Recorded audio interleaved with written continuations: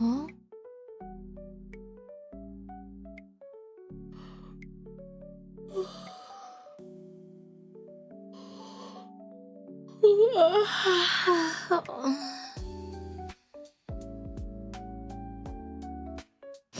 Shit, what time is it?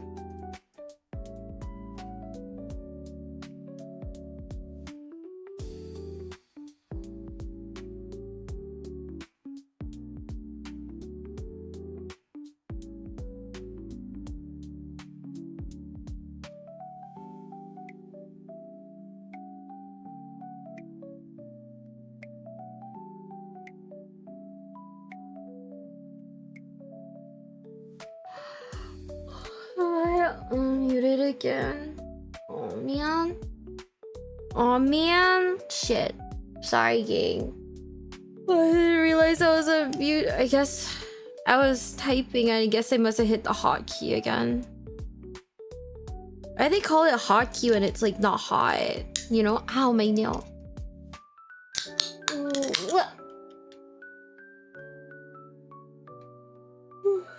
I don't know why I'm so I keep yawning today. I like slept a lot. I like slept a lot and then I woke up and then went back to sleep. And then I got a sandwich. And then accidentally like squirted like mustard on myself, so I had to go take a shower. Hypothetically, the shower should have woken me up, but...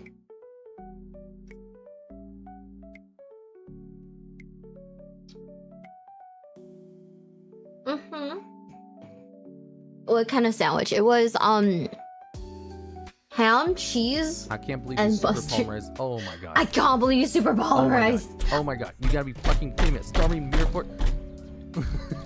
Oh my god. Oh my god. Not again. How does this always happen? Zuni77. Thank you, Zuni. Thank you for the tip, bestie. If you guys don't know who that man is, that is the sound of dual locks crashing. Ow! Oh my god! Oh my god. Oh my god. No way. You gotta be fucking kidding me. Stormy Mirror. Oh my god. Oh my god. Should I change it? Do you guys like the sound of dual locks crashing out? Thank you for the $500, Shaco. Thank you. Or did I miss my chance, Peepo Shy? You missed your chance, Shaco. The cuck train kind of fell and crashed onto the floor, and I think everybody died in the crash, unfortunately. You narrowly missed the cuck train, bestie. Thank you so much for the dono. Thank you.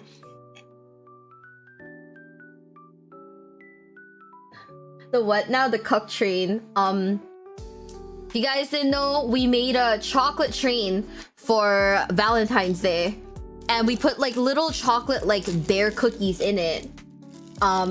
We put little chocolate bear cookies in it to represent chat being on the train, right? Except it's a train made entirely out of chocolate, and I live in a hot country where it's incredibly humid. So unfortunately, the train started melting, and as I tried to put it in the fridge, it melted off of like the base and fell on the floor, and no one survived on that train. Everybody got smashed to bits. I'm still sorry about it, by the way. I feel really bad.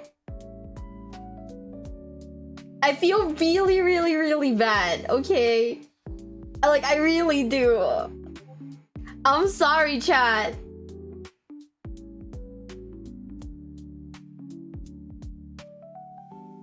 I didn't mean for the cuck train to like... I didn't mean for the cuck train to die. Also, chat called it the cuck train, not me.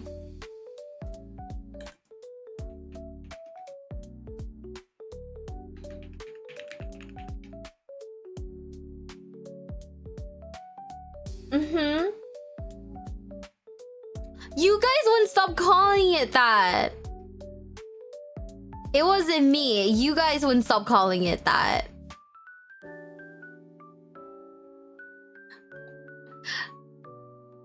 Welcome into the basement, bestie. Remember Abaoki? What happened? Did she die? Did they ban her? I have no idea.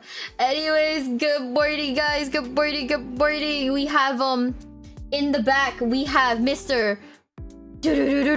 Not Linus Detectives, just looting. But oh, thank you for unpausing it. But yes, thank you for unpausing it, chat. If you guys didn't know, we were in a donathon. The donathon is basically to get me out of my house. Woo! The monster energy hasn't kicked in yet. Hold up. Here, have some ASMR. Hold up. Are you ready? Fuck. Hold up. One more try. Oh my god. I can't believe he's super polymerized. Oh my god. Oh my god. You gotta be fucking kidding me. The closed captions aren't working? You have to turn it on? Oh my god. Not again. How does this always happen? Augustus 100. Thank you. It's so sad that we all died in the chocolate train crash. That we all died in a chocolate train crash. I'm sorry. I didn't think you guys would die. I didn't think that the train would like collapse like that. Hold up. Where's my extension? If you, by the way, if you need closed captioning, go over to Twitch because we now have closed captioning on Twitch. Whether it works or not is a different story. Where the heck is it? ちょっと待って。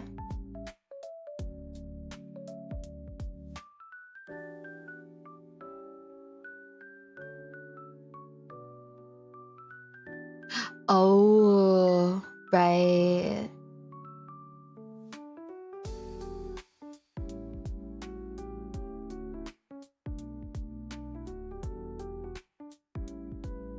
I forgot to turn it on.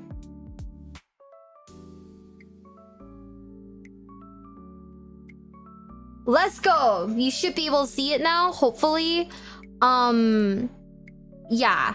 So now we have subs for the streamer. Stream?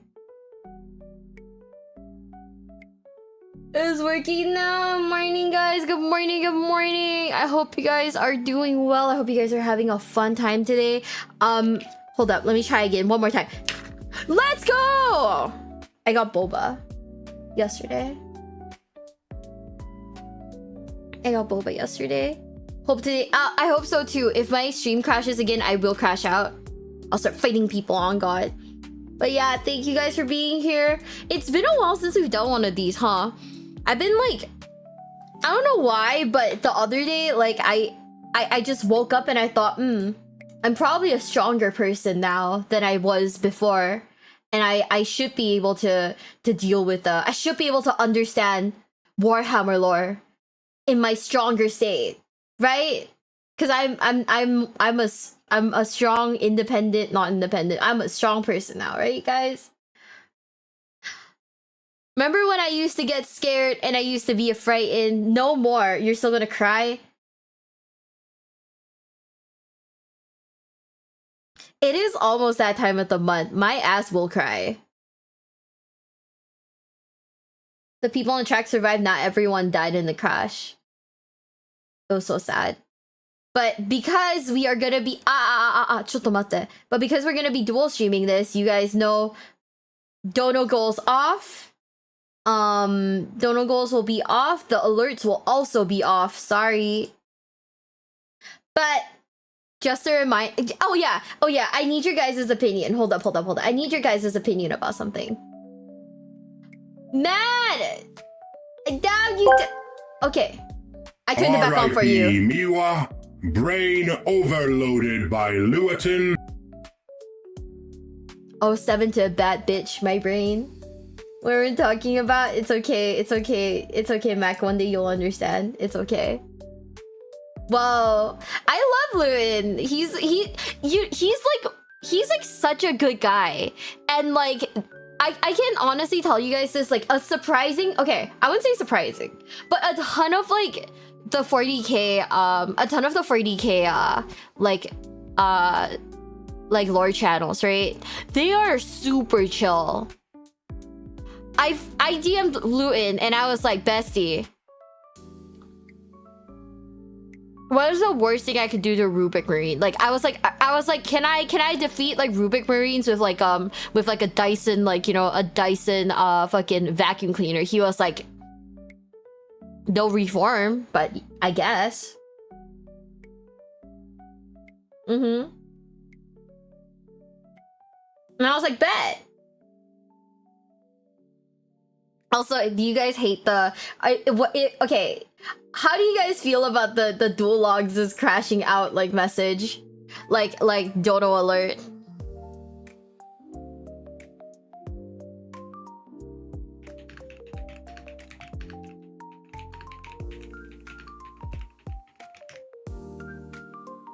That's logs. Yeah, it's a sound of logs. You hear Horse Heresy essay, fully recommend it. Oh damn, how long is it? Because I have if it's over an hour and a half, I have a tendency to fall asleep.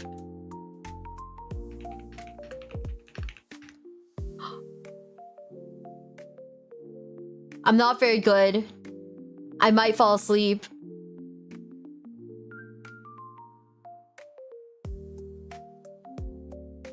A little long. Worst thing you can do is lines of them. No, that's what I was saying. So I asked him, can you like snort? I was like, can you snort like a Rubik Marine? He said, yeah. he was like, yeah, I guess, but then they're gonna reform in your bloodstream and pop out and you'll die. And I was like, okay, so like, are you telling me like that for a Rubric Marine, like their biggest like opponent is my nose?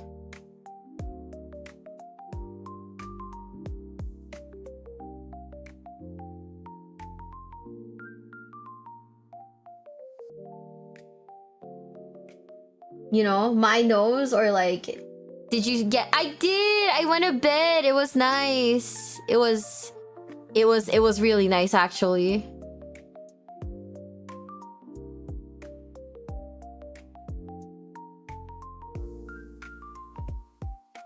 Hi guys, could a Rubric Marine pilot corpse like that? I don't know. I don't think so. You think they could?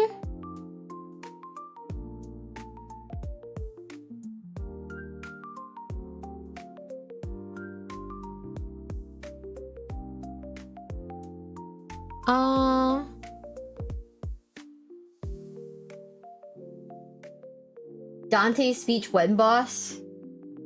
Are we gonna cry? I don't know. I don't know. I don't know yet. Maybe we'll cry. But for right now, we're gonna watch the Terminus Decree, the end of Emperor and humanity, lore speculation from 5 years ago, because I don't know. Blood Angel Dreadnought shirt might make you cry. Bestie, Sanguinius made me cry. Sanguinius made me cry. What's his name? The Dreadnought that like totally like blew up Isvan 3 made me cry.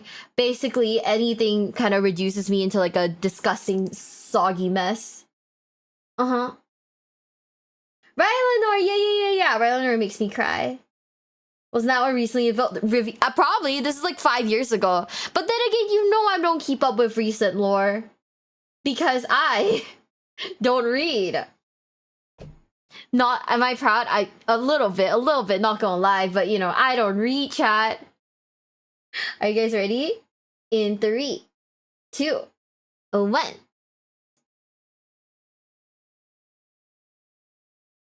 Reading is for nerd. Jordan, why do you read? Whoa. I just realized I had this muted by accident. Oops.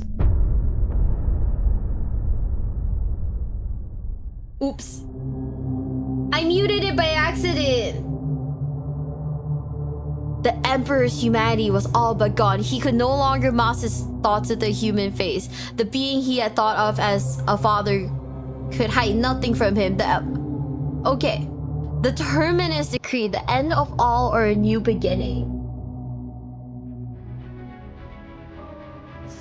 This is learning stream number... Yes. Be warned, there are significant levels of heresy in this video. Chat, if you're scared of heresy, close your eyes. It'll be okay.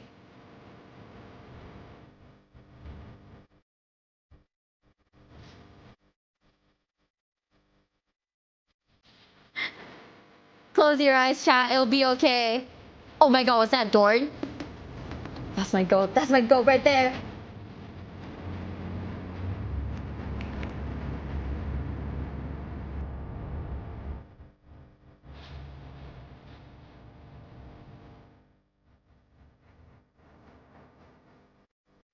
Within the darkness of the far future, many mysteries exist. Unknown horrors threaten humanity at every step, and the threat of total annihilation hangs over every world like an ever-present sword of Damocles. Is he aura farming in this picture? Cause I feel like he is, right? Like he's just hella posing and aura farming. Like, I guess. While humanity and the Imperium face these threats head-on, things have been ever worsening in the recent centuries as the galaxy entered the 42nd millennium. And so this raises the possibility that at some point threats could appear with such severity that they threaten not only the outlying worlds of humanity, but in fact Terra and the Emperor of Mankind himself. Or, given the current state of the galaxy with vast warp rips, who knows when further darkness might emerge and completely envelop more of real space. And that's true. Oh wait, I never actually thought about it. But then, with how vast and expansive the galaxy is, what if there's new like evil cosmic bullshit that's gonna pop up? My children's children could still be reading Warhammer 40k.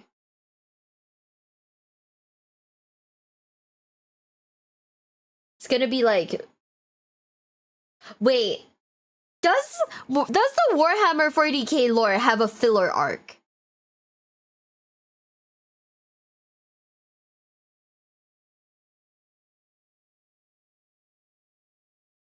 Like,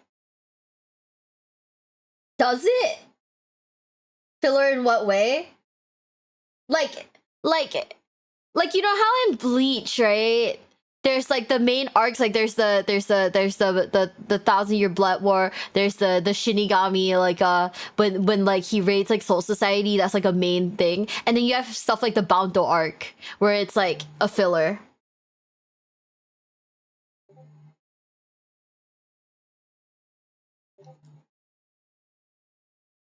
I forgot to mute my phone.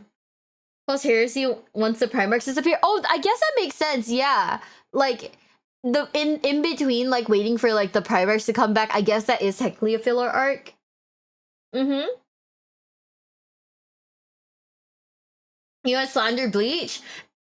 You know what's the thing? Fucking Bones hates me for this, but unironically, I do enjoy the Bounto arc. I don't know. Like what? Slanesh and Zinch go to the beach. Where's the beach arc, chat? Where's the beach arc in Warhammer 40k? We know that every successful anime has at least one episode where they're all at the beach. Mm-hmm. Pick a desert planet. That's true. Actually, like the filler arcs, honestly, me too. Like I don't mind filler arcs. I think having it be like glooms and dooms is always like a little like, man, the devastation of Ball is the beach arc.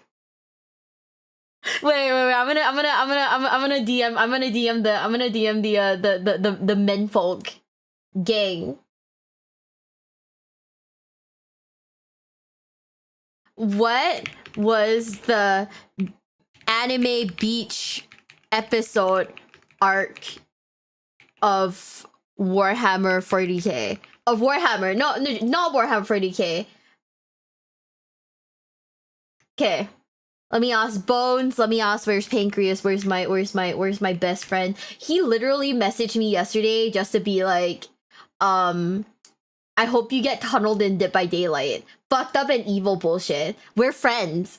He hates me.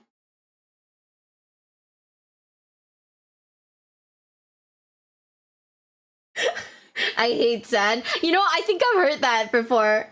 Haha, welcome in, welcome in. Yeah, he hates me. Wait, where's Lewin?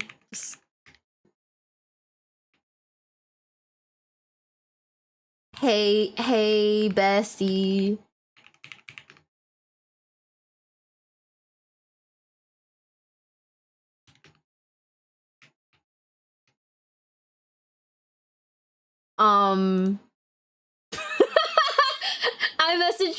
I messaged Pancreas. He said, "What?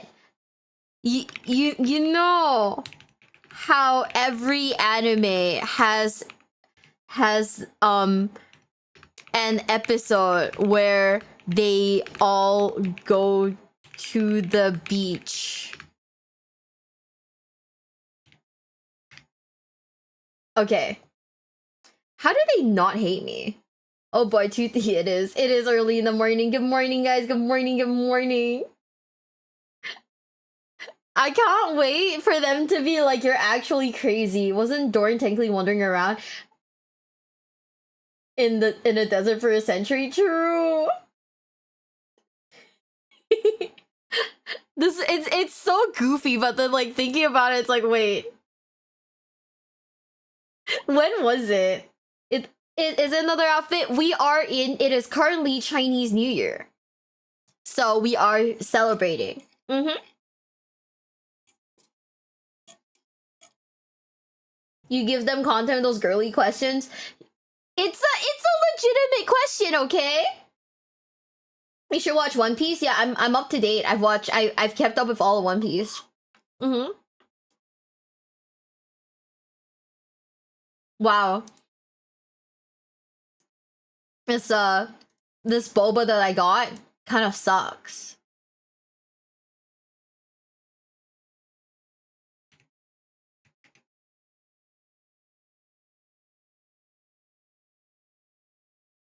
So Pancreas says Fantasy was pre-chaos showing up. Age of Sigmar was also pre-chaos showing up. 40k is any time a Caiaphas Cain book ends and he goes to smash his Inquisitor boss.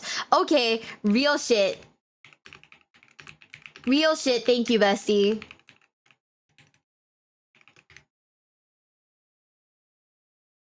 Makes you look great. Thank you. Real shit.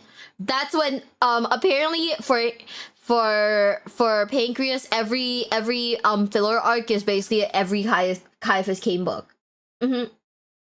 This is not to mention, of course, the reawakening of the Necrons, who appear to be on the verge of fully realizing their return to the galaxy, and the ever-threatening tendrils of the Tyranid menace. The Emperor, in his holy wisdom, while having, of course, faith in his Astartes that they would protect humanity, foresaw the need to create what is presumed to be something of a failsafe, and it is one of the most closely guarded secrets in the Imperium.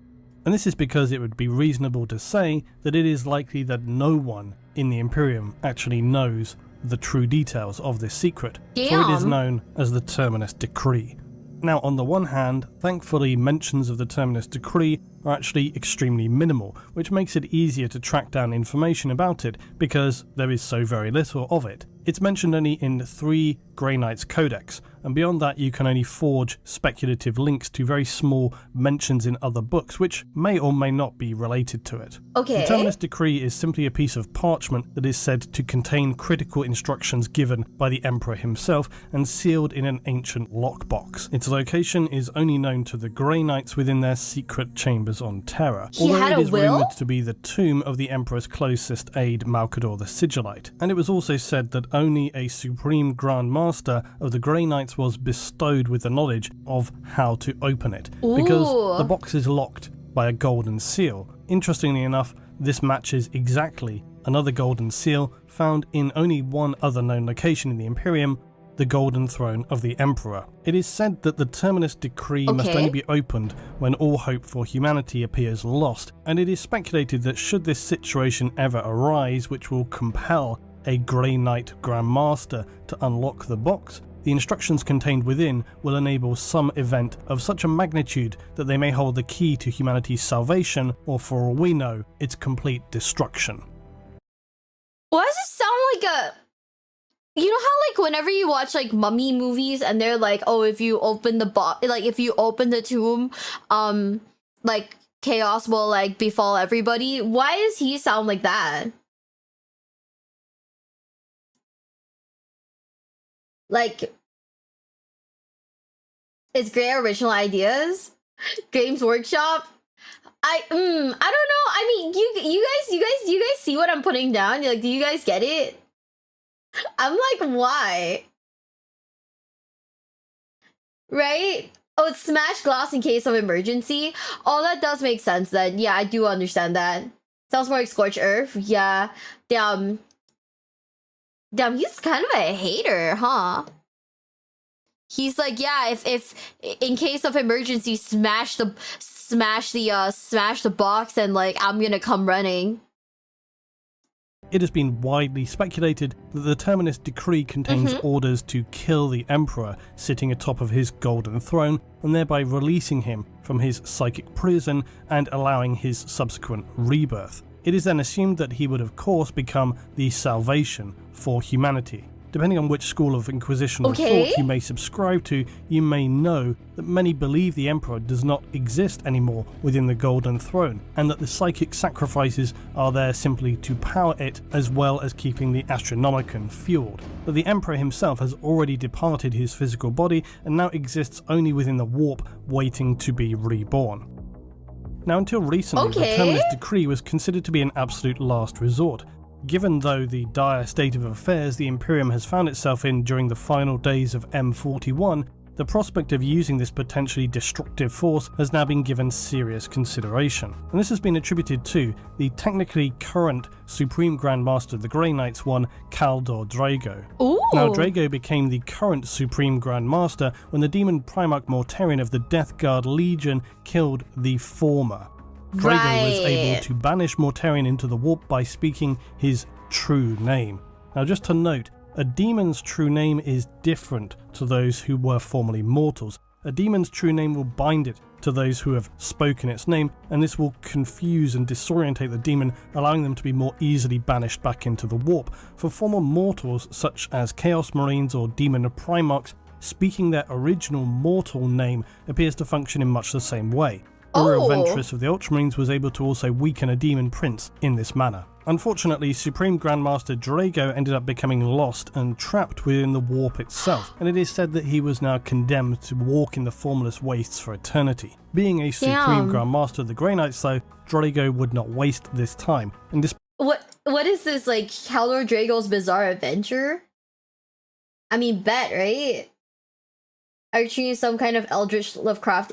Honestly, it kind of does feel like at this point, like the Emperor is at like an Eldritch, like Eldritch, like Lovecraftian, like horror being, though, right? Or am I of chaos? Everything is a JoJo reference. Well, I mean, when you put it like that, it kind of does sound like a JoJo reference, does it not?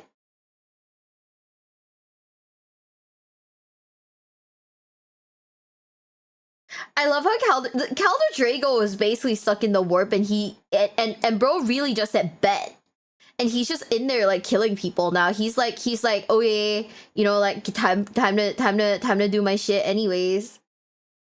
You remember the Texas Beach Drago showed up in it? I remember he was like in the warp and he was like hella traumatized. Poor boy.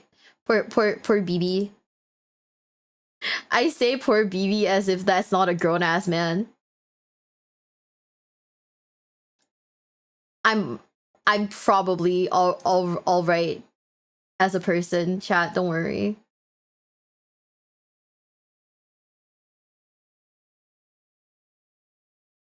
Still got his 9, but he was like, he's banished to the fucking warp and he locked in. He's like, okay, bet.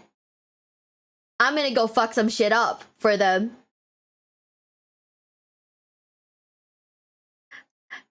I honestly, I love it for them.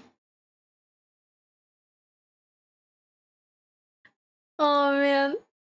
YouTube because Twitch is blocked. Is it really, Alisor? That's crazy. What? Wait, why are you blocked? Wait, is it a country thing?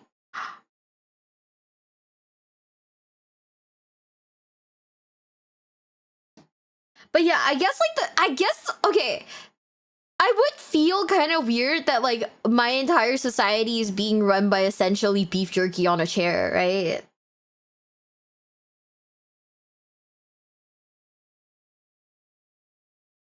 Although that is heretical to say. Drago is the equivalent to Doomslayer in 40k. True. Like I would be a little weirded out too, right? I feel like yeah, no, that checks out. Yeah, he's kind of like a weird like horror like Lovecraftian like thing. Oh man, I'm never escaping. I'm sorry, Change. I'm sorry. That means anyways, I'm of heresy, chat. Oops. Despite being alone and continually assailed by chaotic entities, he was able to slay greater demons and lay waste to their fortresses within the warp, a huge testament to the devastating power and uncorruptibility of the Grey Knights. However, after the Great Rift had torn itself through the galaxy, Drago discovered he was somehow able to return into sections of the materium for periods of time. In this time, it is said that he would then appear to each of the current Grandmasters of the Grey Knights and would impart onto them the knowledge of how to open the Terminus Decree, and that also it may be time to consider its use. Damn! Bro really said I'm gonna nuke everything. So what is contained within the knowledge of the Terminus Decree? It is impossible to say with certainty. The only thing that we can be near to certain of is that it will enable an event of potentially cataclysmic change. We can speculate that because of its nature, in that it is only to be used when facing the darkest of times, its instructions are likely highly specific. Okay. It seems to me that Drago is actually being a little bit hasty, because it is true that the Imperium is facing dark times, darker than it has for millennia. But at the same time, we have seen the return of one of the Emperor's Primarchs, something few thought they would ever live to see again, not to mention the rise of the Primaris and various other new developments like mad scientist Call turning out new tech faster than anyone thought ever possible. Call is even, in my opinion, leaning towards raising contentious possibilities like reapproaching the concepts of technological exploration, and that this could become a new dawn of an age of humanity more in line with what the Emperor had originally wanted, that is to say, a society based on science and learning. Although that obviously conflicts somewhat with both the Mechanicus hardline and the Ecclesiarchy. So the beginning of M42 are contentious times, but the absolute darkest of days that warrant using the Terminus Decree, that's debatable.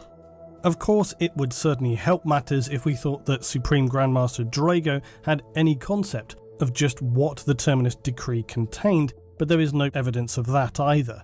Yeah. So despite having no evidence of what it truly contains, when you run through the possibilities of what it could say, you find yourself coming back to the possibility of somehow removing the Emperor, or... Wait, I just realized, so Caldor Drago is essentially like... They gave like the new code to a highly traumatized person then, huh?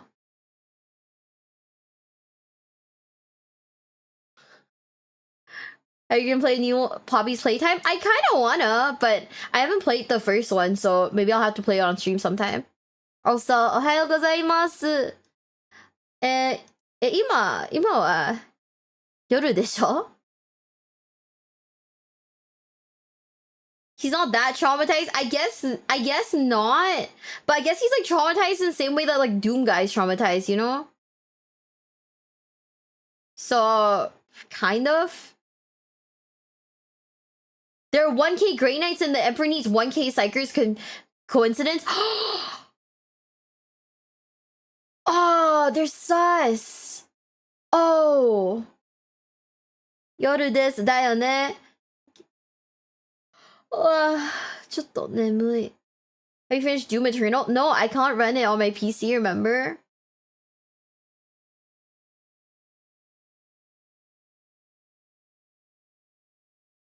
Determines it's just a description of... I don't think so, but like... It's before game revealed what was in it and ruined the mystique / also made it dumb. Okay, it's been 5 years. Someone spoil it. What is the Terminus Decree?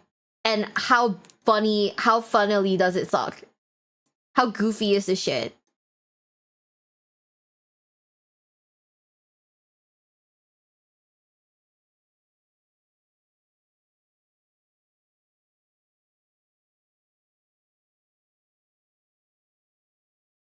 One K psychers per day. Huh. It's essentially kill Emperor alive, kill Emperor, put him back on the throne. Oh, okay. Why? Okay, maybe I'm stupid.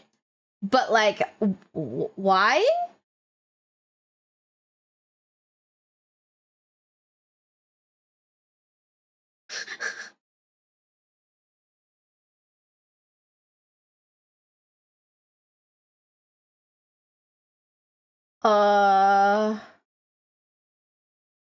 It's keep the Emperor on the chair if he arises. Wait, so his whole plan is to just like be stuck in the chair like again? Wait.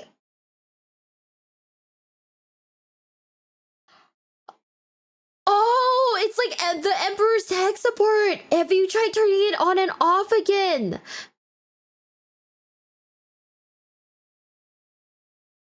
I.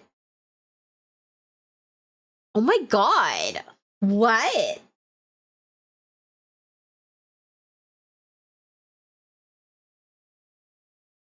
Why are they so goofy? I love Games Workshop. What the I love Games Workshop, but what the fuck?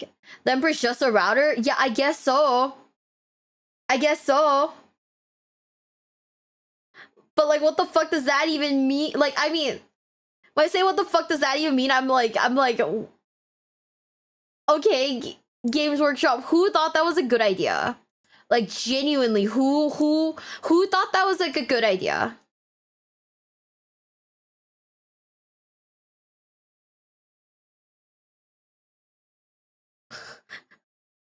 What the hell? His complete death to enable him to then be reborn again and again, because really, Okay. what else could you do within the Imperium to instigate any very major defense protocol that would save it other than this? Okay. Now, as I've noted a few times recently, it brings us to thinking about the differing ideologies of the Inquisition that I recently covered, and how some within the Inquisition consider that the Emperor has already long since left his mortal shell, now exists already on the spiritual plane of the warp, awaiting a suitable vessel to inhabit. Okay. On the other hand, Okay. knowing the Emperor is a perpetual, similar to the Primarch Vulcan, it seems more likely that the Emperor might simply manifest. As I noted again previously, the concept of what it means to be a perpetual is somewhat poorly defined in the 40k verse, and it is even less well defined the means by which they are seemingly reconstituted, for want of a better verb. Now, I should note that there are some significant spoilers to the novel Old Earth involving the resolution of Vulcan's journey from here on, so be advised. Okay. However, we do have some descriptions about Perpetual's regeneration in the Primarch Vulcan, when he was continually tortured by Conrad Kurz, traitor Primarch of the Night Lords. Now, Kurz personally cut off Vulcan's head, ripped out his throat, stabbed him through the chest, tore him limb from limb. What a Separately, he had bitch. Vulcan eviscerated, shot with hundreds of bolters at close range, left in the vent shaft of a starship engine, and even What? thrown into empty space naked. Now, each time Vulcan died, his body would regenerate completely, leaving Kurz absolutely furious.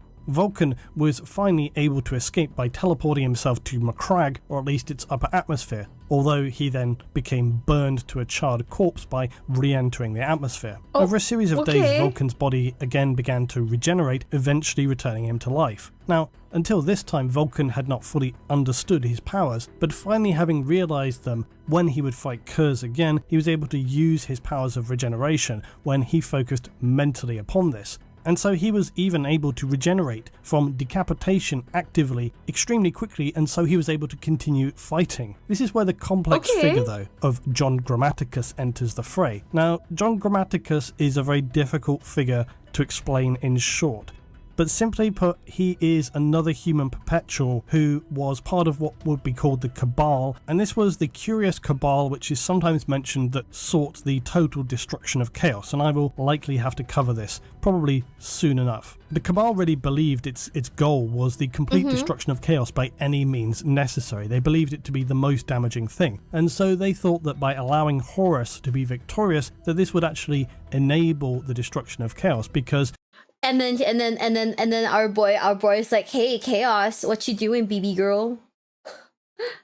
Wait, Nate, thank you for the super chat. Fans are upset about Terminus Decree because it result in the Grey Knights fighting in Custodes. I argue the Grey Knights' obsession with purity has constantly led to Imperium infighting.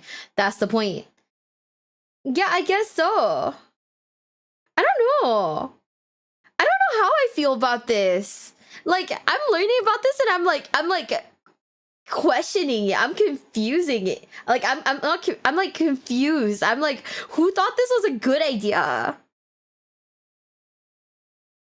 Also, the whole part about Vulcan getting tortured and then realizing he can teleport, but then he teleports into like outside of the atmosphere and then burns like up, coming back into the atmosphere. Do they just have like a Okay, here's my theory. In the Games Workshop HQ, there's like a Have you guys seen the end of, I think, what was it called, the Cabin in the Woods, where there's like a blackboard and there's like nothing but like, you know, like really terrible things, like really like weird, like ghostly things. They have something like that at the Games Workshop HQ where they're like, okay, let me pick a character, and then like let me pick something else that will happen to him. Like, it's so incredibly edgy. I don't know if it's necessary, but it's like incredibly edgy. It is my phone buzzing. Fucking Crack Duck is like messaging, and like Crack's messaging me, and like my phone, like for some reason I don't know how to turn off the vibration so you guys can hear it. At least it's on silent, but yeah. Yeah, the board where they place like bets on how the characters die. No, that is a great fucking line. What's Crack saying?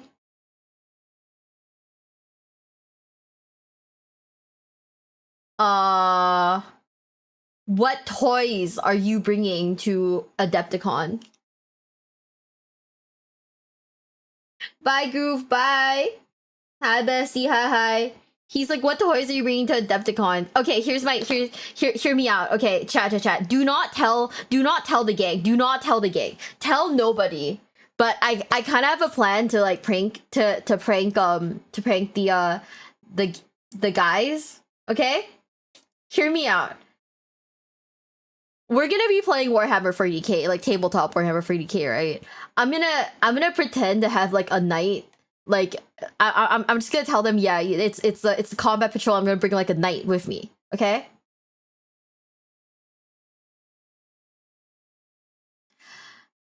I'm gonna buy like the proper base, but I'm gonna take a Miwa Bell standee, and I'm just gonna play that as like a knight. Just to rage bait the fuck out of like Pancreas and Bones. And it's just gonna be like my Sandy from like the merch store. Like it will rage bait the fuck out of them. They're gonna be like, you didn't fucking get one? No, this is the night. What are you talking about? Yeah, the proxy night. It's gonna they're gonna be like, oh my god, what is wrong with you? The standings at the same approximate height, yeah. Like we'll figure it out. It doesn't have to be a knight necessarily, but we'll figure it out. Whatever unit is closest to like the standee in terms of height, I'd say. But yeah, it's gonna be so goofy, and it's fine because, you know, like we're playing like as like a group of friends, right? So it doesn't matter. Show the standee. It's on my merch store. You know? It's gonna be so goofy. It's gonna be so funny. How tall is it? I have no idea. I don't know. It's like it's listed on my merch store, but I don't know how tall it is off like the top of like, you know, the top of my head, so yeah. Dude, wait, the Emperor wants to kill the Custodes?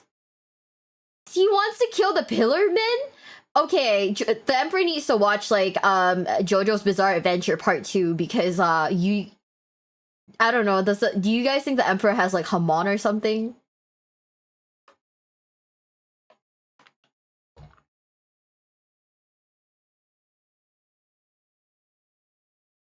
The decree doesn't explicitly say that? Was a likely outcome? It's between 16.5. Okay, let me go see. How tall is my acrylic stand? My acrylic stand is 6.3 inches.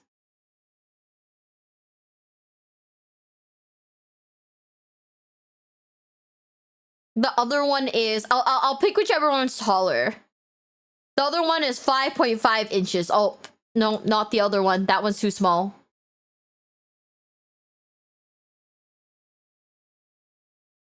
Oh man, Custodes dead. The Grey Knights. Oh, that's 16 centimeters tall. Okay, so you know it could be a knight model then. Shit. I don't know. Just add like 0.5 inches. Bet. Wait, I'm gonna disturb the gang again. I'm gonna be so annoying. Do you think the Emperor has a stand? They believed that once humanity itself was totally destroyed as a result, then this would ultimately also lead to the destruction of chaos, because once humanity is out of the way, there's nothing left to feed chaos and it should kind of burn itself out. Ulthran that the how that Eldar would works? speak to John Grammaticus and explain to him that this was not so, or it was not certain, that this would likely not lead to only the destruction of humanity, but likely also the fall of the entire galaxy. Grammaticus would not kill Vulcan, but through a series of events, he would end up in a deep coma. As I say, there is a lot more to this story and the story of John Grammaticus, but that's for another day. Recently, via Saturnine, we learn a great deal more about the Perpetuals. However, there is an undercurrent running throughout the book which is all about lies and false remembrance of history. So although there are things which on face value seem devastating and being great revelations, I felt in Saturnine it's important not to lean too heavily on individual accounts from characters. With that said, it does give us a potentially further reinforcement about the Emperor's perspective and goals. Additionally, depending on how you might want to choose to interpret it in the bigger picture, and I don't want to get too heavily into this right now, but it is noted how the Emperor will again and again appear to lie and deal with matters in an extremely arrogant ends justifying the means approach. And we've seen this with him right from the very beginning. In False Gods and so on, it sadly adds weight to this overall picture that the Emperor is far more disturbing than the holier-than-thou image painted by his most fanatical worshippers. Also, dependent on your perspective, we've seen the Emperor make repeated misjudgments, or on the other side of the coin, you might want to take these as being carefully disguised actions that are still part of some grand master plan, but does the Emperor gaslight gatekeep girl boss? So he lies, and he doesn't tell people things. Yikes, always has been?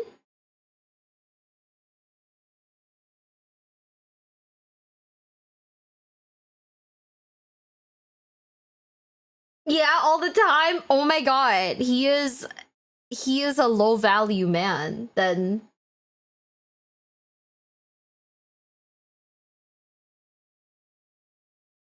Man.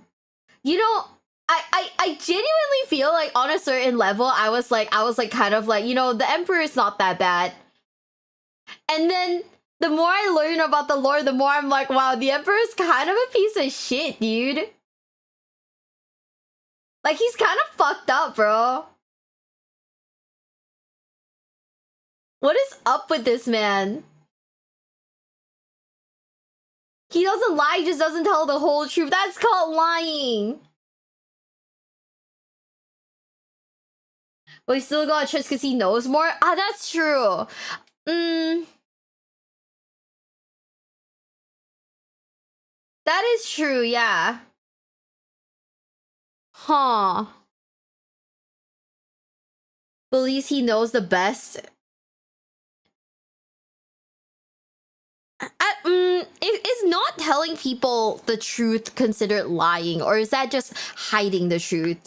I feel like it's hiding the truth, right? He has his flaws. He's a savior of humanity, a leader of humanity. I mean, I guess like ultimately what he does is in his own judgment the best for humanity. So you'd have to trust him regardless, but.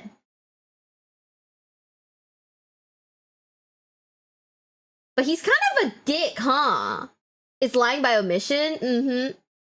If the Emperor didn't exist, humanity would have died long ago. I mean, yeah, I bet. Like, what are they gonna do? Get eaten by, like, Tyranids or something? Shit.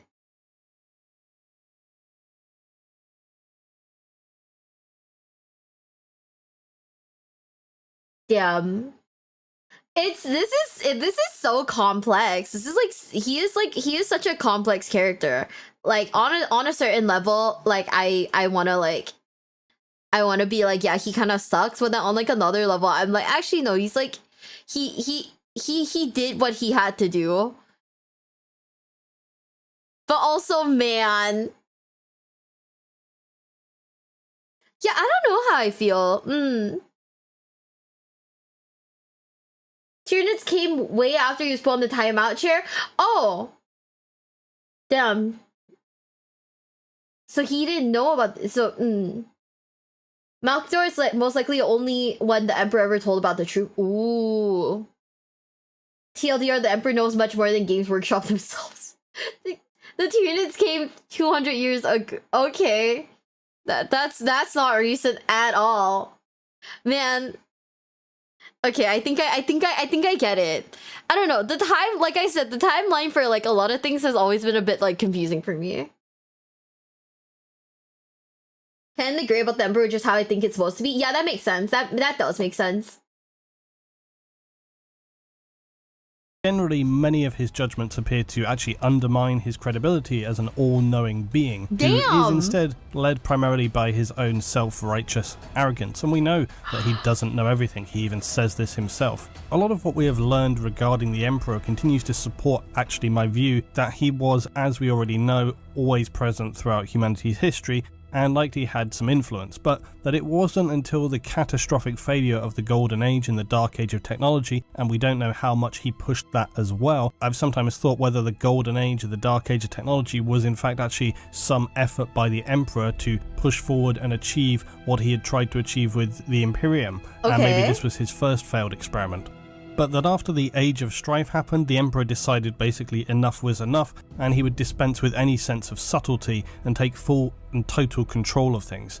This is of course obvious and clear for all to see, but what's less known is to just what ends the Emperor would go in order to achieve this. Saturnine lays out some of this, but there are clues for us all throughout the reference material. I think perhaps most notably in Dark Imperium, which contained a lot of suggestion about doubt and perception around the Emperor. For example, Gulliman has several realizations about the truth of the Emperor having returned back to a very different Imperium than the one he remembered in the aftermath of the heresy. It's all shrouded still in vague interpretations, but you get the impression that the Emperor is far from what he presented himself as to others, and that leaves worrying questions about his motivations, and we'll talk about this more as well. Some of the revelations that we've seen there about perpetuals that, as I say, would probably be more appropriate to talk about separately, it gives us this sense that the Emperor was so singularly focused on achieving his end goal that he would do almost anything and sacrifice anything in order to achieve them. I've come to think that potentially, if he thought this could not be achieved, then he was prepared to in fact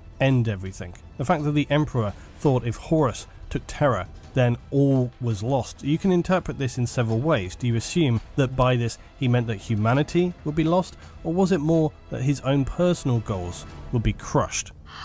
Again, when he speaks to Vulcan about this, on the face of it, you assume that the Emperor is lamenting the potential destruction of humanity. What if it was simply the crushing of his own ambitions? Now, as for Vulcan, he would recover, and using a talisman he had apparently forged but had no memory of doing so, would travel to Terra via the webway. And this talisman acted as a compass for him to navigate through the vast maze of space between space corridors. This journey would be extremely difficult, involving many battles with demons and enemies, but finally Ulthran of the Eldar would greet Vulcan and guide him not through the webway portal of the throne room, as the Emperor had sealed this, but to the outside gates of the Imperial Palace, and here Vulcan was taken by Custodes to meet with the Emperor himself. And this is where the Emperor revealed that it was he himself who had been guiding Vulcan back to Terra, and that it was in fact even his will that had sparked Vulcan to create his great Thunder Hammer and also the talisman known as the Talisman of the Seven Hammers. Now, the Emperor explained how this had been Vulcan's true purpose, to forge the talisman and oversee its installation into the Golden Throne. Now, for those who are unaware, behind the Golden Throne on Terra lies the entrance to the Emperor's webway portal. And ever since the heresy, it has contained, as Malkador described it, it is hell. Hell given form. Essentially, demons assaulted it and have been trying to break through ever since the heresy. Now, once Vulcan installed the talisman to the Golden Throne, it became permanently locked in and now would trigger should the Golden Throne ever fail. Yikes, now, what? Many assume that it is this which is connected to the Terminus Decree, this talisman. For one thing, it takes the form of a golden seal, which sounds very similar to the seal which locks the box containing the decree. Could these two things somehow be linked? that perhaps one golden seal could trigger the other. This is perhaps one of the most popular theories, and the reason for that is likely because it involves the potential for the Emperor's rebirth, which is why I wanted to lay out the whole how and why the talisman eventually reached the Golden Throne, as well as the perpetual nature of Vulcan, to understand that theoretically the Emperor should be equally capable of regenerating himself, and quickly. Yeah. Now, there are many theories as to why the Emperor couldn't regenerate so easily. Some said that he had kind of had to purge himself of all of his love and goodness in order to be able to kill Horus, and that by doing this it somehow limited his abilities. There are others who just say, well, you know, when he was fighting Horus, he was really fighting all of the Chaos Gods, and so he received such a devastating wound that this is why he is unable to regenerate from it, and therefore he probably needs to be killed to be able to be properly reborn, and that he wouldn't be able to just regenerate.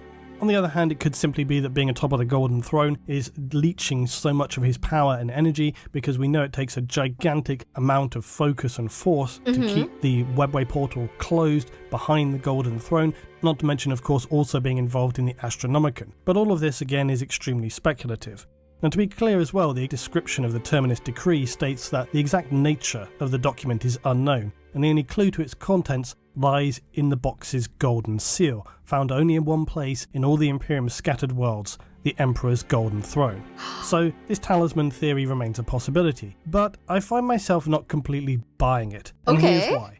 For one thing, it seems way too obvious. And for the other simple reason, it just also makes little sense. And that actually seems fairly obvious to me if you think it all the way through. For starters, why wouldn't the Emperor have imparted this knowledge to other loyalist Primarchs? I suppose arguably the Grey Knights are meant to be considerably purer, more trustworthy even than their Primarchs, especially against the forces of chaos, which the Emperor was extremely worried about towards the end of the heresy. Yet the Emperor was basically interred before he saw the Grey Knights project come to fruition, so how could he know that that was definitely going to be successful? Or that there couldn't be some other disastrous situation much further down the line? Another thing for me is that Vulcan's talisman seemed very specifically designed for use during a very short period at the end of the heresy, when the Emperor was uncertain how things would end. He wanted that brought because he wasn't sure exactly what was going to happen, and he wanted a failsafe. So I think it's quite a stretch to imagine that then written on the Terminus Decree would be instructions to trigger that, because, oh no, now you've destroyed Terra and the Astronomicon. So now the Imperium are really screwed, and it's not that apparent how it would help anything at all, apart from, of course, yes, killing the Emperor. Now, the only reason you could argue for the Grey Knights to trigger the activation of the talisman would be that it destroys not only the Emperor, incinerating him, but also the whole of Terra, and then presumably the demons as they try to breach the newly opened web portal, which also, it would be assumed, would be destroyed thereafter. So in doing so, this would enable the Emperor to, we presume, reappear, as he would be able to as a perpetual, we assume, because even Vulcan was able to appear after apparently being vaporized. Wait. Okay, I think I'm a bit mind blown right now. What?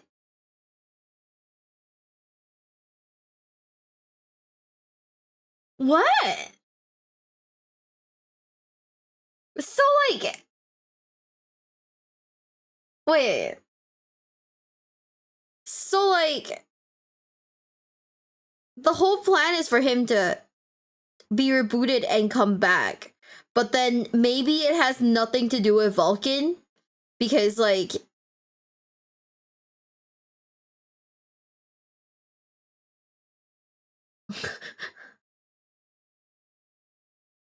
we don't know if the plan is to reboot him. So like basically the Emperor is like that one meme where he's like, I'm holding them all back with his like body, like literally, because the webway is like right behind them.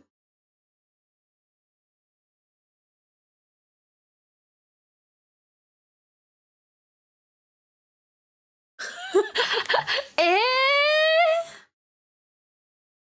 We're guessing, you don't really know. Okay. They're killing him, but actually bring him back to full strength. Ah. But if you rebooted everything, that's what I was thinking. So like, what is the?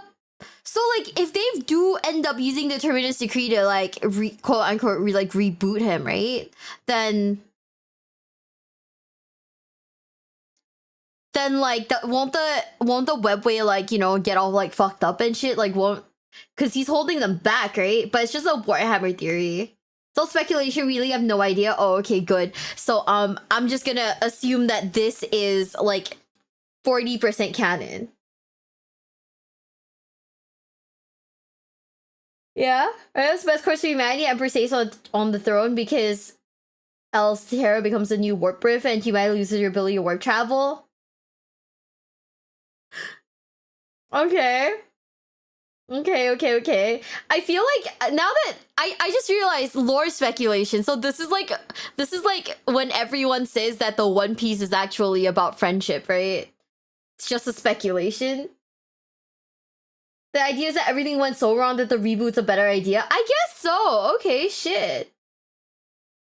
Just give him like a TTS machine. Hate him more than anything that breaks status quo. I guess so. Dude.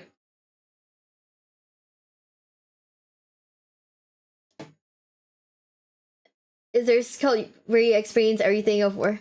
I've seen Bricky. I've seen Bricky's videos, yeah.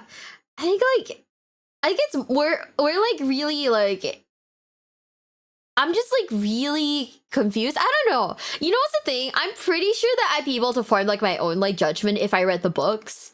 But also there's like 700 books. And knowing like how in the middle of this is probably like book like 56. Right? So like we're not getting there anytime this year. The books aren't connected.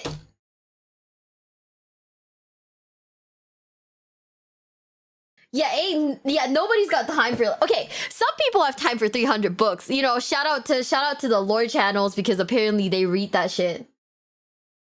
Mm-hmm. Dude, I saw that. I saw that like really early, and I was like, I saw the Yox cast like Horus Heresy timeline thing, and that was the moment where I decided like, okay, I'm just gonna read the first 4 books and everything else that I enjoy. Our problem is also multiple writers writing the Emperor, so his nature is kind of fluctuating. Yeah, I kind of wish that like, I don't know, I kind of wish that like they had like a you know like a tablet, not tablet, like a glossary ish, or of like, you know, I don't know, you know how in like when you play like a dating game, they'll have like, you know, the name and then the character's traits like aloof, kind, secretly takes care of animals, that shit, and then like a TLDR of like their backstory. Cause like now I'm like having a tough time keeping up because I'm like, man, what the fuck? The Emperor is like flip-flopping everywhere, dude. Mm-hmm.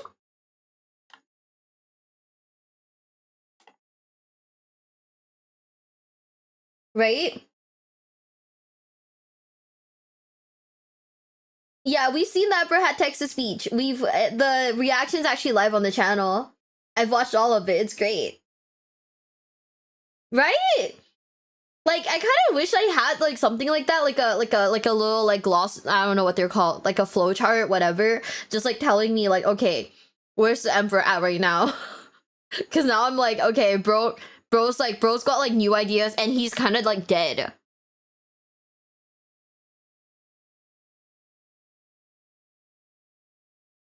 Did you see all the Yu-Gi-Oh ones? What do you mean? The books? Issues, games. Yeah, that's what I'm saying. I think they need it. Okay, Games Workshop, hear me out. Have like a flow chart, man. Text to speech. Yeah, I've seen all of them. Some people made some. Dude, I need that. But also I need Games Workshop to have that. You know? Yeah, I've seen all of the Yu-Gi-Oh ones too. I watched them. I think some of the episodes, I think the only episode that I skipped was the Christmas one, but that was because I didn't understand most of the jokes. Mm-hmm. Yeah, that's the only one that I skipped because the jokes were a little like, they're a little too like foreign. So I sat there watching it and I was like, I don't get any of these jokes at all. Hi Nick, hi Bessie. Over 20 viewers, so it's multiple different views. Yeah, I figured. What would you do with the One Piece if you had it? We don't even know what the One Piece is, do we? Isn't it friendship? Tentatively, it's the power of friendship. You know, Luffy's gonna pull up and open like a chest, and the One Piece has actually just been the friends you made along the way. And then everybody like, I don't know, sings like Binkusu no Sake and like sails off into like the fucking distance. Yeah, I skipped Slaneshmas. I didn't understand the joke, so it was hard to keep up. Mm-hmm. The One Piece is gonna be, hey, you've picked up piece 1 out of 100. Time to go elsewhere to find piece 2. Yeah, the Emperor's like a human that became a perpetual, but like we know that, but like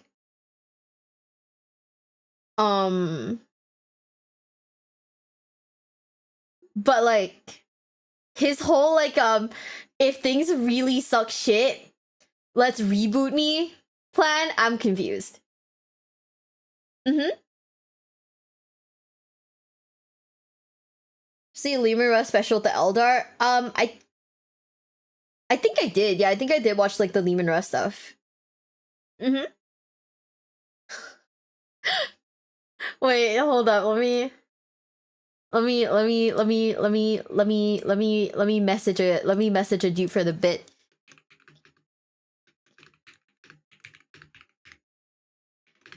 I just have a quick question.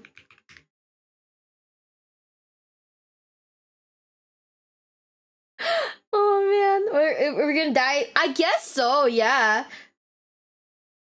I don't know. Thing is, treasure the One Piece actually just one big world at peace. I don't know. You know what's the thing? I am excited to see what the One Piece is. So Oda better finish it before I like fucking, I don't know, like die or something. Like, bruh. Oda needs to finish it. I'm just curious I'm just curious about this lore now. I'm like, what the hell? What the fuck is going on? So the Emperor returning would of course be a huge gain for the Imperium. It would however come at the sacrifice of Terra and all the knowledge and bureaucratic necessities that are held there. Not to mention the vast amounts of archaeotech, including very likely some extremely valuable items held by the Emperor. His entire laboratory works and all manner of things are there. We know the Mechanicus took a lot of things to Mars, but there are undoubtedly prizes beyond imagination still held on and below Terra itself. And then all of this still doesn't address the much bigger problem that would arise, which is that prior to the Astronomicon being constructed, space travel was significantly limited. So if the Grey Knights trigger this talisman and it does destroy everything on Terra, including, we presume, the Astronomicon, this would absolutely cripple the Imperium. It wouldn't help it at all, cutting off any movement of Imperial forces, supplies, and the majority of communications. The Imperium has survived breaks in the Astronomicon before now. It did when the huge warp tear occurred through the galaxy recently, but this would likely be far worse than that, far bigger of a problem. The Emperor constructed the Astronomicon around M30, and at the time it was the single biggest structure on Terra, so to build it he had to draft much of the planet's entire population. What is M30? Is that like a building? Now see, that's something I don't know. 30k? Pre-Horus Heresy? That's, Millennium 30! Bro, I'm like, what? See, I am a tourist. Oh god. Chat, I'm just here on holiday, obviously. There were so many different hobbies I could go into. I went into the one that's complicated AF. So every time someone does say that about me when they call me a tourist, right? I'm like, brother, I'm pretty sure there's like a billion other hobbies that, you know, have less text, but I went into the one that, you know, it requires a ton of reading. 10 out of 10. Right? You're in a very Chinese tourist time of my life. Oh yeah, thank you. Aw, man. Okay, have fun.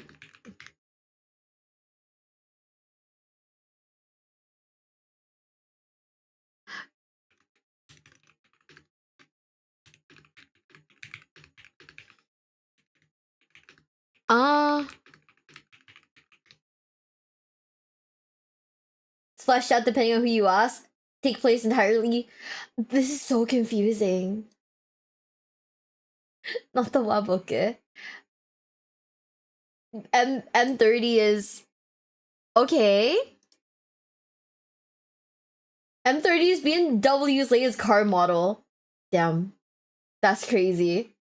So this is not something that they could quickly reconstruct, especially given the fact Terra would have now been turned to ashes. Not to mention, would they even know how to do it? Yeah. So even if the Emperor were to reappear in a relatively short period of time, and also he may not require some purest of pure holy vessel to do so, he might just coalesce somewhere. But ultimately, it's not immediately clear how this would solve or improve the bigger issue or bigger problem. Okay. Plus, it also somewhat asks the question, if the key thing you want to achieve here is the death of the Emperor so he can be reborn, why not just have the Terminus Decree say that? It's certainly questionable if the Custodes would allow it, but surely if that's what you're wanting to achieve, instructions to that end are going to be preferable to incinerating the planet and destroying the Astronomicon. I mean, you would hope that the Grey Knights by now, they're a full force, they would be able to keep the gateway in their throne room contained, at least until the Emperor returned, and could probably contain the situation by either sitting again upon the throne or devising some other way around the problem. Either way, it seems like if you're wanting to achieve the death of the Emperor, you could do that without having to destroy the entire planet. Yeah. The Emperor ultimately took humanity down a path of his own making, not of its own natural development, and given the devastation he unleashed on the galaxy, who knows what horror is contained within the Terminus Decree, a final order written by a being willing to achieve his goals by any means necessary, even if it means the extinction of planets, the slaughter of billions, and experiments that defy all levels of moral and ethical sensibility. What would such a being deem appropriate as a final terminal decree? Yeah. Now, the Emperor being given some form of death to enable his rebirth is the most popular of theories, and for good reason. It has some reasonable lore weight behind it in the descriptions. But this is also partly what kind of irks me, because in truth, we have no way of knowing what the Terminus Decree dictates. So I find the link between Vulcan's golden talisman and this seal on the supposed box to be reasonably spurious.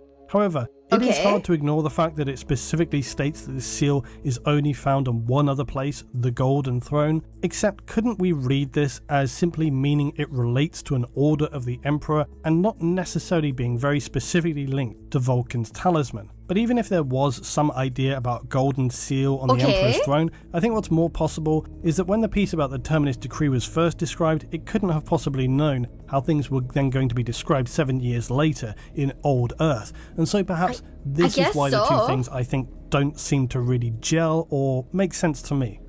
So what else could the Terminus Decree be? Well, obviously, whatever your imagination can consider. It could be that the Emperor authorises the use of AI, and perhaps even instructs on how well this could be accomplished. After all, it is said that the Terminus Decree is only to be used when all hope is lost, and they will either save mankind or doom it to oblivion. Similarly, it could be some wildly powerful Dark Age technology that the Emperor has saved for precisely this purpose. It could be some form of instruction for the Imperium to ally with its specific enemy or form some pact to destroy the greater threat facing the galaxy of chaos. There are hints that this is what happened during the War in Heaven, where either the Necron, the Eldar, or their combined efforts sealed the warp off from real space as it was becoming too dangerous. In fact, it's entirely possible that this current warp rip which is occurring through the galaxy may well be the original tear in space which was present during that time in the early galaxy in the War in Heaven, because we know that the Eldar have talked about being able to move and bathe in the warp. So I've always had this belief that the warp was kind of open, like this tear in real space is occurring right now in the galaxy, and that it was sealed up. So maybe this is being torn apart once again, and that in actuality this is what the Necron understand. This is why they're trying to potentially, I think, reseal it. Okay. On the other hand, it could be something far less dramatic. Although Vulcan's talisman was meant to bring a highly destructive firestorm to Terra, it was also said that it guided him through the webway. Although the Emperor also partly inferred that this was his doing, but still, it could simply be that his instructions relate to taking humanity into the webway, and that the Emperor decides this is the only safe place because it's speculated this was one of his possible intentions for humanity all along. I want to get into that in another video, but it might not be such a stretch to suggest this is a possible final option if things get that bad for the Imperium, especially given humanity's ongoing psychic development. It might enable them to use the webway more than they currently realise. Now, as I said, even though it doesn't sit with me particularly well, it does seem like the Golden Seal and the Terminus Decree description in itself can be fairly interpreted as meaning put an end to me. But that's not the interesting part really. It's what happens after that point that's debatable. Because I don't think the Emperor would want Terra incinerated unless it had already been swarmed by the Darkness of Chaos or perhaps the Tyranids or whatever. More likely, it is that the Grey Knights, as I speculated, would have to hold the line until the Emperor was able to reappear, so to try and salvage things. However, there is another twist on this that I think is also possible, because... Wait, hold up. Let me call in some reinforcements to help me understand this. Hi, BSC. Hi, we're live. Just letting you know. Cool. Yeah. Had a feeling. Yeah. Okay. So I have a question. First, hey chat, could you spam that the me was short? Okay, what's your question? What the fuck? Okay. So is the Terminus Decree just basically the Emperor being like, if everything sucks shit, reboot me? So, Terminus Decree is like... It was one of those pieces of lore that they never really should have expanded upon, and I kind of get what the point is. A lot of people just think it was really, really dumb. But if I remember correctly, the exact decree is, if the Emperor is trying to get off the chair, put him back on the chair. Cool. What? Yeah, just kill him. Put him back on the chair. The Emperor can never leave the chair for as long as he lives.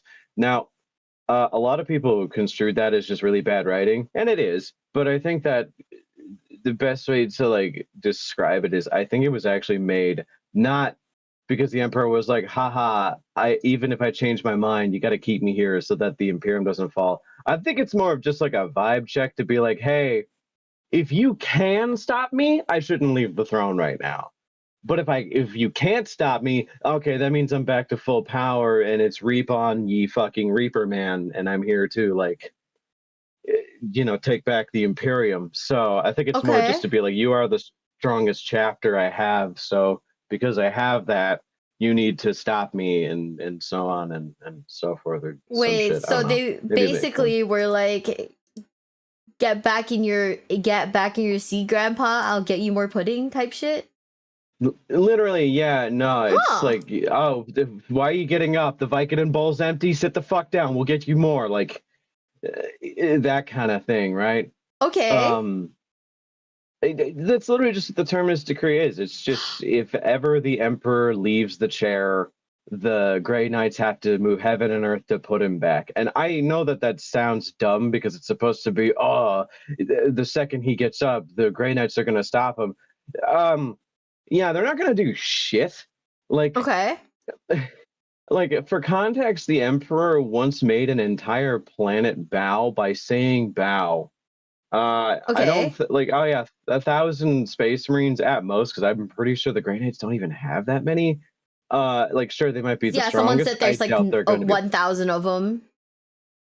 Yeah, they're not gonna stop him. So I think it's more just like a vibe check to be like, yeah, we don't need the Grey Knights anymore. And also, if I am getting off of the Golden Throne and you can stop me, that means I am not ready to be off of the Golden Throne. Put me back in the oven for a little bit longer. I still need to bake a bit, you know?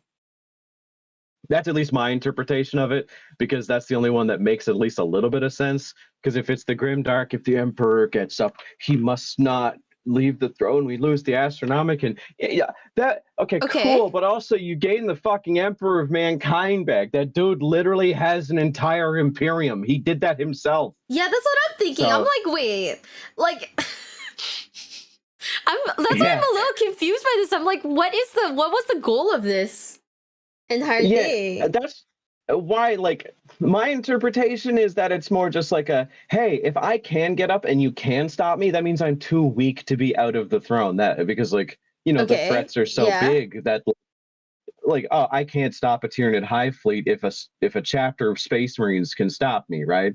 So I need to be back on the throne because that's where I'm going to be most useful. Okay. I think it's also like a callback because I'm gonna, for all you old heads in the audience, hi, I see you, I feel you. You need to take your arthritis medication now. But during this event during Warhammer Fantasy called the Storm of Chaos, no, it wasn't Storm of Chaos. It was during the End Times actually. There's an individual introduced called Vultan. Vultan was a resurrected Sigmar, like back when Sigmar was a dead guy who was probably a god, but there were no real gods on the plane. But there's this guy called Vultan. He was basically like, what if the Emperor of Mankind just suddenly reappeared as a new person? So Vultan was this like 6'7" like blacksmith who fought with like a hammer, and he was like fucking 12 inches in thick and could bench plate like 4 plates. Hot. Long beard, long hair, stereotypical barbarian guy. And they were like, oh yeah, Vultan was kind of cool. And then they killed him. And then he didn't come back. What? Yeah, so they don't wanted to do that. They didn't want to do that again. Okay. Yeah. Okay. Yeah, so Vultan was kind of cool. He had a grand total of like 3 models, and he was cool. But they ended up killing him, and I was like, "That's kind of fucking lame." Vultan's cool as shit. Like he even had the Warhammer. Like if you look at the model that I just posted for you, like the one on the left, that is the Warhammer that Warhammer is named after. That's Gal Maraz, and he was the resurrected Sigmar, god of the people. And then they killed him, and like, as much as people complain about the Terminus Decree, it could be a lot worse. So, yeah. Thank That's you, why I'm like, Bessie. they're probably just covering their bases. Yeah. I'm like sat here. I'm like watching the Lewin video on it, and I'm like, my mind just keeps going into what the fuck was the point of all this? Like, if you want like the real explanation, it was probably some like writer, whoever was responsible for filling out that section of the codex, who thought their balls were big and heavy enough that they could write and permanently change like a section of lore. So they just like filled that shit out and didn't really ask anybody, or like the person whose job it was to say, no, that's actually a really stupid idea, you shouldn't do that, was done sniffing glue that day. So they just let it slide and thought it sounded grimdark enough, and it did not, and it was just stupid. And I'm just coping really hard by saying, no, guys, you don't understand. It's actually to make sure the Emperor is strong enough to actually fight things, when it's probably just GW is really bad at writing. Which, by the way, reminder, GW is very often bad at writing. Remember how you asked if we wanted to go on like a trip to the UK? Yeah, you were like, we should do a Warhammer trip to the UK. I think Games Workshop will personally fly to like the airport and tell us to fuck off. Okay. Yeah, cool. I feel like we've been slandering We'll them see quite how a that bit. goes through. Yeah. You know, yeah. You know, if GW had a problem with every person that slandered GW, I feel like there wouldn't be any 40K fans out there. You know what I mean? That's true. That's true. Oh yeah. That's Nothing's true. stopping me from going to Warhammer World. I'm going to go there and raise a fuss, just for the sake of the funnies. You know, just the funnies. Yeah, being a silly goose at Warhammer World. Oh yeah, no, we're gonna be silly goose maxing. I'm going, and I'm Girl, going to attack as many people as possible with my vitriolic opinions. have fun. Like, hey, yeah, have fun. Yeah, okay, I will. I have a lot of complaints about you, Warhammer World, but you know that's for another time. Okay.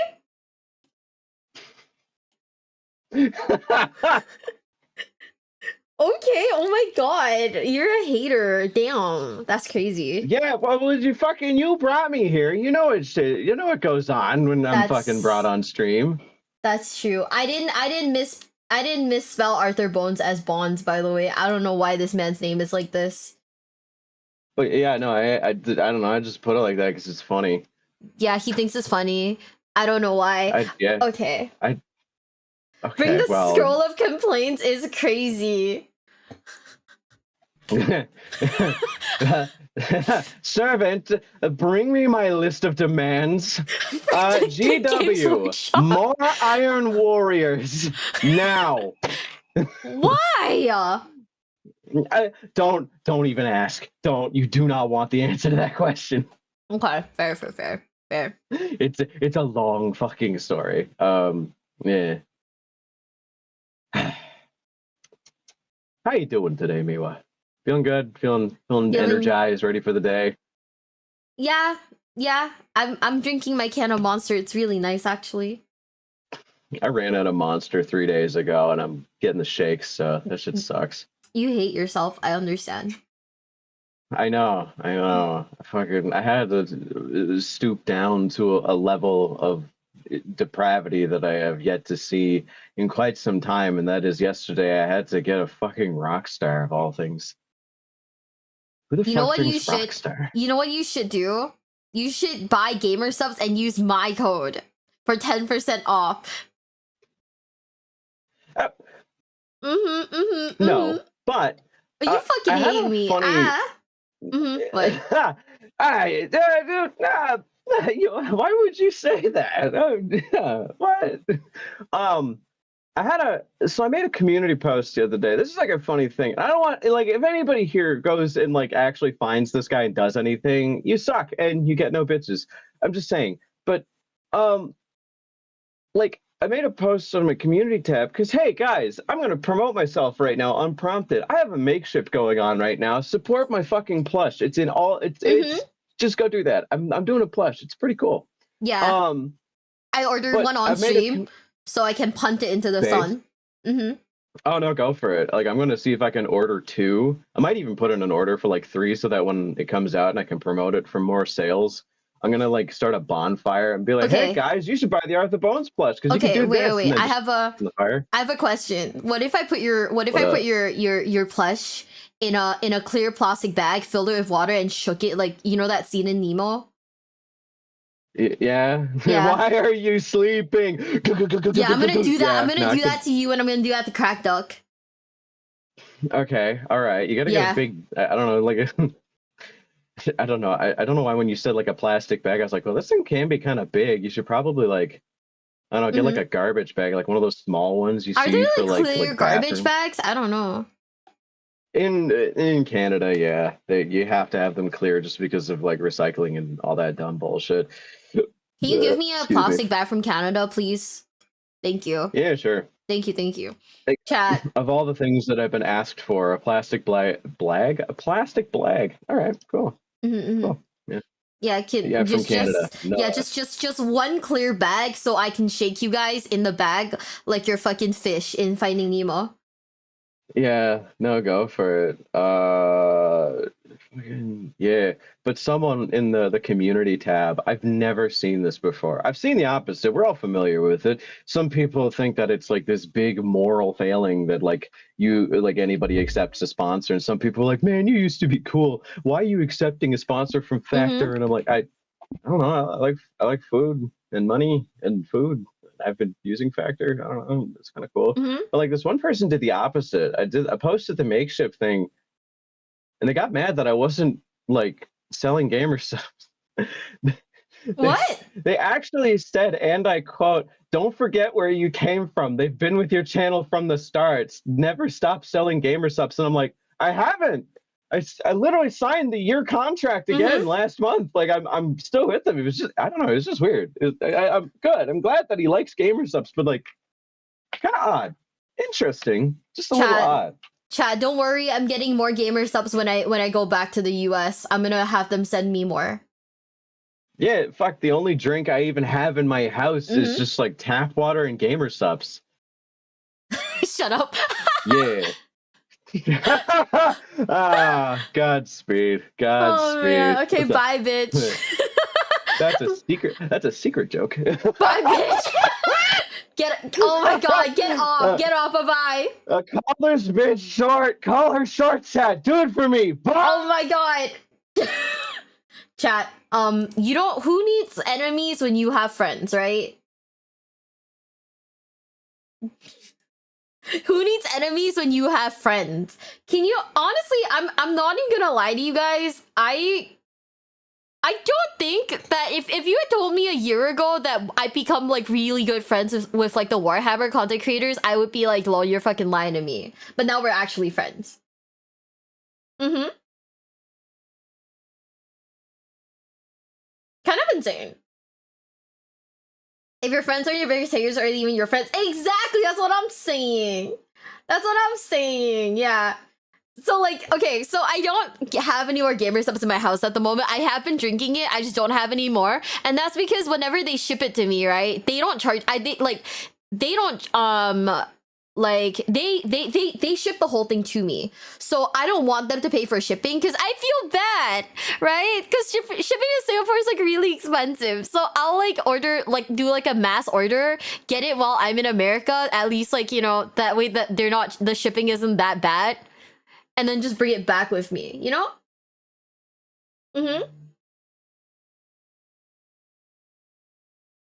Everyone's been awesome? Hold up, send me the link. I don't think YouTube lets you post links. He's like, can you post a makeshift link? I'm like, yeah, just send me the link, bro. No, customs reacted. No. So customs was like, they're fine with it for the most part, but like they're fine with it for like the most part, right? But then never forget, I flew back to Singapore with the Rogel Dorn like box in my hand. Like, you know, they had like bigger issues. I cradled the Rogel Dorn box back home to Singapore with me on the plane. So like, you know, I think that when they look at me, they're like, this person has bigger issues than like the gamer subs, bro. What's this powder in your suitcase? Gamer subs. Slain Rubric Marine. Emotional support Rogel Dorn on the plane ride. Well, yeah, because like he wouldn't fit into my bag anymore. So I was like, oh my god, it's bad. Like that's the thing. It's that like as much as I want to go shopping for like Warhammer stuff while I'm in America, taking into account the fact that like I have to put all of this stuff in my checked bag, right? They're not small.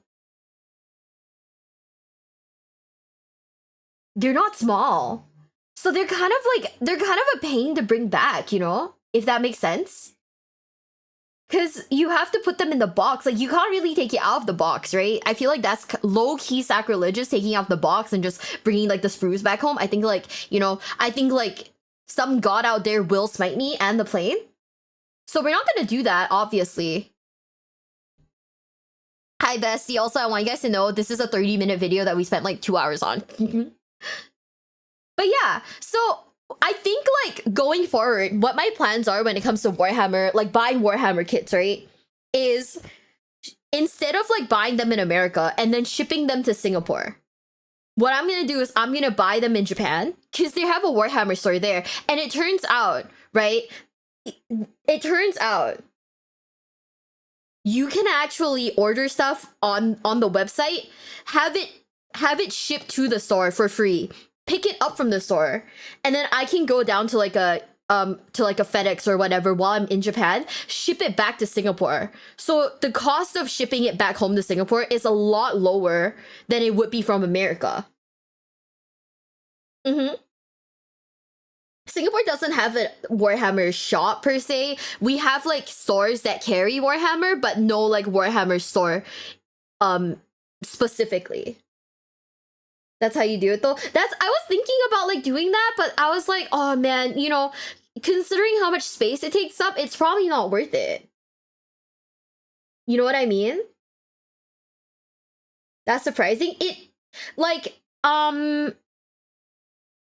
I don't go to the Warhammer stores in Singapore often enough to like to get to a point where where they can be like, hey, if you want like a particular kit, you know, we can help you order it.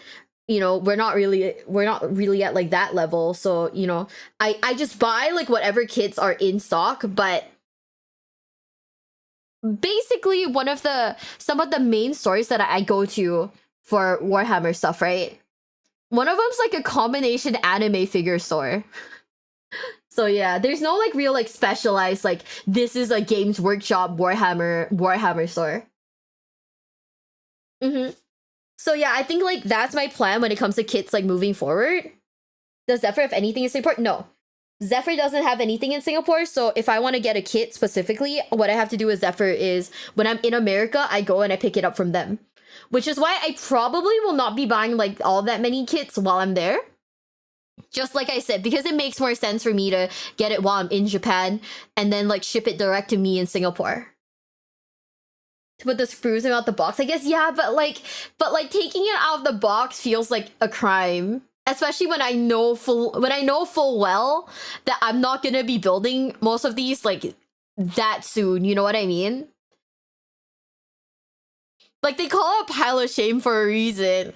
And I feel like looking at my pile of shame and seeing like a bunch of sprues will just make me even sadder. Hex, thank you for the follow. Thank you. Thank you everybody for follows and thank you for the resubs. I couldn't shout you guys out earlier, but thank you very much.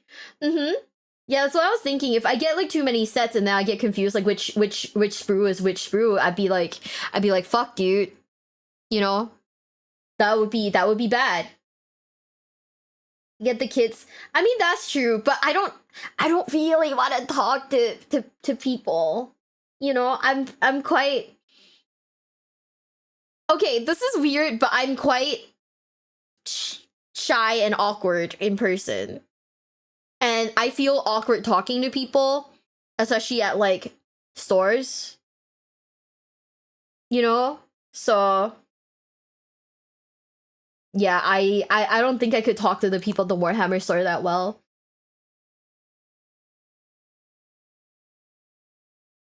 Yeah. I went to the Warhammer store and they were like, do you want to like take part in our like painting competition? I was like, no. I was like, no. And they were like, no, it's okay. Come, just follow me and like I'll show you like where we usually hold like the painting competitions. And like I'll show you like he was like, I'll show you where we hold the painting competitions and like there's already some people there. And I was just awkwardly like holding my shopping bag and like going to see like the store, and I was like, okay, yeah, that's real cool. Thank you. I was very, very, very, very awkward. Shut up! Stop calling me short, you bitch. I will literally light your pledge on fire. Were you the only girl there? Yeah. Pretty much. It's often asked and suggested why there are no good or more positive gods born into the warp. And my thinking has always been that there was never enough collective good, focused, with enough power to really enable that to happen. Or that if it had happened, the other Chaos Gods would crush and devour it before it had any chance to really develop. And that was true for the largest time in humanity's history. However, for the past 10,000 years, humanity has been becoming ever more passionate, more religious and focused about the Emperor as a deity and worshipping as so. Now, when we think about the Emperor, there is a lot of interesting history and mystery that surrounds him. For example, it's still debated just what kind of deal the Chaos Gods made with the Emperor. We also know that, and I'll say it again, according to some theories in the Inquisition, the Emperor may have already left his mortal shell. It's actually reinforced by Guilliman when he interacts with the Emperor after emerging from his long stasis and taking control of the Imperium. And Guilliman describes how the Emperor is not at all as he once was. In fact, it's far worse. Okay. Guilliman describes in Dark Imperium that now the Emperor can no longer hide his true self from him, that over 10,000 years it has reduced his ability to hide this. He even describes him simply not as a father, but as a being. The Primarch. Damn, he has lost all respect for his dad. That's crazy. Can you play High on Life? I don't know. I don't think so. No father figure. Thank you for the follow. Was it the VTuber thing that ticked you off? Or was it the fact that we were watching Warhammer 40k? Good night, Myojin. Like I don't know. I'm really awkward at like hobby stores. Mio's gonna see that guy at the hobby store. That guy being the guy who doesn't shower, or like that guy who tries talking to you.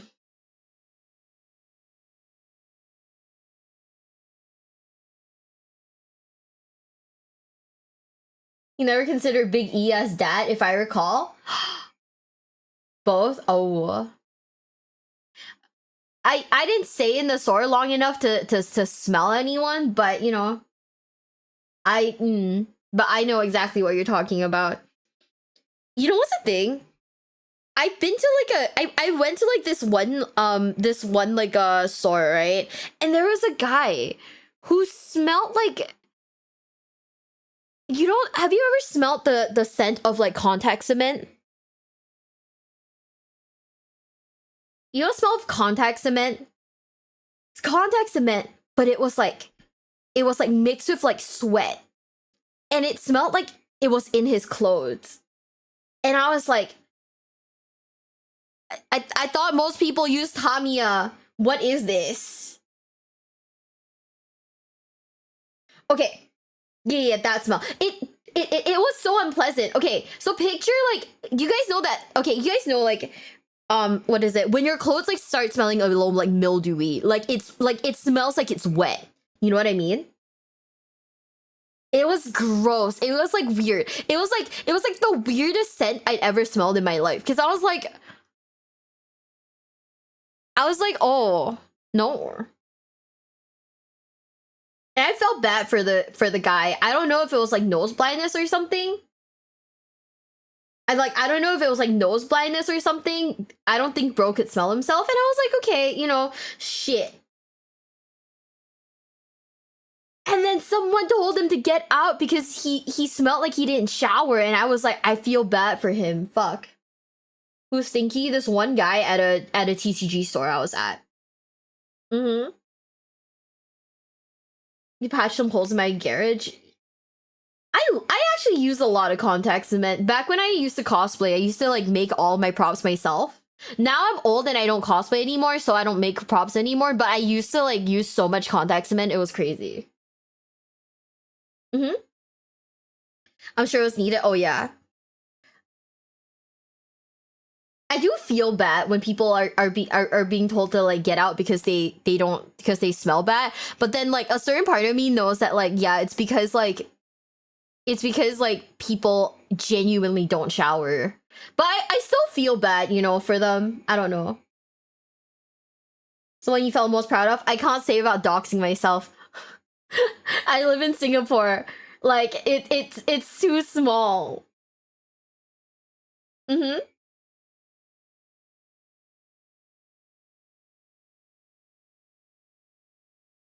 Yeah, like it's too small. Yeah. No, it's okay. Brutal honesty is the best to get them to turn their life around. Yeah, I suppose so. I don't know. Like, man, I wouldn't feel bad, but personal hygiene should be punished when it affects others. I agree. On that level, I do agree. Cause like, I remember like, what was it? Like, in Yu-Gi-Oh, some guy who got like really this is so gross. This is, if you don't want to hear this, like let me know. Just tell me like right now if you want me to finish the story or not. But like if you don't care about how gross it is, like okay. I'm eating food, damn. Mm-hmm. So a lot and bro, I can't keep up. Mm-hmm. Yeah, the usual friendship like handshake thing.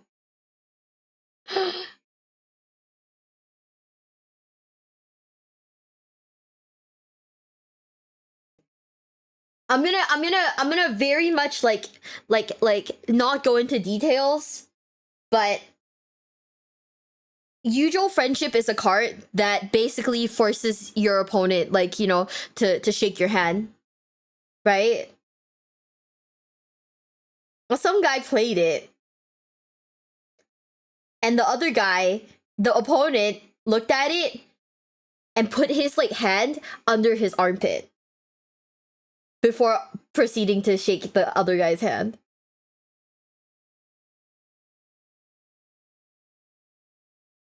So it was a crime. It was a crime. Why? Because he was salty. Bro's just salty. It's actually gross. Like who does that? Like genuinely, who does that? Like what kind of like monster are you?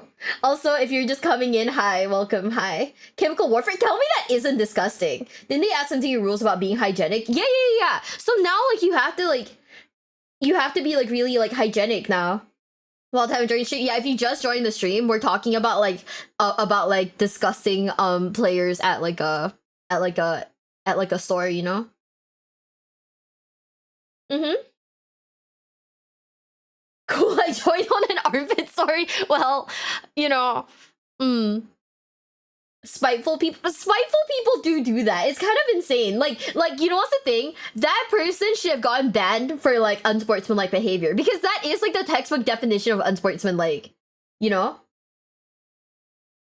Like yeah, you have to add rules because people purposely didn't shower to gain an advantage, which is like insane. Like how demonic do you have to be to think that chemical warfare is the play at a Yu-Gi-Oh tournament? What the hell? Fucking there's a Pokemon tournament where the dude lost game one, so he took one of his opponent's cards, ate it, and called for a deck check. Oh, I remember that. Bro, wasn't there didn't we just watch a video about the Magic the Gathering tournament where like this guy was like on the verge of losing, so he starts shuffling his deck, hands like the deck for the opponent to cut, and the opponent's just like, oh well, okay, and cuts the guy's deck, and then he proceeds to call a judge over because the opponent touched his deck for no reason. It was insane. Like how do people come up with that bullshit? Like how do people come up with this kind of like nonsense, you know? I don't have it in me. I don't have it in me to be that hateful. I genuinely, I don't know, man. Also, perfect picture of Gilman right there. I love him now. See, chat. 2 years. What first year of liking Warhammer? This is Rowboat Girly Man. Year 2 of liking Warhammer. This is Gilliman.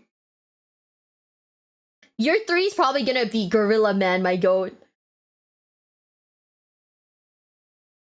Some people are natural. Boy haters real. All's fair in love and war. Yeah, I don't know. I feel like if my opponent ever tried to play like that, I think I genuinely would have a solid reason to flip the table at them. You know? Right? Like I would have a genuinely solid reason to be like, man, fuck you. Like I'll punch you. I don't care if you call a judge.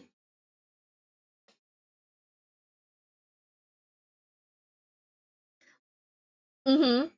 Also, Gilliman's motto is all fair in love and Excel spreadsheets. I love a responsible man, so you know, Robute Gilliman, he is up there for me. Ark even considers to himself how the Emperor did not love his sons. Damn. He says they were things. Gilliman, all his brothers, were nothing but a means to an end. We know this about the Emperor. The Guilliman essentially throughout Dark Imperium understands how the Emperor has lied continuously, which by the way I have said repeatedly, and that the Imperium is founded on these lies. Guilliman realizes that the Emperor and himself are essentially tyrants without really having chosen to be, but simply by necessity. And he describes that conversing with the Emperor was like talking to a star, and that his humanity is now all but gone. The Emperor loved no single individuals, not even his own Primarchs, despite what he may have said or appeared to them at the time. Guilliman even observes how he is unable to remember clearly the size of the Emperor when he revisits. Confuses him to try and remember this, and so we get some sense of the Emperor's deception. He also notes how the Emperor's sword somehow appears to be exactly the right size for him, but he remembers the Emperor being far bigger. Slightly suggests that, as we long suspected, the Emperor's power and size are psychic projections to make himself appear more daunting and impressive, but that now, having existed for some 10,000 years as a deteriorating corpse, he can no longer create this illusion around himself or for Guilliman, or perhaps he just knows it's unnecessary. So Guilliman, by gaining this understanding about what the Emperor is and has become, he realises that he retains only threads of his humanity, that most of what remained has left his mortal shell. This is what the Inquisition believe, it's what I've said repeatedly, sorry to repeat myself again, but the idea being that he's transcended to this other existence, likely the warp. And the reason I say this again is because what that does is helps us to understand things like the faith, which I described in my previous video. Still maintain that based on all the other evidence as we've seen, that the sororitas and the ecclesiastical faith is tied to the warp, and that the Emperor, having transcended to that place, is providing power to them. That's why I wanted to note this. Now, I was glad to see that so many people basically agreed that the narrative which contradicted this in Pariah seemed to be essentially bad writing. It just doesn't make any sense. Given everything that we know, that situation just didn't make sense. But what about the Terminus Decree? What is my point in relation to all this? What about all this stuff about the Emperor transcending? What's it all about? Well, perhaps the Terminus Decree will not enable the Emperor to be reborn, or at least not in the way we understand it. Now, I'll freely admit this is quite far-fetched speculation on my part, but what if we considered how the original Chaos Gods were formed? They essentially took a long time to coalesce, to come together, thousands of years. But in this time they were gradually emerging until finally they were awoken in the warp. Over thousands of years. Now we already know the Emperor is incredibly powerful. How might it be if it were through the worship of the Emperor? And again, I will note, worship is not an emotion specifically, but imagine more like the love for the Emperor, the devotion, the collective positive loyalty, the need enabled through faith that somehow has been fueling the Emperor while he straddles the material and immaterial planes. And we've talked a little about faith in the warp, and from Guilliman's descriptions of the Emperor, the sororitas, their abilities, the miracles, being things like Saint Celestine, could the Terminus Decree be, yes, something which basically enacts the disabling of the Golden Throne? So it's just a spiritual manifestation then, what? Okay.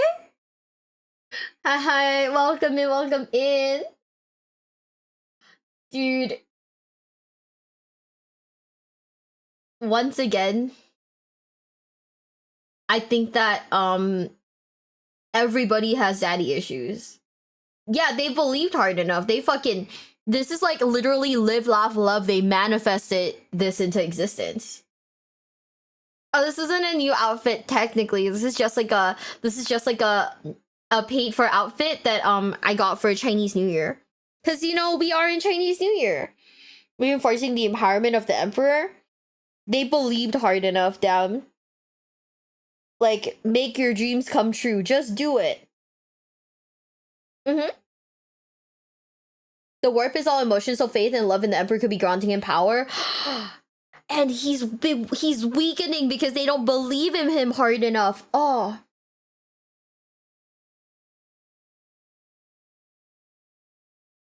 Only person at one point? Look good. Thank you. Will you push that power even more?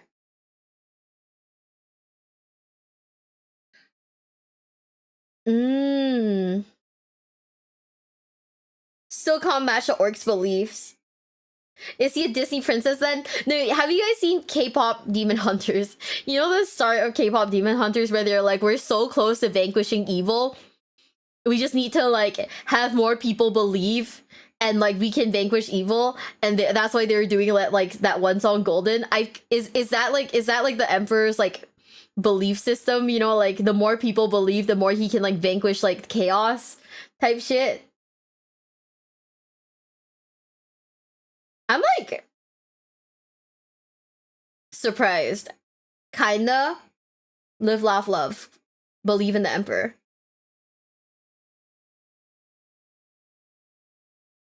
I think Biggie's weakening because he found the blind faith they have cringe and hence dying by secondhand embarrassment. Okay, that part is definitely not real. Grey Knights are the 40k demon hunters.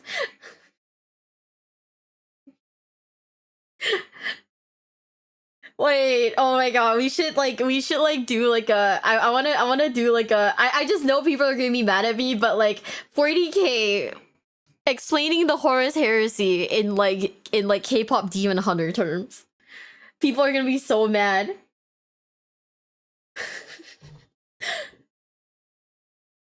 Biggie as a K-pop idol kind of slaps. You know what's the thing? Have you guys seen that like one it recently like started going around, but like I think somebody like AI like put in the like the models from Space Marine 2 into Arknight's edge field, and it's just like Kaida's being like all cute and shit.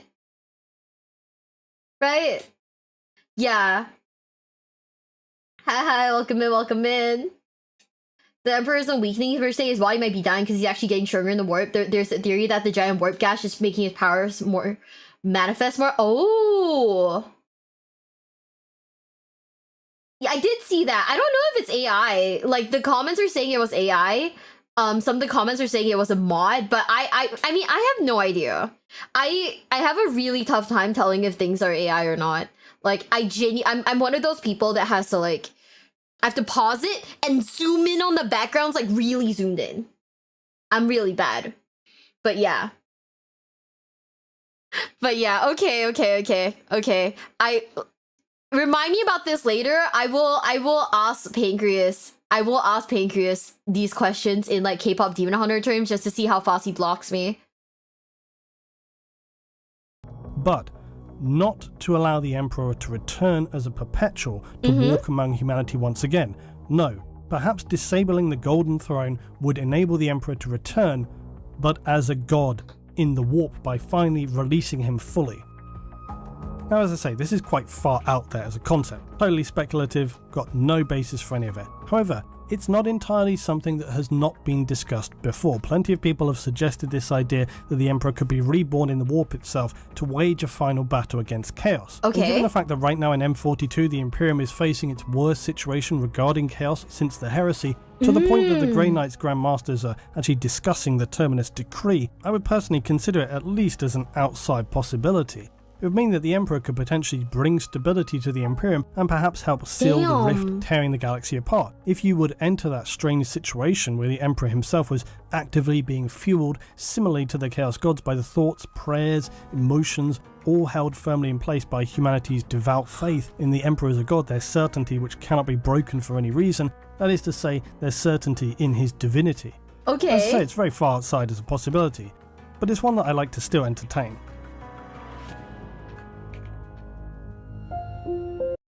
So the Emperor's being powered by good vibes. Straight up.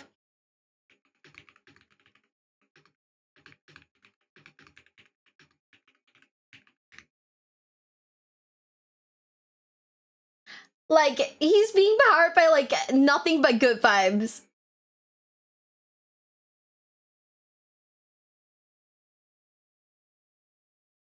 Oh, man. God is dead, we need him to keep the lights on. That is literally it.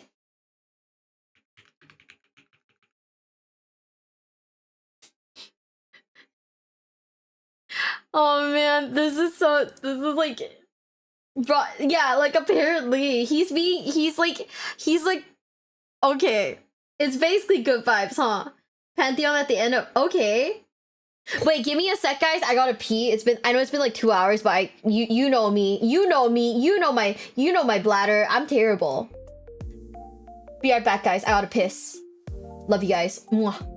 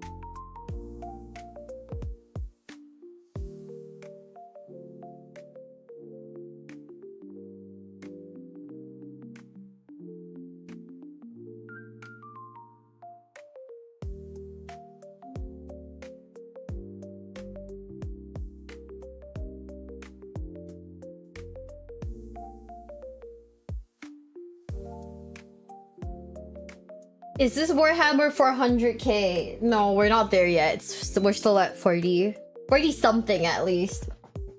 Too much it probably is too much monster energy though. Like, you know, they don't make monster energy for like, you know, people that are 4'11". They make monster energy, and it's supposed to be like per can is probably for like an adult American man, but they don't understand that I'm a 4'11" Asian woman.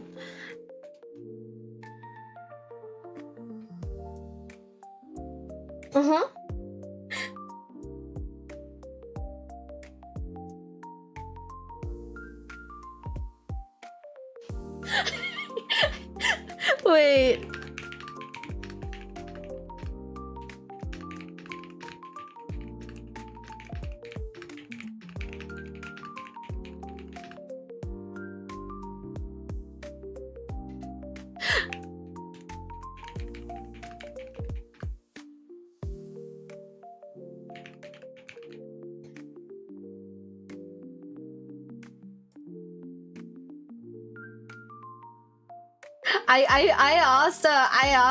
I asked Brad, right? Is the Emperor basically powered by thoughts and prayers? He said yes. Thanks. I hate it.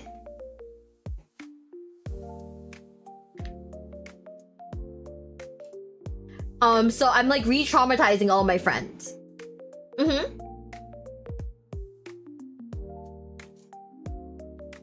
Wakes me up for a good 6-hour period at the least.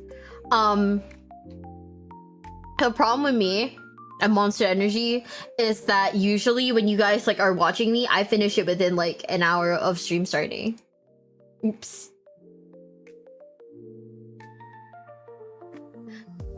He is manifested, like we manifested him. He's just good vibes in the air chat. Oh my god. How do my friends not fucking hate me?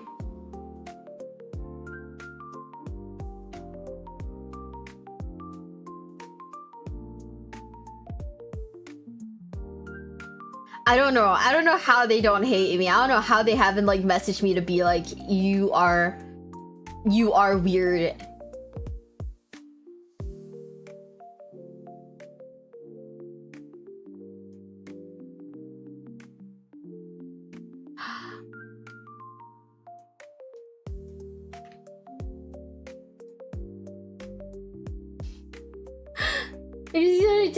I mean, you know, I would do that, except I'm not able to. Did you know that? Yeah, no, I heard that. So I beat the statistics. I'm a little too tall to be considered like legally too short. Therefore, I win. Are you ready?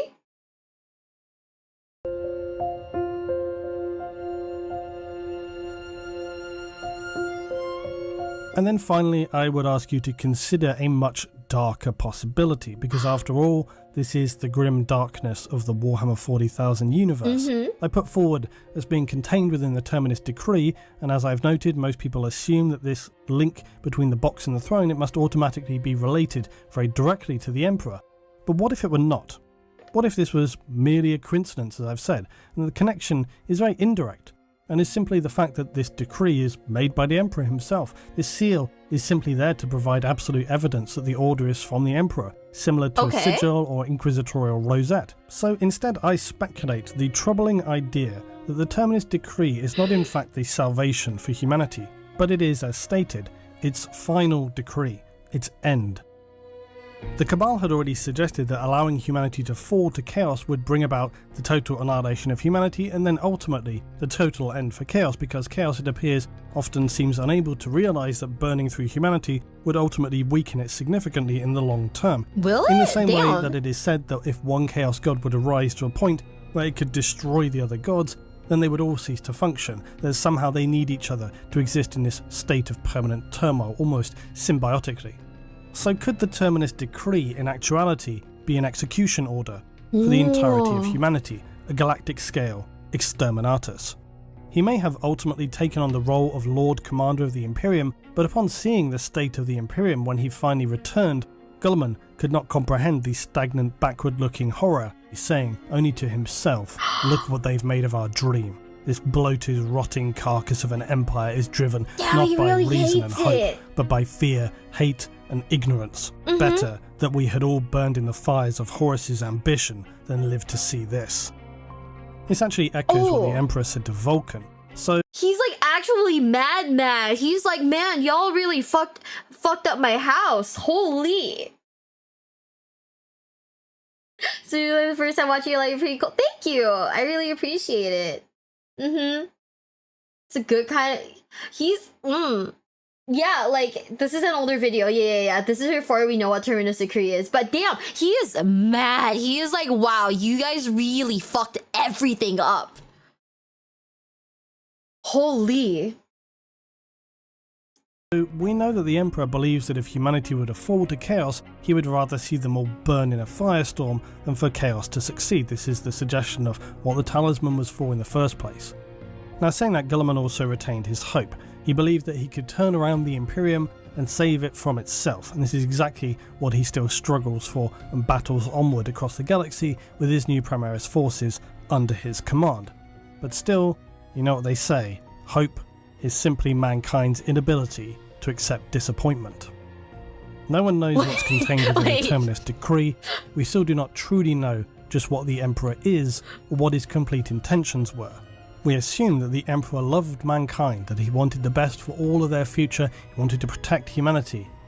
Except that now we have the descriptions from Guilliman and Erda of the Emperor being a being. Mankind's Emperor was not warm and full of love, he was cold, calculating.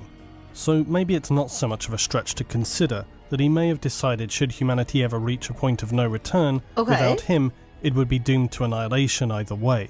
So why not deal one final destructive blow to the dark gods he fought so hard to save mankind from, but that if he could not lead humanity, then no one would. And instead, he would leave a final decree to purge the galaxy and leave mankind as nothing more than the remnant ashes of a fallen civilization, consumed in a firestorm of galactic exterminatus. Damn.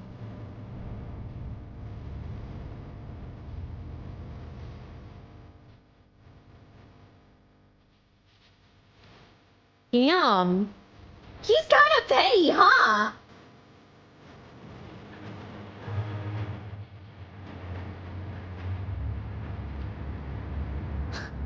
Eh.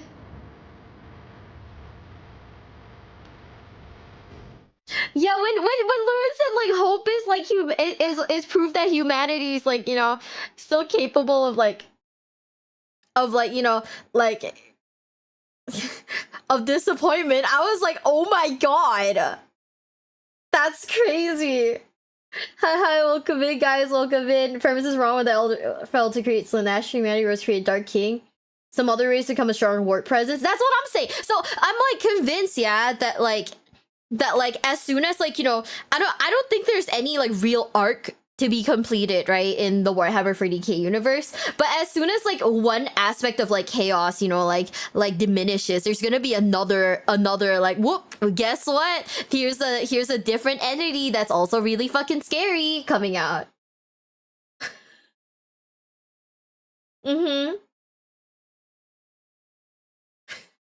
I used to watch Liam play Battlefield 3 14 years ago. I know he was into this. He played Battlefield 3? Wait. I don't like check his channel and sort by oldest now. Bestie? Damn! My god used to play Battlefield. I had no idea. Luton's Journey episode 1. Video game Battlefield 3 countermeasures. I had no idea. Stagnations of 40k arc. I guess so. Damn, my god used to play like everything. God damn.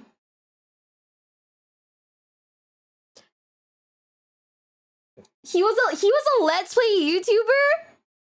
And then, like, at some point, wait. I'm gonna keep scrolling. Out of, like, curiosity, I want to see at which point he started making, like, he had Dead Space with Luton. Oh my god. At what point did he start doing Warhammer? I'm gonna keep scrolling, guys. I'm sorry. I'm curious now. What? I had no idea. You know what's the thing? I don't know, but for usually as like a courtesy, I don't really like scroll through people's stuff. But this is so interesting. I had no idea that he was a Let's Player. Huh. Damn. 12 years ago. PS3 Frag FX with Luin live comp. PS3 chat. He's an OG, goddamn. He was prominent. He was a prominent Battlefield 4, like in like Battlefield space. And he went to like the events too. Jeez. I'm no pro casual sniping. Casual sniping?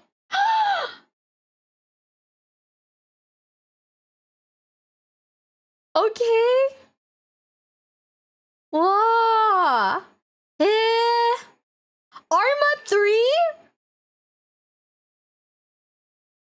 Battlefield 4. Okay, I mean, that's not a step up from Battlefield, but you know, Far Cry, Battlefield. Whoa. It's all Battlefield. Fix your games. It's the law. Consumer rights changed it in the UK. What happened in the UK?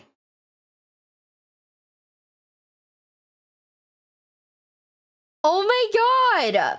I thought my goat was like a pro. He played The Sims 4. Oh, I love that for him. Let's go, Bessie. Dude.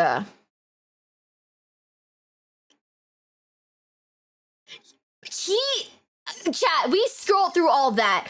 That was 1 year. We're in 11 years ago now. That's insane. That's insane. That's crazy. Oh, hold up. I have to make a quick phone call.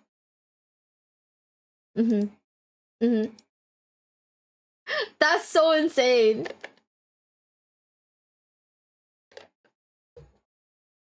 It's okay. He's my goat. Big fan. Hi. Said I was ready and then immediately walked away from my computer. You hate me. You know what? Yeah, I'm full of hate now. What the hell? Okay, like, don't actually hate me though, because we're besties. Okay, I have a question. Okay, so I just watched Luin's video on the Terminus Decree, right? Right.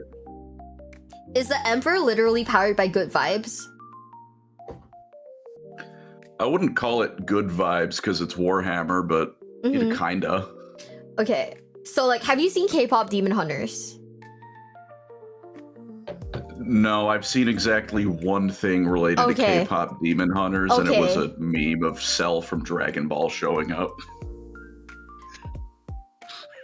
Okay, so that means that at Adepticon we're gonna be watching K-pop Demon Hunters.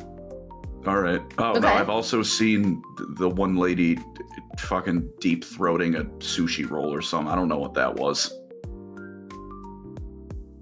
No, but okay. It's from the movie. I know it's an official frame. I know it is too. Chat's like, "Hey, Pancreas, hope you're doing well." Oh, thank you. And there's the princess. So like, I hate VTubers. It's okay. In certain lives, you could be one too. Get wrecked. I'm gonna kill you. Okay. Okay, so I just wanted to ask, is the Emperor basically being powered by like thoughts and prayers? Yeah, that's been, in like, I don't even know if I want to say older.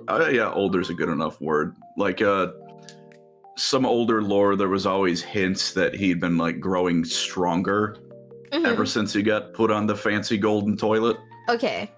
But they never really did anything with it. And then in modern lore, he burned down one of the Chaos God's house, basically. So yeah, after like 10,000 years of literal thoughts and prayers, it has been empowering him. Now he's too strong. He's out here burning down houses. God damn.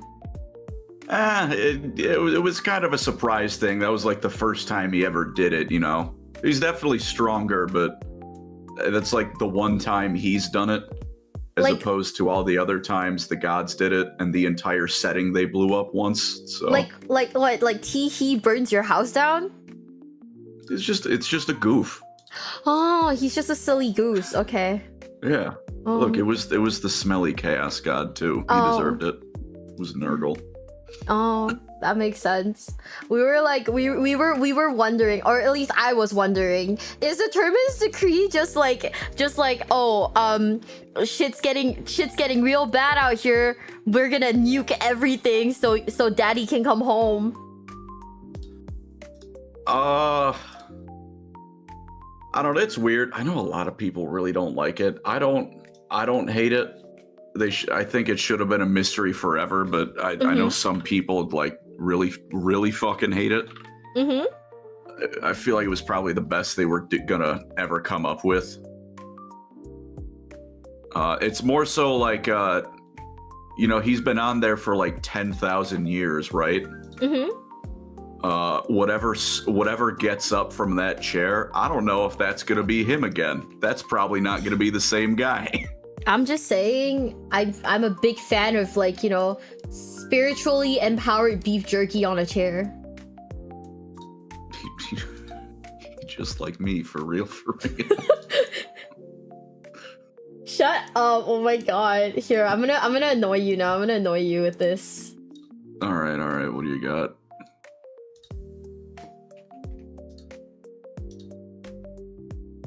I'm gonna send this to Bones with no context whatsoever. Oh, I can't do that to him. His house actually burned down. Never mind. Yeah. Wait, Kashi, no, it's fine. He Now said we he. finally know who did it. I didn't know him back then. That's why you did it. It was the perfect cry. Wait, no, I didn't burn his house down. All right. I did not burn his you house say. down. What the Whatever you fuck? say. What the fuck? All right. I have. What? There's my Terminus Decree knowledge. The funny drunk driving meme. What the hell am I looking at, sir? I don't Yes. know. Goofy bird, thanks for the Goofy bird, thanks for the super chat. Here's a useless fact you didn't ask for. Do you know we human share at least 40 to 60% of our DNA with bananas? Bet. Here's Yeah, the so, meme like, this you're- man sent me. I think it's pretty good. We're getting boba and we're gonna watch K-pop Demon Hunters. All right, that sounds like a plan. Yeah. Is the movie good? I like it a lot. It is okay. The thing about K-pop Demon Hunters is that people fucking hate it, right? Because they're like it's basically like Frozen. Like the songs are overplayed, and it has like the most like. No, I Yeah. I have two little sisters. There was a good like 3-year period where Frozen was on the family TV like 12 hours a day. Yeah. Sorry Like- to cut you off. No. So like, I get it. So like, basically, it has like the most like the storyline for it is the most like this is definitely like a kid show. Yeah. You know, it's not a bad movie. It genuinely is pretty good. Like it holds up on its own. It's just that is it like a cinematic masterpiece? Not particularly. It's not like it's like incredibly like this is a movie you must watch before you die. But it's good. The songs are good. The pacing is pretty good. All right. I mean, I'm down for just something fun. Yeah. I don't need to see a masterpiece, right? Like it's no believe- Lord of look- the Rings, but you know, it's pretty good. And like all the thing about the thing about K-pop Demon Hunters and why it's so good is it's because all of the songs are basically really good. So like basically none of the songs are like weak, right? They all sound good. Yeah. And so it keeps the pacing of the movie really like really fluid, just because it never feels like, oh, I'm like losing interest. Gotcha. Yeah. Yeah, I'm down So for that. we gotta watch it. I like knowing that going in too, because I gotta be honest, I don't like musicals very much. Yeah. But if I know like it's gonna be a lot of, pardon me, singing and stuff. Like if I don't think something's gonna have musical numbers and then suddenly everyone starts singing, I'm like, I'm kinda out. You see, But no, it sounds fun. my mostly male audience is also saying it's surprisingly fun and it's a fun movie. I am seeing that. That does sound. That is a pretty good vouch. That's how you know it's not that bad. K-pop, Also, K-pop on Demon that- Hunters. On what you said, by the way, I finally only just watched the last Lord of the Rings movie like last week. Do you hate me? I've read the books. I love Lord of the Rings. I just hadn't seen the movies. But now I fixed it. One I of have the a costume. days. Okay. I have the Witch King of Angmar as a costume. You fucking nerd. Oh, fuck off! You fucking nerd.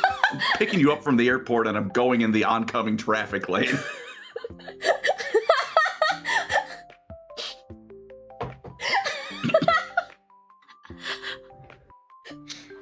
Shit. It's so over for me. I'm not surviving Adepticon, chat. Going down. Like you're coming down with me. It's so over for me. But do you have the mini? I do not have them. I've been looking so much for like those Nazgul minis that GW made. Every time I check the web store, they're not available. Every time, like they never have them in stock. I just want the ring rates. You know, when I was in Japan, I was in Akihabara, and I went down like the sketchiest fucking I went down the sketchiest fucking like alleys. They have like those little side roads that's like completely separate from the main road, right? And I was looking for like minis, specifically like Lord of the Rings minis, because I was like, I'm pretty sure they're no longer in production. I went to a place. Yeah. They put them in like cycles. Like, and they'll be available for like a week because they don't make very many of them. This is my assumption. I'm not, I'm not spitting the, definite truths, but my assumption is like they're not available very often because not too many people play the game, but the people who do play the game want them. So they're out for like 3 days and then it's just like, someone just eats them. They fucking hate us, that's why. They're in stock a lot in the UK. I don't live there. We don't live there. I went to one store. The floor was like concrete and had holes in it. They had like stuff from like Revolutionary Girl Utena. Like, I was like, this shit is old. Look, those kinds of places though, they're either the best place you're ever gonna go, or that is a front for selling crack. It's Japan. I don't think they sell crack on the streets. I don't know. There might be something, but nah. At least in America, like you see, there's like it's like a scale, right? Like for a restaurant, if the building's really nice, it's it's gonna be a nice restaurant. But like if it gets like trashier and trashier, it's gonna be the best food you ever had in your life until it hits a certain point, and then it's just like, yeah, this is a horrible place. So you got to find that sweet spot of like the roof is tilting a bit, but it's not caved in.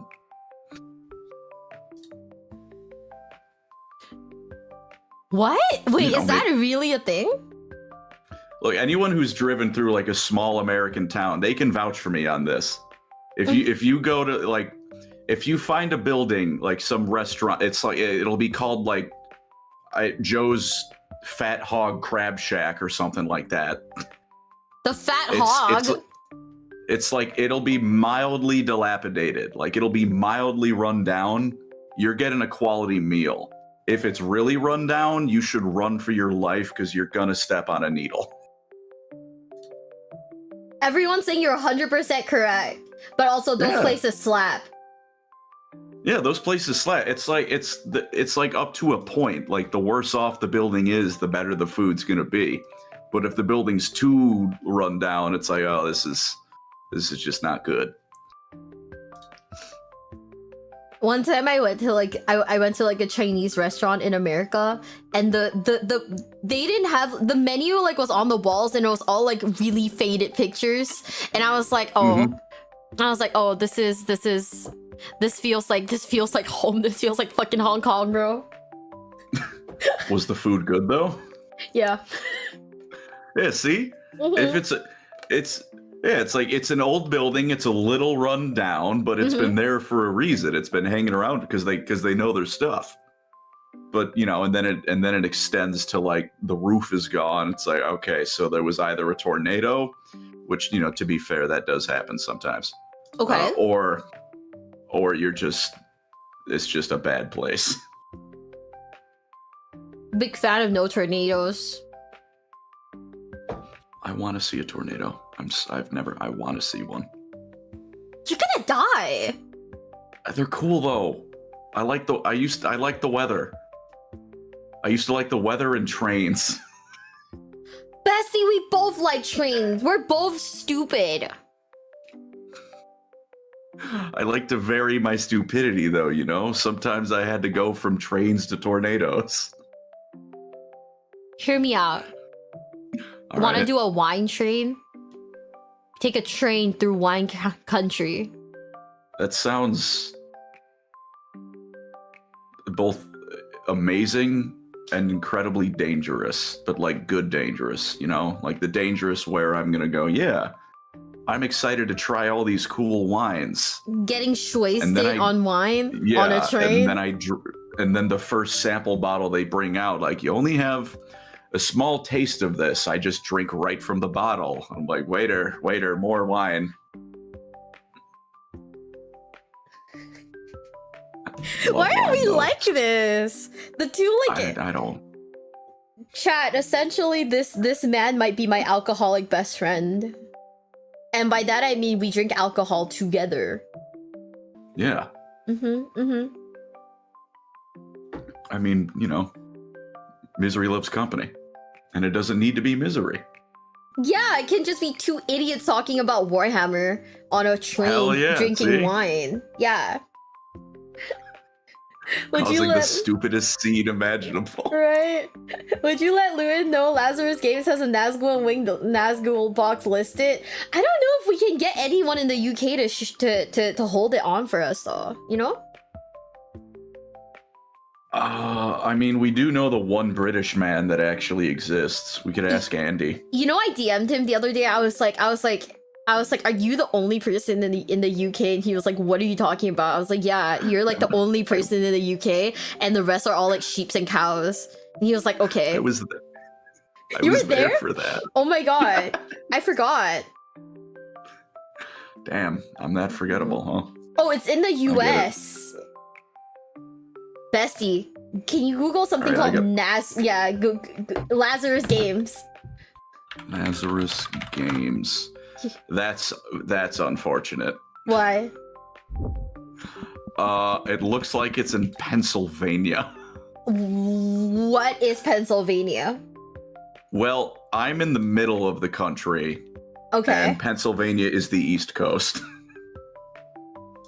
Okay. All right, let me just pull up Apple Maps really quick. Let's see how quickly I can take a drive on down. Oh, why is this thing $300? It'll only take me a quick little 9 hours to get there. Why? Because it's across the country. Bessie, don't they ship? That's a Isn't good there question. shipping? I don't know. Casual. That's far. That is far. That's insane. Someone in YouTube chat, someone said an alcoholic without a pancreas. Interesting. And then another person replied, "What do you think broke the pancreas?" I got diabetes when I was 19 months old. Damn. Look, Chat, it just broke. I didn't do that. True. It's okay. Oh, they've also got just... Hmm.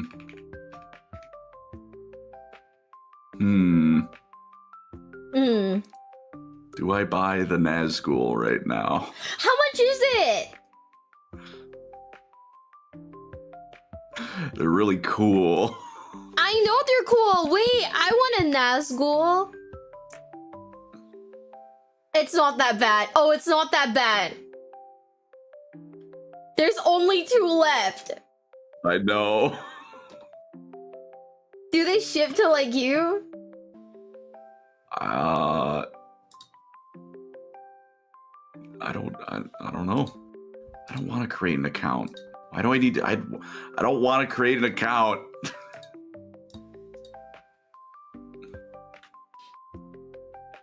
They have the Balrog too. Oh.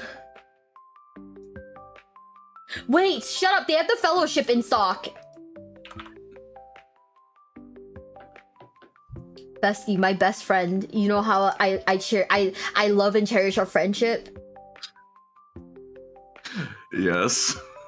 If I got the Fellowship and they did shipping, can I ship it to you and pick it up from you at like a Defticon? Yeah, I've already bringing you something. Yeah. Oh yeah, let me pick the pickup delivery option. Let me just take a quick drive. Yeah. Yeah, no, not, thank you. Not the quick drive. A quick 9-hour drive. Oh yeah, just a casual. I just realized, am I gonna have to paint them? Fuck, I want them, but like if I have to paint them, then I don't want. No, I'm so bad at painting humans. This is so bad. Oh. I got nothing. Most of the things I have assembled are unpainted. I'm bad at what I do. Bestie, they offer free shipping for orders above $149.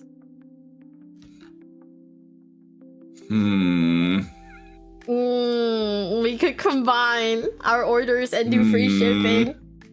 No, you see, you don't understand. When I paint like Warhammer minis, I do them all with the helmet on because I'm scared to paint skin. I am bad at it. It's not actually too bad.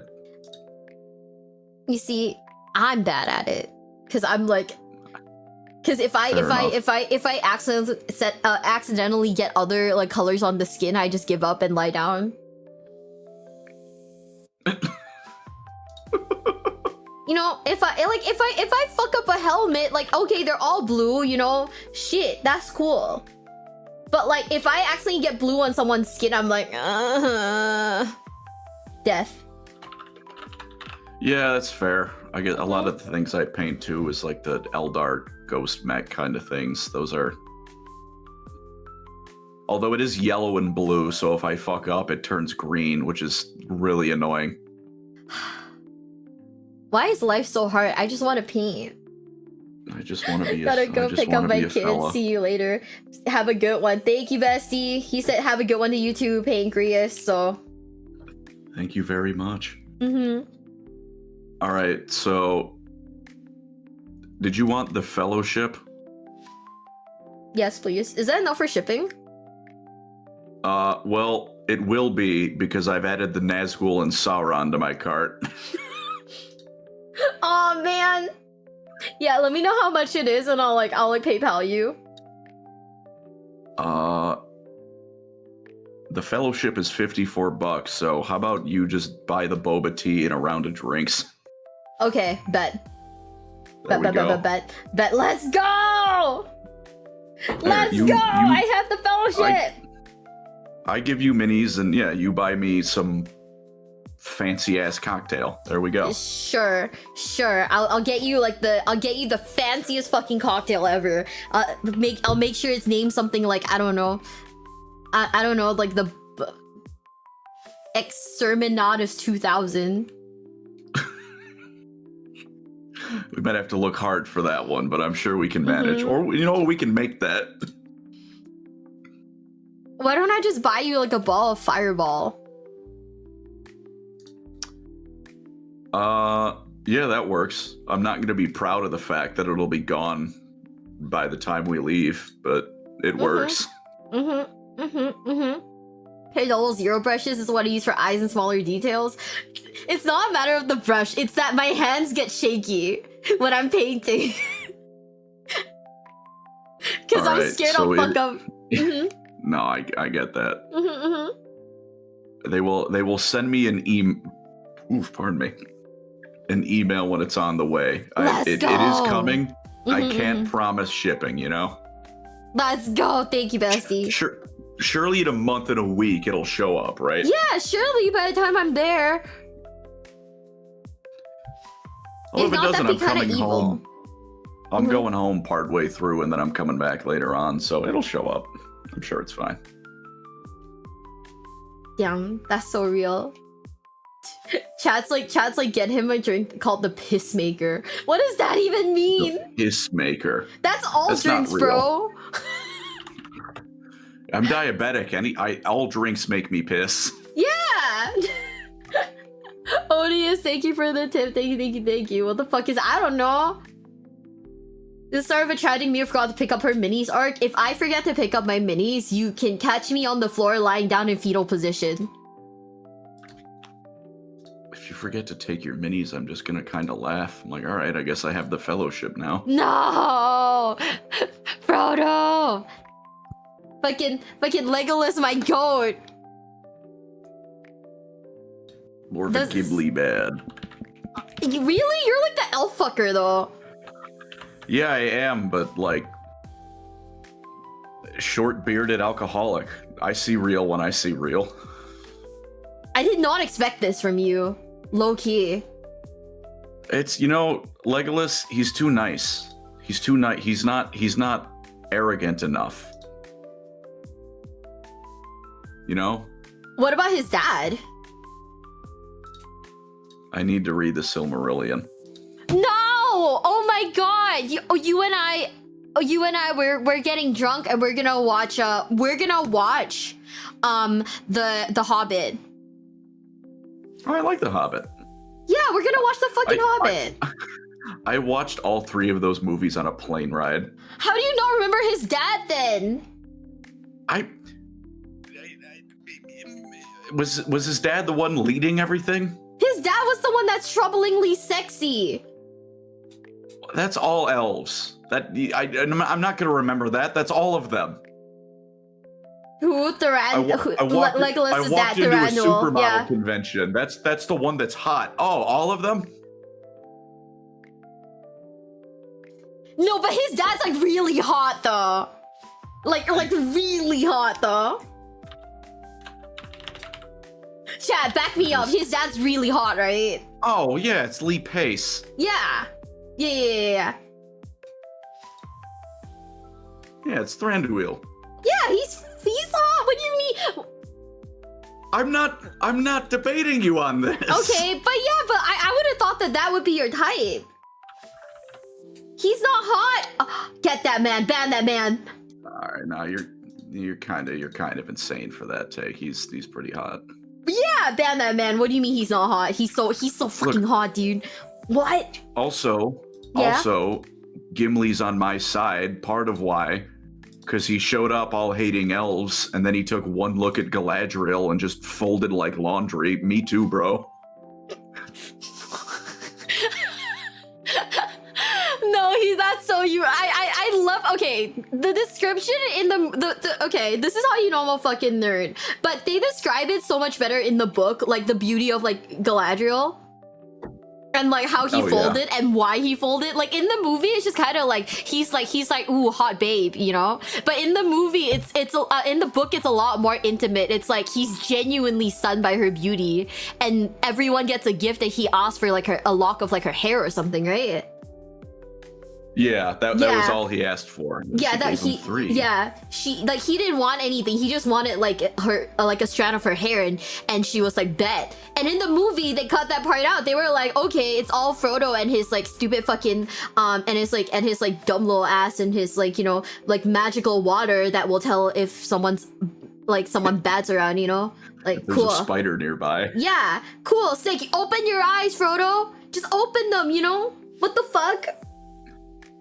I thought that wasn't the movie though. There's a scene with that. Like he's talking to Legolas about like, what did you get?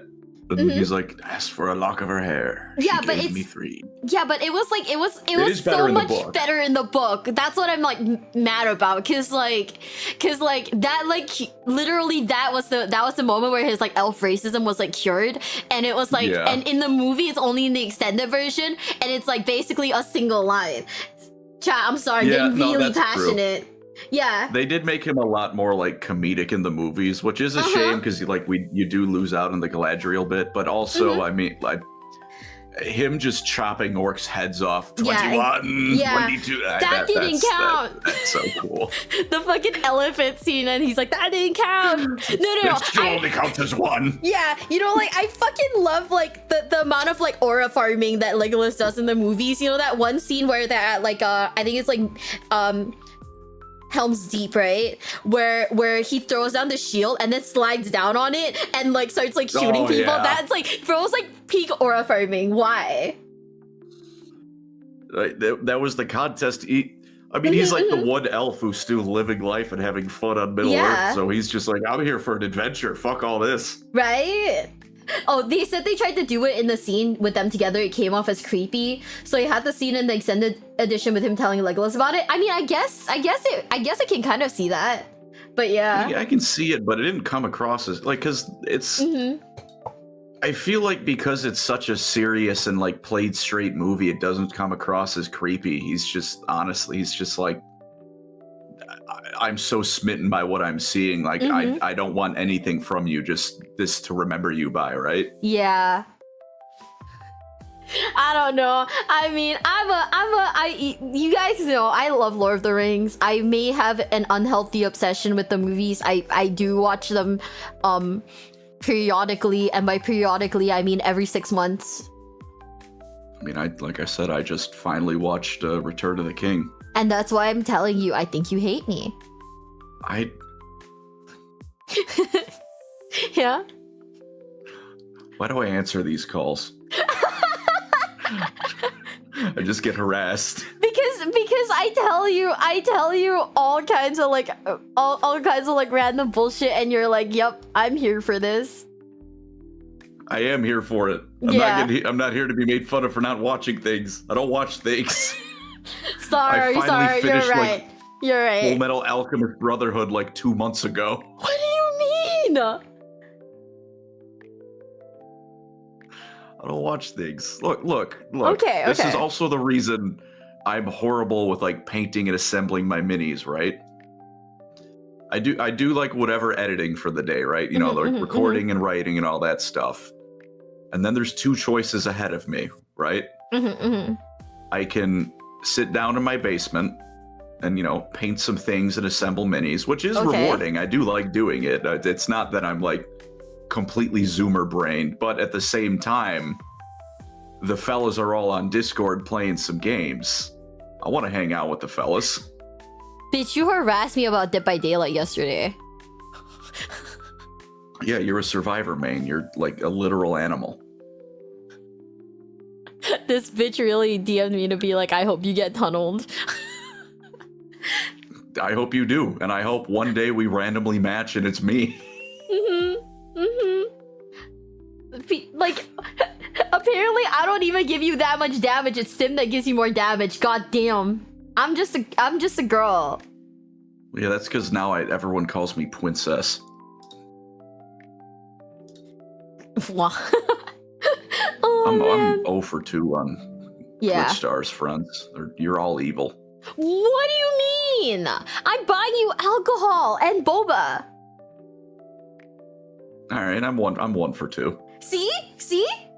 Bribery works. Everyone has a price. Mine just happens to be very, very low. Oh man, I'm like, what? Like sometimes I wonder, why do you guys even pick up these calls? It's fun. It's goofy. Here for the serious. Yeah. Oh no, please! That is not me. I am the court jester of this of Yu-Gi-Oh. Yu-Gi-Oh. What the hell? Sorry. Warhammer. I'm not even kidding. I'm wearing a shirt right now that says niche internet micro celebrity because someone gave it to me, and I'm like, I'll wear it to sleep, I guess. That's pretty awesome. Yeah. Like someone gave it to me. I was like, shit. I guess I'll wear this. You know. Sim doesn't like Halo. What? Oh, yeah. Yeah, that was a brutal. That was brutal. What do you mean she doesn't like Halo? It's so fun. I know. I tried so hard. Oh my god. Stim, please. It's like talking to a brick wall, but the brick wall says things that hurt my soul back. How do you not hate us?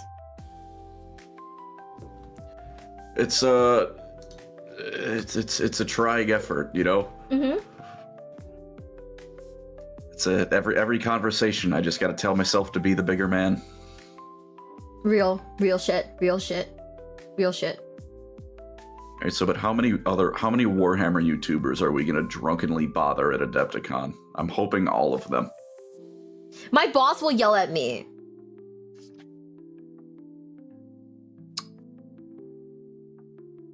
That's unfortunate.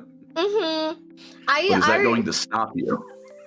I don't know. Apparently, I bothered Bricky when I was drunk, and I was like, I don't remember that happening. He was like, yeah, you were that drunk, and I was like, am I being gaslit right now?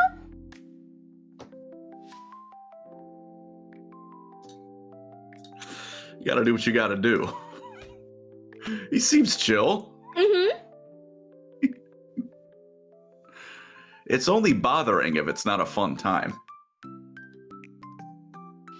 He was like, you were drunkenly flirting with Bricky. I was like, I'm pretty sure that didn't happen, because I was like pretty sober by then. I was like, okay, talking to men does not equal flirting. FYI. I don't know. The internet says otherwise. Fuck, dude. The internet thinks that the internet thinks that all the time. Bricky's an attractive man. We're not talking about whether or not Bricky's attractive, but like, I'm having like a nice, purely business like conversation with people. Okay, sure as the Warhammer boys. Oh, we're harassing them. Oh, they're getting harassed. Oh yeah. I have a bone to pick with both of them. What did they do? I don't know. I think I don't know. Eric just said something nice about Bretonia, and that that's my fucking trigger phrase. That's my CIA sleeper code activation. And then I forget which video it was, but then I think Brad said something about not liking Lord of the Rings because it's too basic, and I think I paused the video. I was watching them. I like their stuff a lot. Okay. And then he said that, and I'm like, I'm full of fucking hate now. Holy shit, how do you not like Lord of the Rings? Oh my god, they are your ops. What the hell? I'm good if I meet them, it's time for war. That you like they are your ops. What the hell? It's so over for them. Oh my god. This is the YouTube. I'm finally getting the YouTube beef. Yeah, the YouTube drama goes crazy. This is your favorite Warhammer content creators fucking beefing because one of them said that Bretonia's cool. And the other said bad things about Lord of the Rings. I gotta kill him. I gotta kill him. This is so like, funny. Pancreas Google Doc. He went. I'm gonna drop a. I'm gonna drop. Yeah, I'm gonna drop a Twitter. I'm gonna drop a Google Doc and be like, canceling Pancreas no work. What did he do? He called me short, unhappy face, the dot and the bracket. He keeps sending me gifs of General Grievous. Yeah, he keeps sending me General Grievous memes, and I'm like, bro, I don't know who that man is. That's my beef with you. What? If you make me watch K-pop Demon Hunters, I'm down for it. But I'm putting on the 2003 Clone Wars cartoon then. I'm on season 5. No, this is the 2D animated one. It's not. Do you know Samurai Jack? Yeah. It's animated by the same guy. Oh no, yeah. Chat, I know who that is. I'm kidding. I rage bait him. Okay, I rage bait this man. Okay, fine. Chat wants me to watch it. I don't care if it's rage bait. I want her dead. Oh my god! Oh my god! What? I don't care if it's rage bait. It's working. I'm angry. What? Because okay, goddamn. Chat. I'm gonna let you guys know right now, okay? If I don't come back from Adepticon whole, I just want you to know it's Pancreas no work that did it. Drop the doc, chat. Do it for me.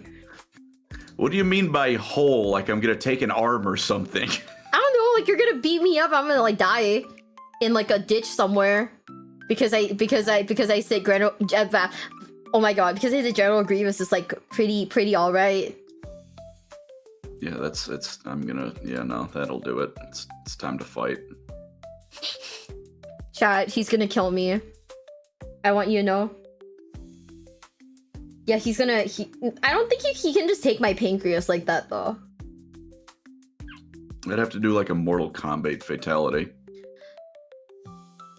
The Pancreas, it's a fragile organ and it's behind like 3 others. It's really awkward to get to.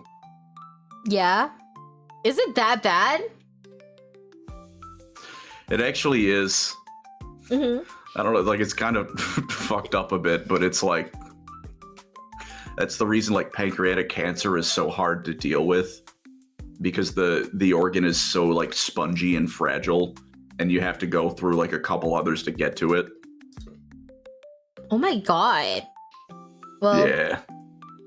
If you change your name to Pancreas Now Work, they're gonna know it was my pancreas all along. Like I said, that's how, if I get cured, that's how I'm announcing it. I'm not telling a single human being. I'm just quietly adding a W to all the usernames. Yeah, Pancreas Now Work. Yay! Oh my god. Thanks for hanging out, bestie. Of course. I keep harassing you and now my punishment is we gotta watch Star Wars. Oh god. That's a fucking punishment. I hate that. I hate that. Okay, I'm kidding. I enjoy watching Clone Wars, okay? Why do you hurt me? We can watch it while painting minis. Oh. You know, here's a thought. All right, we could do that. Chat, look forward to like the live streams that we're gonna do over there. I don't know if I'll be able to use the VTuber model while I'm there, because like if we're all painting, right, it's probably gonna track someone else's face, which is gonna, you know, I don't know. Do you want to be an anime girl, bestie? Well, that'd be fun for a day. A day in the life. I wanna just have you like do a really short stream, and it's just you talking with like my model just being there like, God, wait, that would be so goofy. Fucking flashbang someone. Mm-hmm. Be like the manliest voice coming out of like an anime girl. Like something's not matching here. Something ain't right. Yeah, sorry chat, the voice changer stopped working.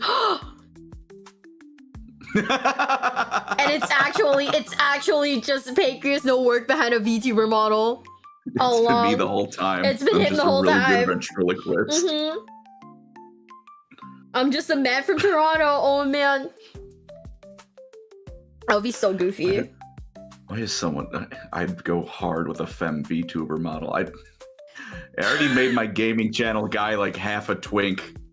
I can't commit any harder to that. Damn. It would That's make a my good limit. April Fool's stream. I'm not there in April. I'm gone by April. So like, rip. Damn, you're leaving halfway through the trip? That's kind of fucked up. Wait, am I still there in April? I don't know what your flight. I don't know what your schedule is. I don't remember either. Lord. It's so over. Oh my god. Bye. When are you showing up now? Wait, hang on a minute. I'm showing up on Monday. Yeah. March calendar. I'm looking at calendar too. The 23rd. All right, that is correct. All right, that. Yeah. Oh wait, hold on a second. You're telling me I will be I probably will be there. I mean, I don't know how long you're there. That I think you rented the house from till the 6th of April. It sounds Oh my vaguely god. right. Okay. Chat. Well, I know Pretend like you don't know anything about April Fool's Day. Yeah, no, this conversation never happened. Yeah. Everybody collectively. Hey, I'm gonna do the Men in Black like memory wipe thing. Everybody forget right now. Forget. What are we talking about? Good. Pancreas is worried about your schedule. I'm not worried about. I'm a part of the schedule. I'm the airport Uber. Yeah. Oops. if I have the schedule wrong, Yeah. I'm either showing up 2 hours late or I'm gonna sit in an airport parking lot for 2 hours. Yeah. Oopsie. Oh man, it's gonna be so goofy. I mean, it's gonna be fun. Yeah, it's gonna be fun. Bye, bestie. Thanks for letting me bother you for like a bit. Of course. Enjoy the rest of. I will. We're gonna Stream. watch the Imperium's worst time to be alive, which, from what I understand, is like every time. Yeah, that's pretty consistent. Yeah. But farewell. Bye, bestie. Me was chat. Bother her about BattleTech. Okay, bye. What the fuck is BattleTech?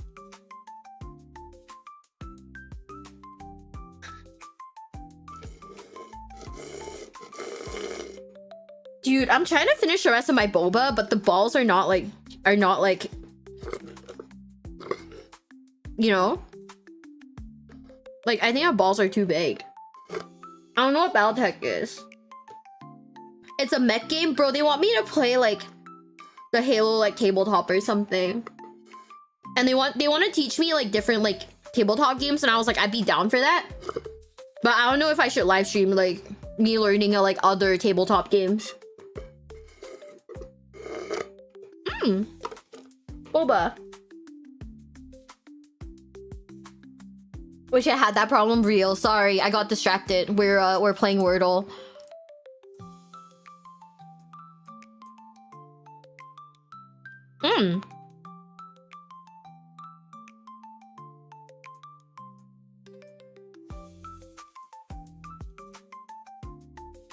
Oh. Wait! Yo!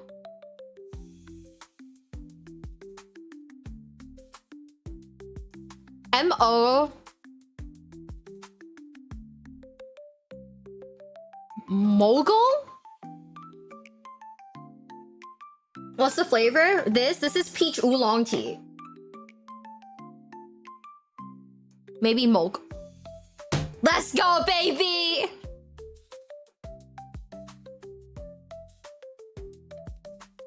Sorry, we do this on occasion so that to make sure I'm not like going crazy. Free range fly crested feather. No.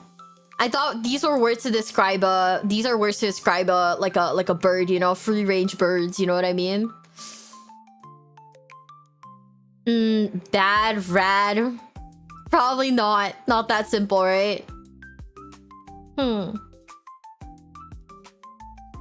Crimping. Oh, shaving, crimping, curling, and teasing. This is for hair. One away?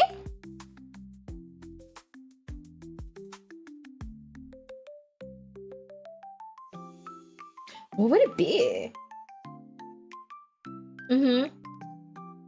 Feather? Guess not.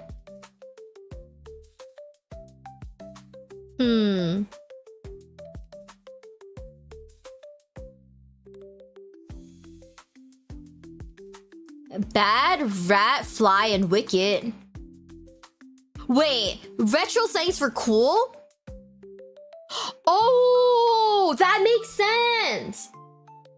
Oh shit, you're right. Bantamweight. Bantamweight, heavyweight. Oh, it's not fly. Not fly, no flyweight and no featherweight.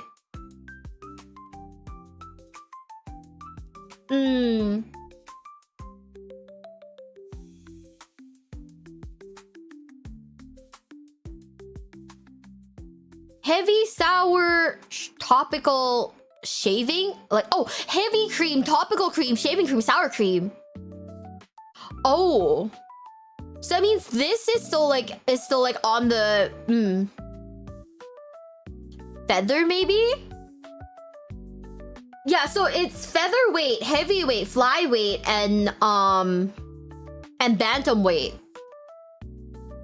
So these are like 4 different like weight classes in like boxing specifically. The only problem is that fly's already taken, heavy's already taken, so it can't be that, right? What is bantam? I don't fucking know.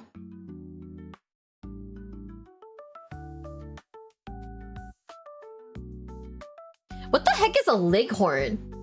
Is my question.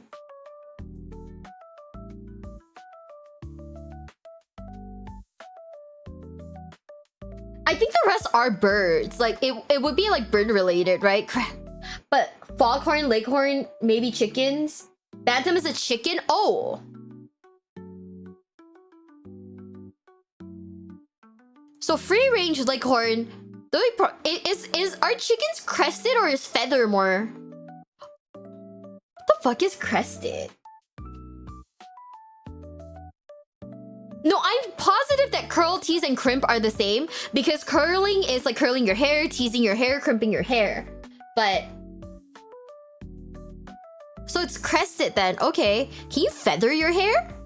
Yeah, chicken descriptor. So what the fuck is feathering your hair? Retro hair directives. Oh, this one's super retro then. Huh. It's a cartoon chicken. It's big 80s hair. Oh, Google it. You can't Google it. That's like illegal when you're playing like, you know, when you're playing this. You know, you can't just be like Googling stuff. They're 75% off. What are we doing? Subscribing. Wait, $6 for a year is not bad, right? And then we can play the crossword.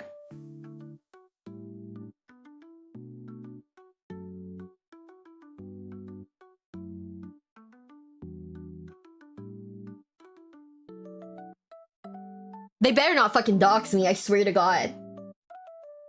You on Google?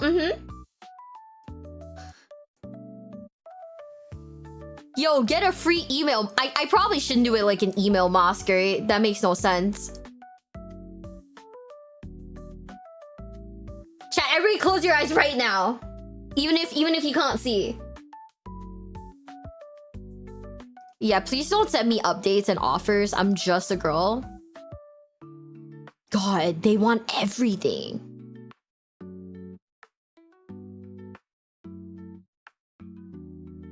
You want to know something? I'm specifically using Firefox for this because oh boy, I'm specifically using like Firefox for this so that I don't like accidentally dox myself. But then now we're on this like random fucking tangent where I'm like playing crosswords. But I think like doing crosswords is fun though, because like I get to do it with chat. And like, you know, this just proves that us as a community, we're not dumb, we're pretty smart. We're like actually pretty smart, chat, you know? Don't dox me. Please, I'm begging you. I'm just a girl. Does Firefox help? I mean, it's a different one that I'm not like locked into, right? So it's not gonna like dox me or anything.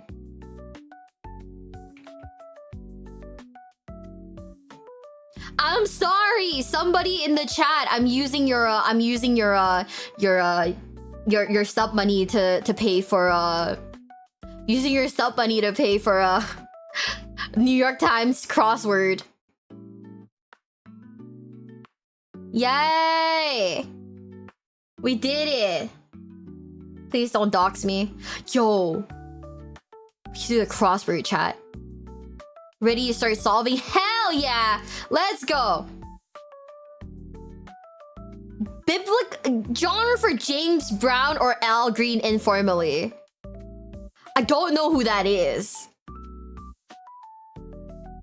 Plum mad. 4-letter words. 20 is blank. I know this is famous, right? Gullible one. 4 letters? No, 3 letters for gullible?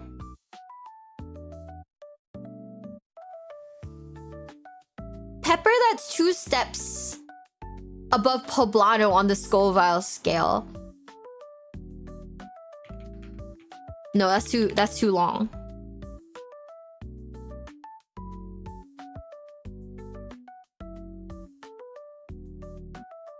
Some wand wielders, magician?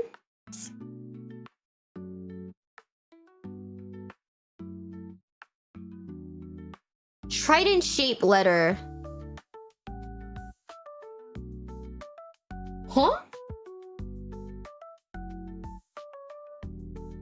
It's W, right? But then there's like 3, but it's like 3 spaces. So like W question mark? Offensively odorous. Oh, Yu-Gi-Oh players.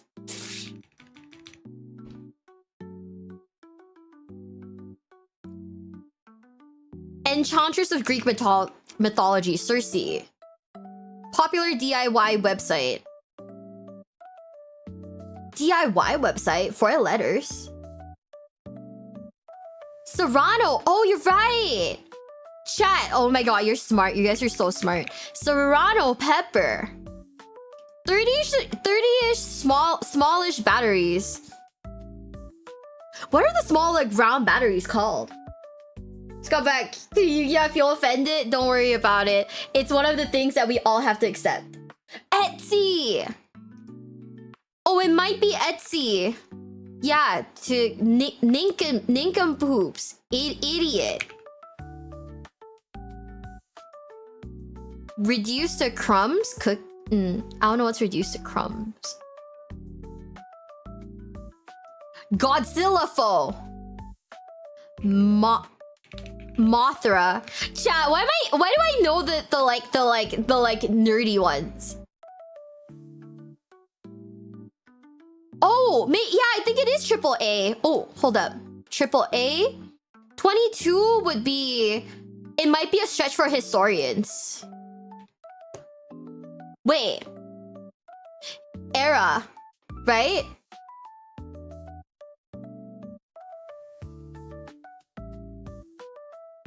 Ara.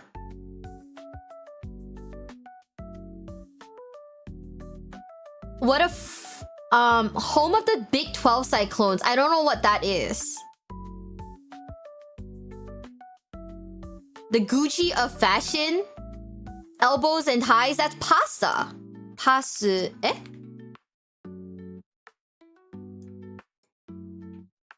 Pasta.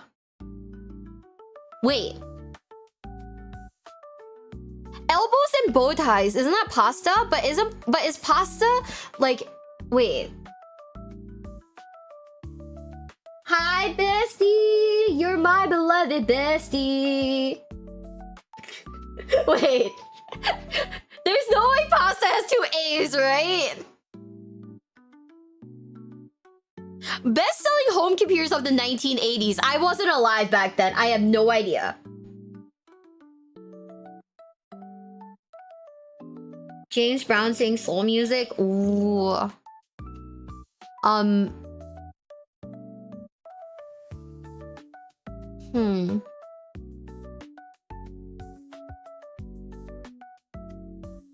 If it's soul, funky, you think? Funky. 15 across, that's blank. Dean Martin classic. I don't know who Dean Martin is. Basketball. Big 12 Cyclones is Iowa State. Oh, that means, okay, so if this is Iowa, then this is wrong. The music one is wrong. Leader of the Sharks in West Side Story. I didn't watch West Side Story. Demon of Japanese culture of folklore Oni. Orc for wizards and magic. What? Big name in water filters.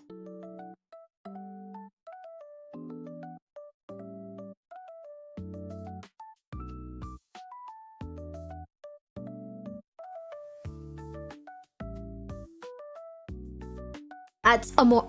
Oh, you're right. It probably is amore. That means Iowa State's wrong. So 2 down. 2 down is like home of the Big 12 Cyclones, so it has to be something that like something that's like that has like M in it, right? Terrence Howard? Oh, right. Wait. That's right. So that means the magician's part is wrong then. Okay. Fuck. I thought we were cooking. We were not cooking. So 44 across is some wand wielders with like an E.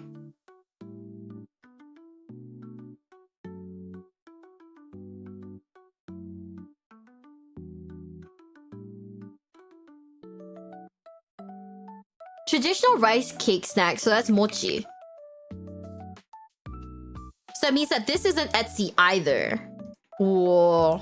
Oh, our answers are getting changed. Actor Zach of High School Musical? Efron? What's the name of like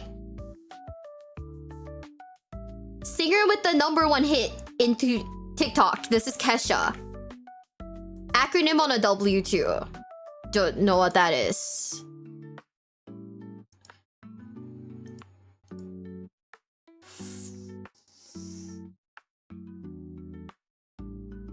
Huh. 2 must be.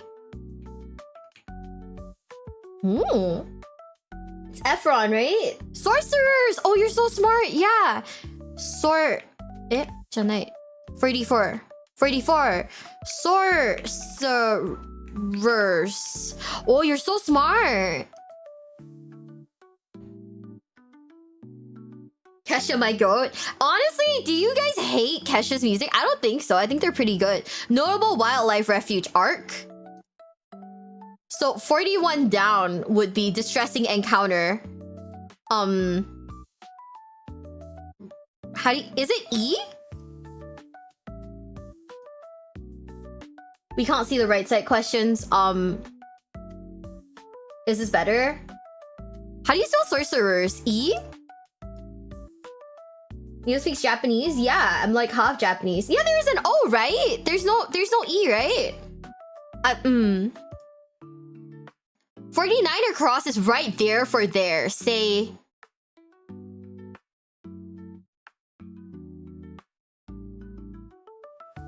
Huh.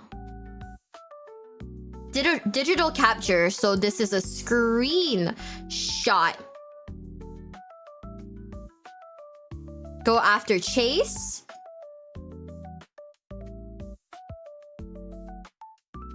Reduce the crumbs, say...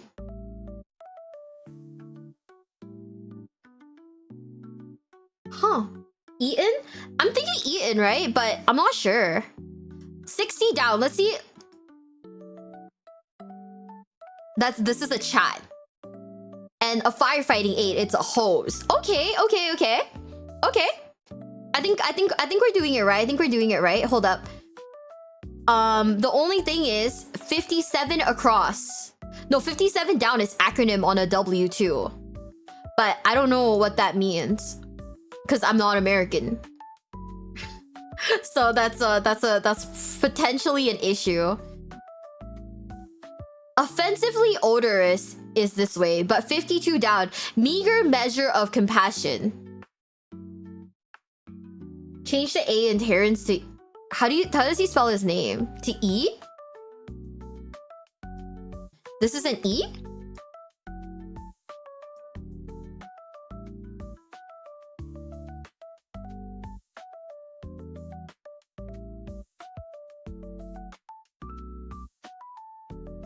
Let's see what 31 is. Reservoir producer. Damn.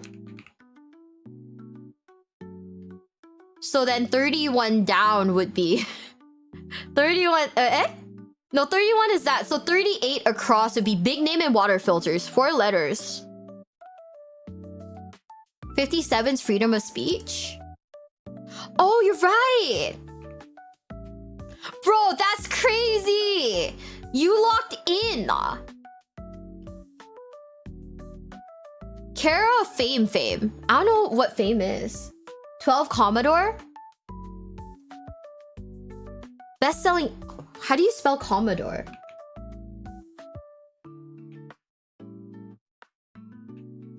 Whoa! You guys are smart. Yeah, no, Brita is 5. That's why it's probably not it. Yo, you're so smart! What the heck? On the money. 14 is freshness. 11 down is once more. Again. Right? So, what is this? There's no across for this, unfortunately. Ancient Greek marketplace, that's an agora. 22 down, this is, yeah. 21 across would be time. So this would be... It's a clock? It's a... Oh, Sands of Time? No. Huh. Zest for freshness, but... Wait. If zest is for freshness, then agora is wrong. Unless I'm not sure what an agora is. This is an E? Sign of the times! Yo! Wait. Oh, no. I think that's wrong, too. The only thing that I got is Mothra, bro. Fuck me. It's so over. Locales of urban garden. Urban gardens. Signs of the times. Oh, that makes sense. If that's the case, then this definitely isn't like this isn't a Z anymore. So... Back. 18 across dwindled away. Plot? Which one's plots, bestie? Hat crack. 37 down, eagle. Oh. 37 there. Yo, that makes sense. No, 36 down is includes in a way, and I don't understand. Hi, gamer.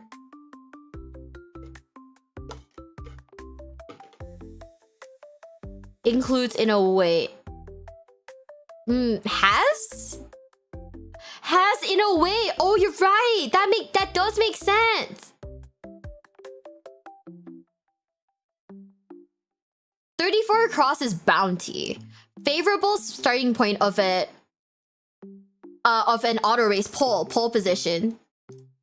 That means 38 down, big name and water filters. If something are, right? What's 58 down? 58 down is bluish purple bloom. I don't know though. I've never heard of that before, but I'm gonna trust you guys. Oh, wait, 39? Wait, 39 is... I'm gonna zoom in because I can't even see what it is. Hold up. 39 is the emojis clapping and waving. And the like, you know...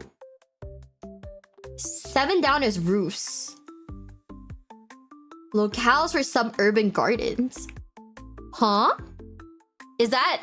I've never heard of that, actually. Plum mat. Crazy?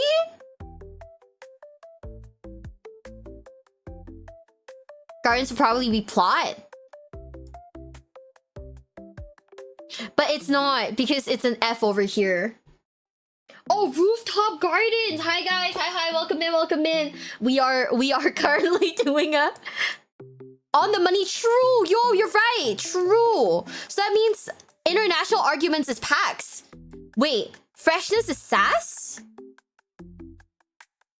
Your veggies are sassy?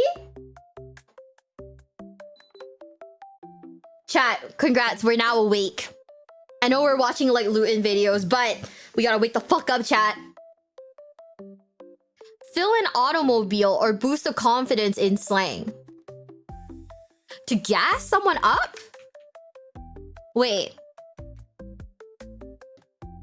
How do you spell gas?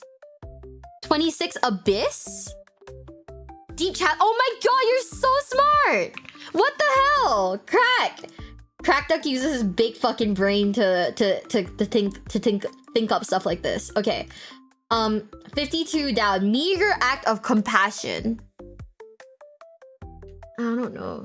Gas up! Yo, you're so smart! What the hell? Wait, 25 across is irrational outbursts.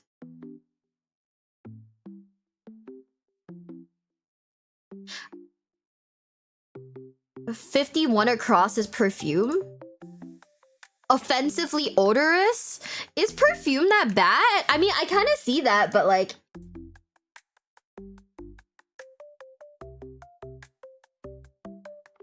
new workmates. Huh. Manipulate.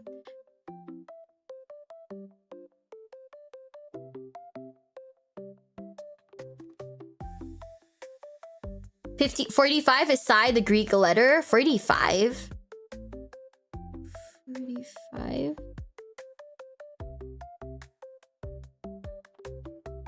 Oh, you're right.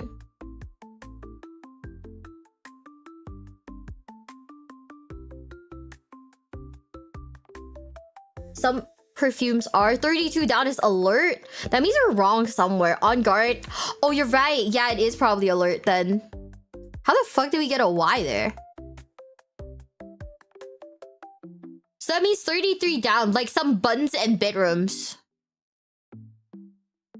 What do buttons and bedrooms have in common?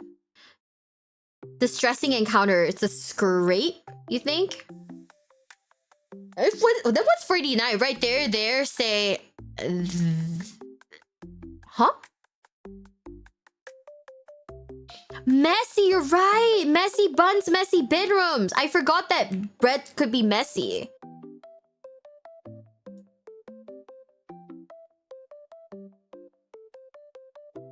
Wait. I'm gonna assume this is an E. Gestures, right?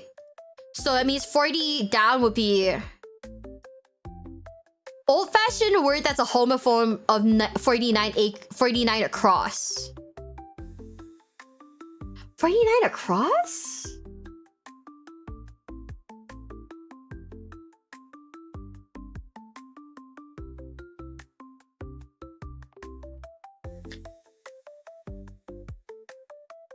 $49 across?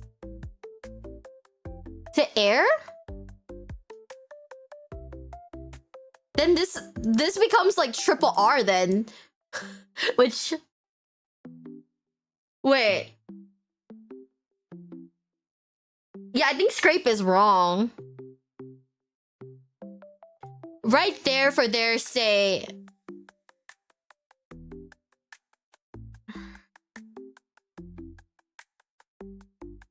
Wait.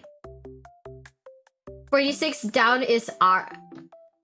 46 down? Wait. She's Christian? Wait, 6 down. The Gucci of fashion? Wait, that means that it's wrong then.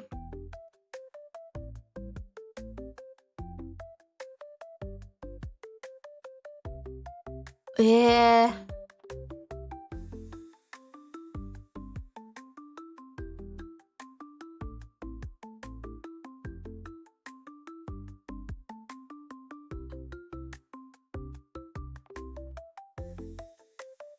I'm driving you nuts? Okay, hold up. 49 across is air. Yeah. Okay, yeah. So we got it right then. 6 across. Oh, that's where we got confused. Okay. I hit 6 and it said the Gucci of fashion. So I was like, huh?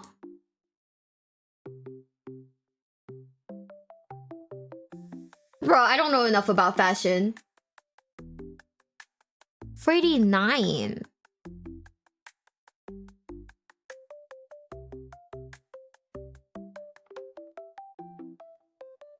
I don't think 49 is R though, right? Actually, symbolic.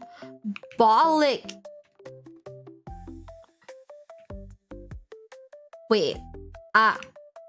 Symbolic gestures make sense, but then that would mean that this is wrong, right? Like 36, where's 36 down? Includes in a way is wrong. So it's probably not symbolic gestures? I don't know.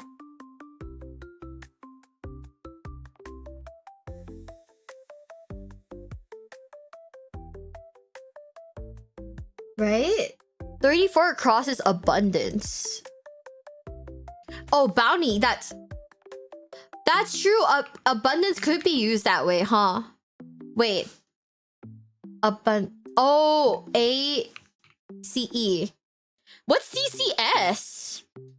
Wait, includes in a way CCS?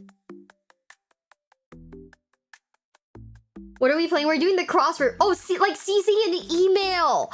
Oh. 46 down is QB's call. No, 46 across is QB's call. 47 is manipulate. Down is manipulate. But it's just like...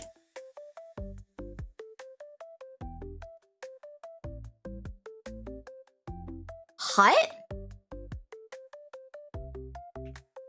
Oh, that means something else is wrong then. UFO is manipulate?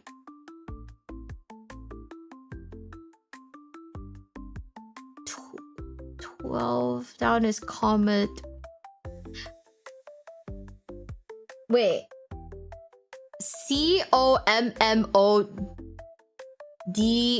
COMMODORE. Oh man, sigh. Yeah, you're right. This is a sigh.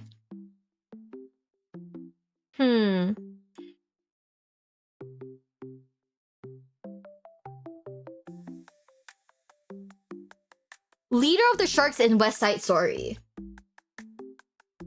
Doris, did I? Okay. There. No malding.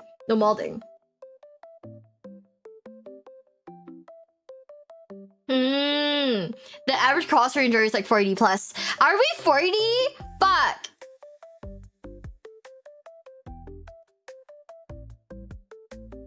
I still don't know what a rational outburst is.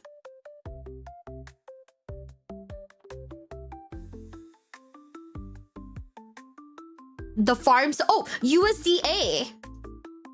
Wait, 35 down is NBA? Organizers for Wizards and Magic. What the heck does that mean?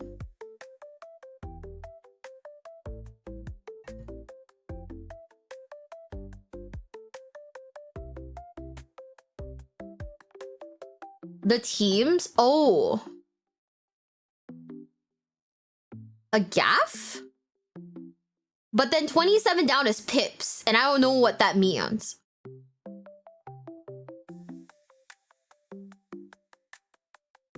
Um, 48 down is cost.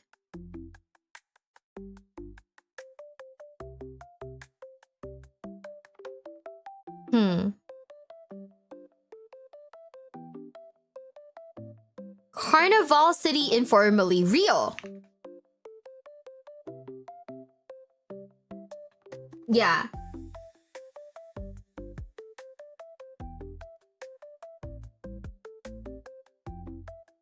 Huh.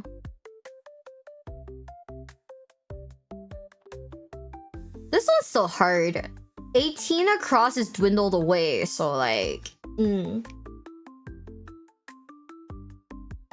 Perfume is wrong?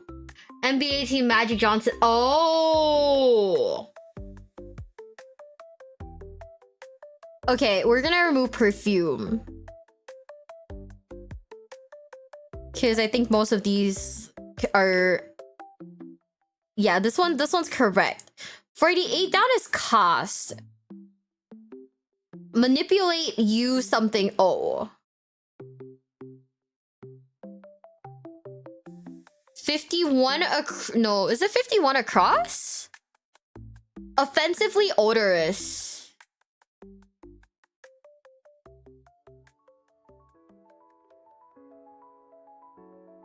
It's a gab.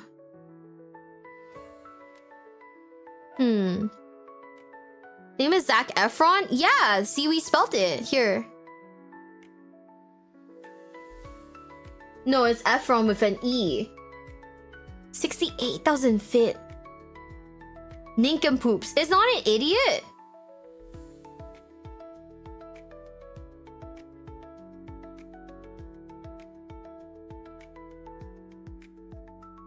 One across is R&B? Oh, wait. When they said informally, I didn't know. That means one down. What a Fall Guy has take with the rap. So 3 down would be terse denial. It's 4 down remains the dregs, maybe, right? So 5 down, the leader of the Sharks in West Side Story. I don't know that one. I've never seen West Side Story.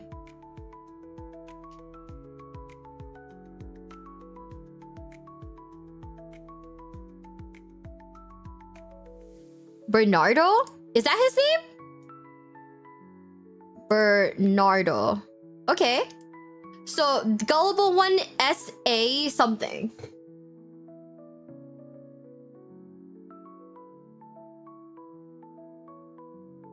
Sap, yeah. Oh my god, you guys are so smart. What the hell?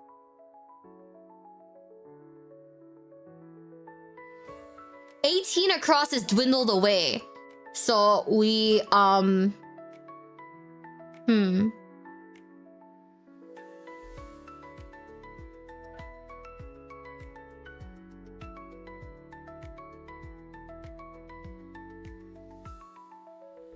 petered out. Yeah, you're right.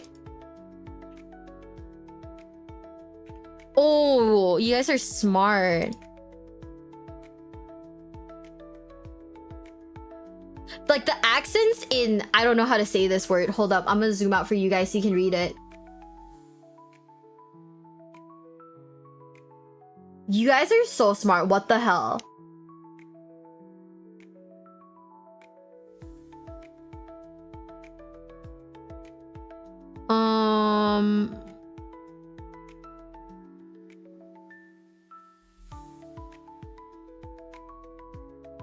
Acute? What does that mean though? Wait, plum mat local? So it becomes Aldo, the Gucci of fashion.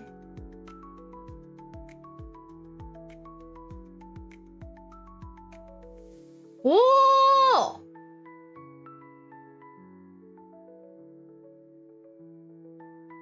Okay, now we have the problem here. 59 down, wraps up.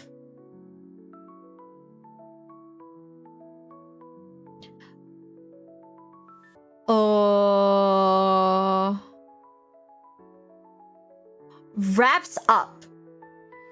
We're gonna pretend like we don't know what this one is so it doesn't like confuse us anymore. To wrap up something would be like, I don't know if freedom of speech is correct. Yeah, Aldo being the Gucci of fashion confuses me. There's a thing to check the... Oh, check. Auto check. No! It's not gonna be part of our streak. Seal!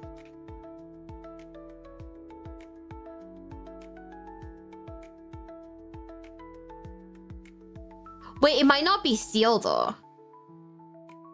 Normal check? Oh. Puzzle? No. Reveal?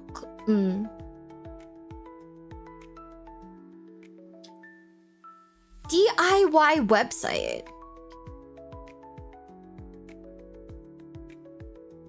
Oh, it's getting hard.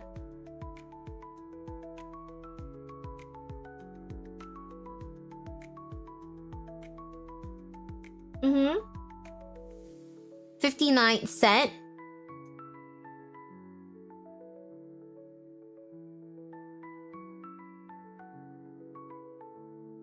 Cent. Rackets.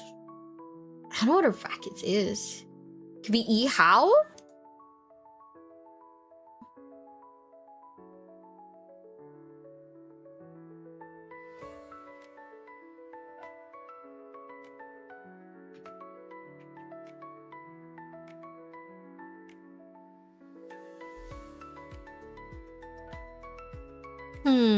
You think freedom of speech is wrong? So it is like speech for sure.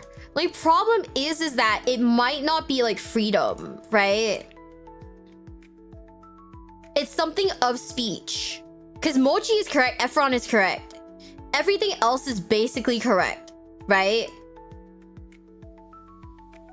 With these two being unknown. So what we're probably gonna have to do is we're gonna have to figure out what is an acronym on a W2.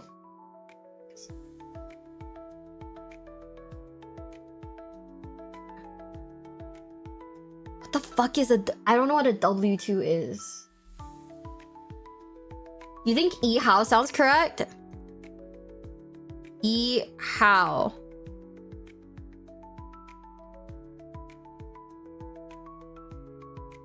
If this is sewn, then what is a racket?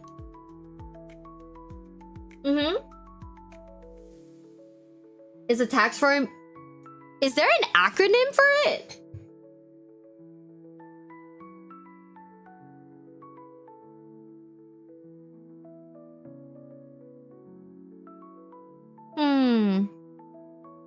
I don't like emojis. Vika?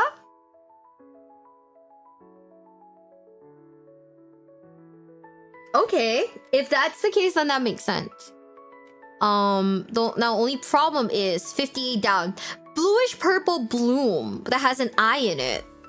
I don't know flowers very well. Cracks is Fico. Bluish purple. I thought irises were white.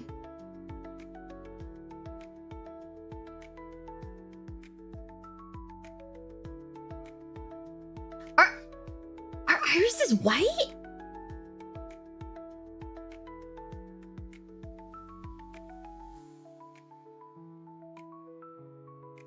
Iris is the colored part? Oh, Fico handles credit stuff. Crack, you're wrong. Revoke his American card. 57 across his figures.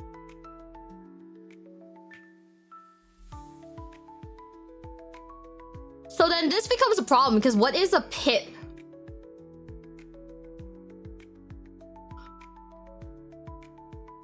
New workmates.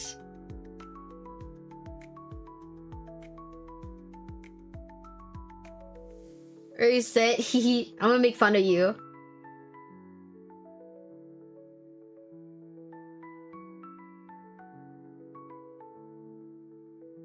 Payroll tax deduction. Oh, to manipulate is to use someone. You're right. Okay. 51 across is still odors, but we're still not sure. Bumdinger? Is that really a thing? A bumdinger?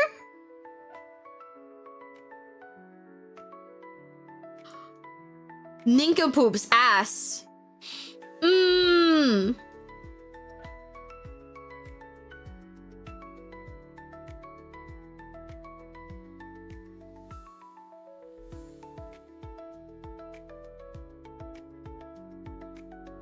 Asses, you think? Chat saying is okay. Twitch chat says it's not FICA, it's FICO.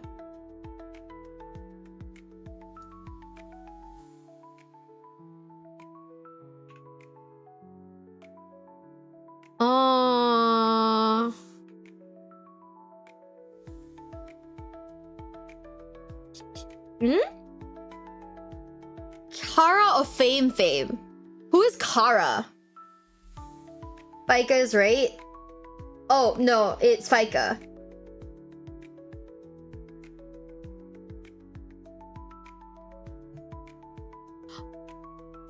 New hires. Oh, you're right. It's probably an I then. It's higher E's.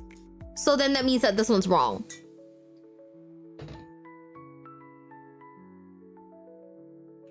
Irene. Ounce. A meager measure of compassion, an ounce of compassion. So that means that this part is wrong. So, offensively odorous.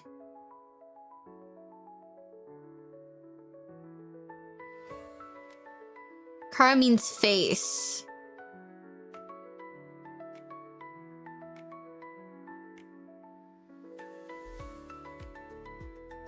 Bumdinger is supposed to be humdinger? Then that makes no sense.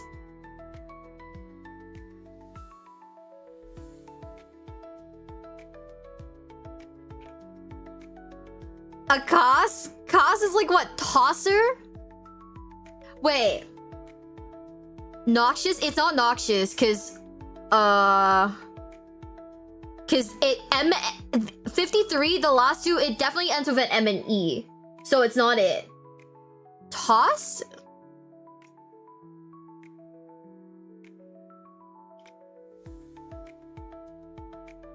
Confounded? Okay, we have an issue. What's a racket? Racket is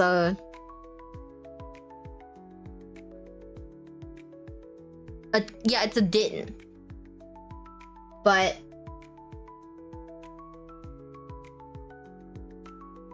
oh no, ga makes sense actually.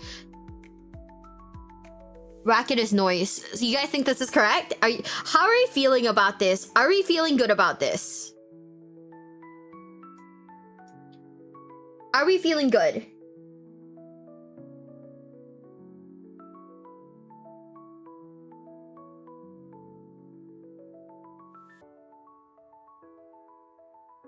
You feel good? It's dins? That means 59 is wrong then if it's dins. To wrap up is the soul? Souls?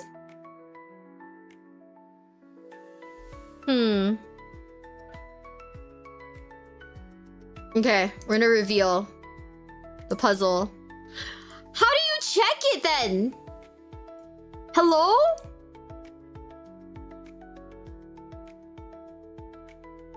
Chat, what button do I press to check?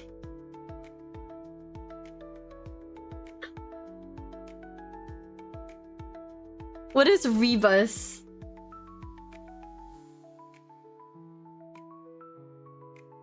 Wait. I'm gonna Google it. How to check New York Times crossword. Like how to how to submit. I guess is probably a better term. Okay, this makes no sense. I don't understand. Never mind. Thank you for the follow. Thank you, thank you, thank you. Delete a letter and retype it. Oh! Okay. Something's wrong. What are we thinking is wrong? What's one across? Genre for James Brown or Al Green informally. It's din and son. Okay. We're gonna fix this then. They didn't. If there's no pop-up, what does that mean? Not far off. At least one square is a miss. Okay.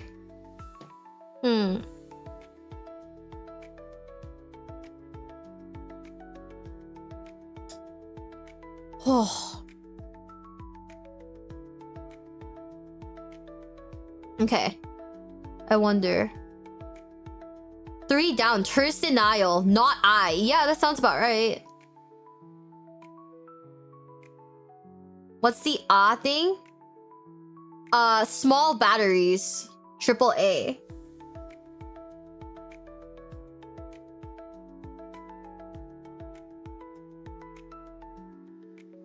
See, chat's like Twitch chat says it's dins. The other and YouTube chat says it's dins. No, YouTube chat says it's din with 2 N's. Twitch chat says it's din with 1 S. Twitch is right. You're the one saying it. That's why you said it's right. Oh, the pasta one is definitely wrong. Hold up. This is the issue. Elbows and ties.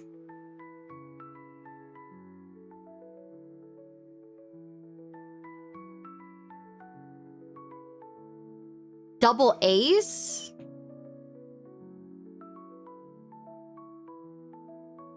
Yeah, you guys are both fighting. You know what? Just to humor you guys, I'm gonna switch it back to an S, and if it doesn't clear it... You know what? YouTube chat, you guys take the L today.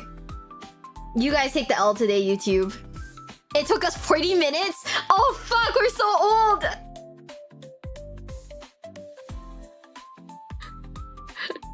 I can't believe we paid for like a year of this, by the way. I just want you to know. We're spelling. Even though I don't speak English, we didn't suggest it. Because only because of Led Zeppelin. Type or click. Found 0 words. Van? Too short? How many words does it have to be?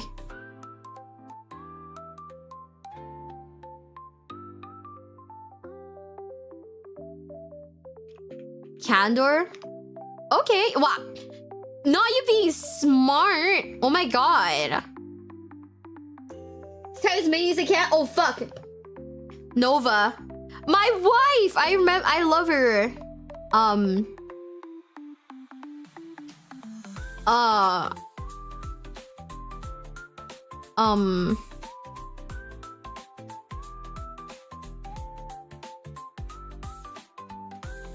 Dorn? Dawn? No, it's too short. Card? Missing a center letter. Oh, it has to have an N. Okay.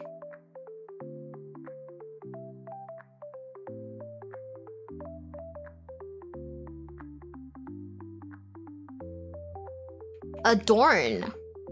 Wow, big words. Corn? Whoa. Dorn isn't a word. It's so sad. They hate us. Acorn. Yo, why are you guys so smart? Conrad. No, I'm wordless. Skyrim belongs to the north. No. Condo. Oh, you can use letters more than once? I thought you had to use them only, like, you can only use them one time. Okay.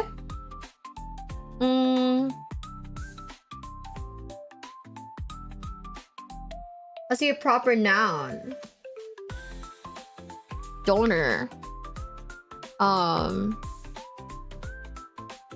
Yeah. Door? Missing center letter. Oh, it has to have an N. That's crazy. If this word actually like... Yo! You're insane! Raccoon. Cannon. Anaconda's insane, bro. What? Caravan. Adorned. Oh, they don't have an E. Nano. No, I'm wordless. Concord. You mean the game? Rancor. Oh my god, like in Dead by Daylight. There's no E. There's no E. There's no E, guys. Cocoon. Not in wordless. Raccoon. Calendar.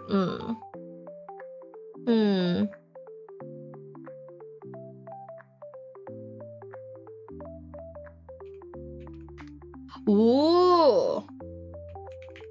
Non-wordless. Rancorous in Star Wars. Rancorous in the Dead by Daylight killer scale. Non-wordless. Radar. Oh, it has to have an N. Yeah. Condor's already in.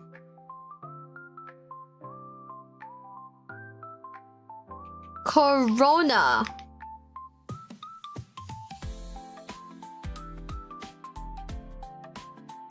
Oh, Condor, you're right. Rando? You know, didn't think about it.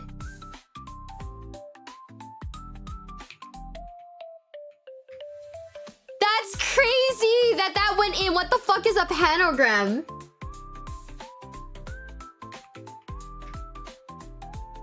What the fuck is a panogram? Arcana is crazy too. It's a winglet. That was the. It's so.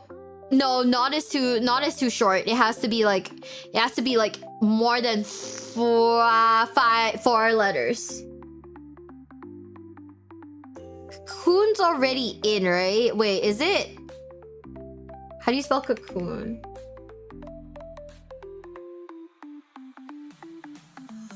Cocoon? I don't know how to spell cocoon. This? Okay.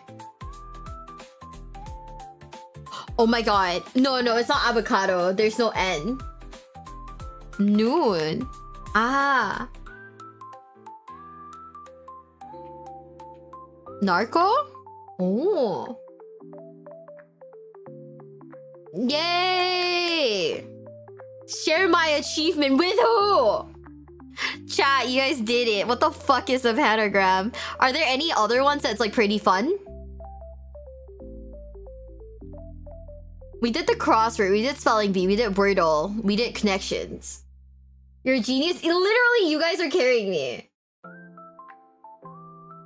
Pass Wordle. I feel like we do Wordle like almost every day though, right? Play the Wordle archive. Sure, let's pick a random day in October. Okay, I'm gonna start off with my favorite. Wow, none of them. Okay. So that means there's a possibility it's like a double O situation. So Bloom. Okay. Another... So double O is correct, right? No B, no M, no L or D. So maybe it's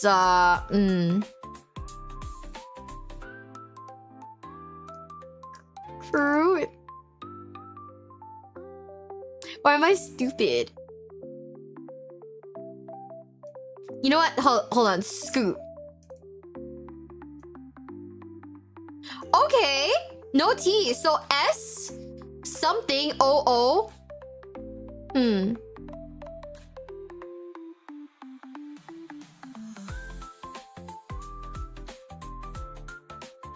Actually, spook sounds like it might be accurate. Oh, wait, spool. No, spoof. Let's go, baby. Let's go. Fucking chat, everybody, dab me up, chat. Dab me up, chat. I don't know why my brain didn't go to like spoon. Spoon makes sense. Chat, what are we doing? Like, what are we doing? What are we doing? Are we like... I love how we're like... I love how we're like essentially like super old. And we're sitting here playing Wordle. I love how we're so old. We're just sitting here playing Wordle. Chat, I love these words. I don't want to keep going, Pix, on the on the other thing. Oh. Okay, so I and O are open, right? Lions. Let's get some words out there. Okay. O is correct. S is correct. So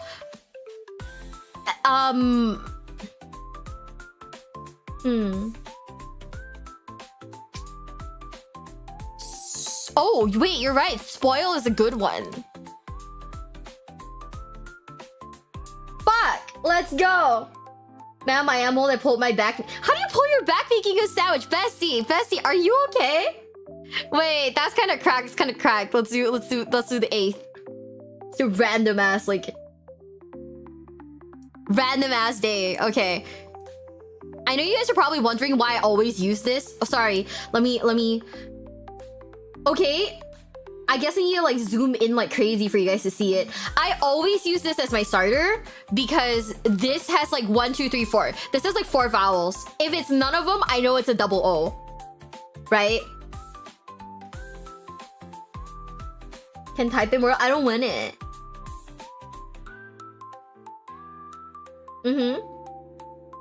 Try Mario Party. We did.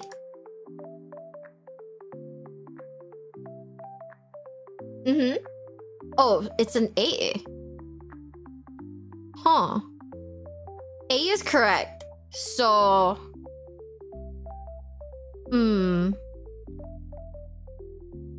So A, and it has to have an O somewhere. Across is too long. You think there's no O? No. There's no T either, so like... Yeah, it can't be arson either, because we've already ruled out the R, so it's, No, there's...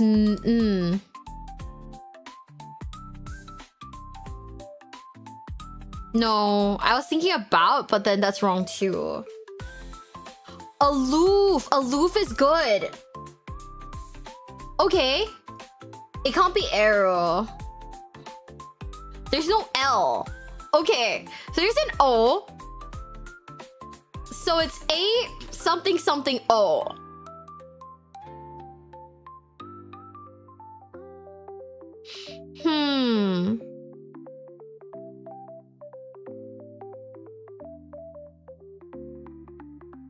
Annoy. Annoy is a good one. Holy shit. You guys are carrying.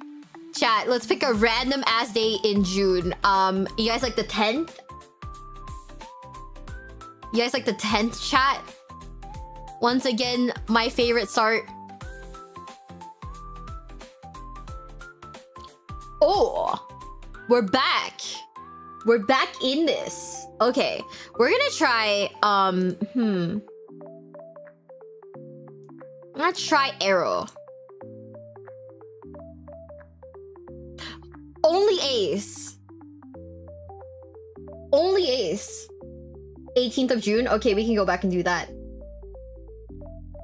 A was yellow, yeah, I wasn't thinking.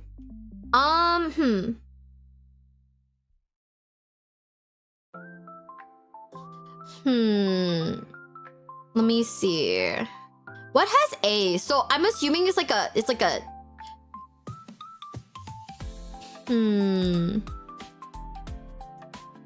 Catan, maybe?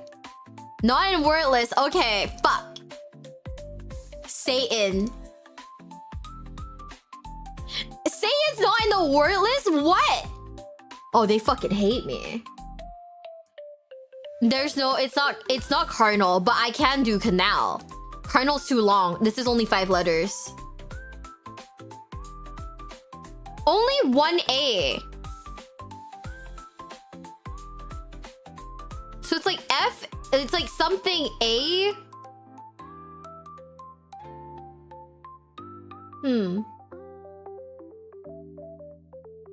Fatty is crazy. But it's kind of fucked up that it might be right. Yo, hold up. Taffy? Taffy? Holy shit!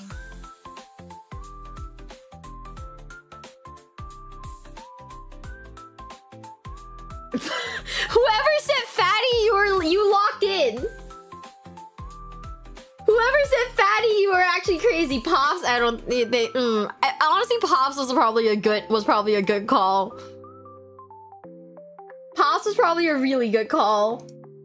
Man, chat. This is the stream for people over like the age of like 24. We're just sitting here playing. I know we're supposed to watch like 40K's worst times to be alive, but now we're playing fucking Wordle. Oh shit. Here is my favorite. My favorite like word to like get like other words out of the way. So it's M. It starts with M. UN.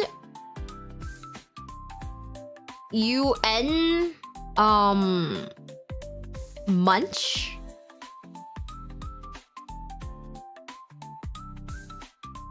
Let's go!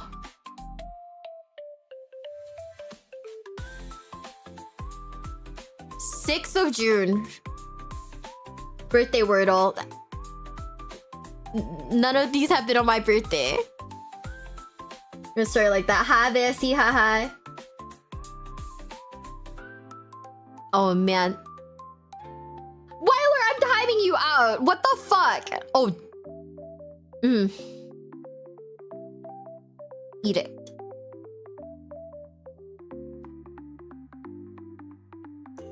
EDI. Ooh. I was thinking, yeah. EDI.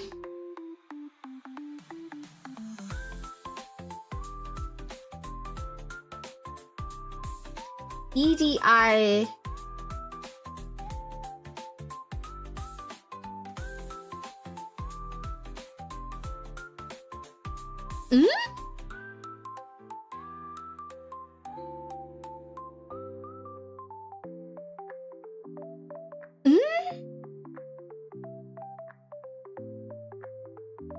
No, there's no T. We already ruled out T, so no, we already tried that.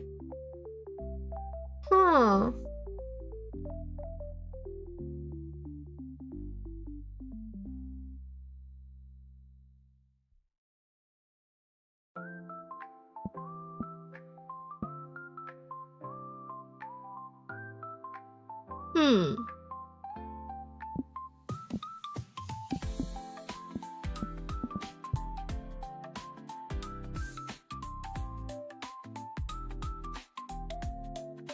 Edify? What the hell? You guys are crazy. Dude, I was like looking at like Arthur's post about his like, this is my birthday Wordle. So I was like looking at Arthur's post about his plush and people are so mad. Somebody was like capitalistic bullshit and I was like, oh my god, just don't buy it. What the hell? Oh. Huh.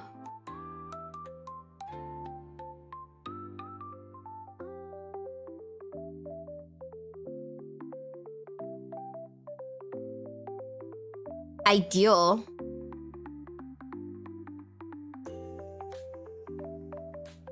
Yeah, what the hell? My birthday is ideal, chat. Woo! Ow, fuck.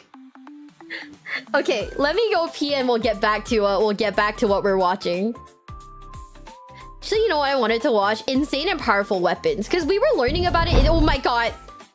We were learning about it initially and then like I kind of stopped it. I don't know why. And I got scared, I think. I'll be right back. I gotta pee.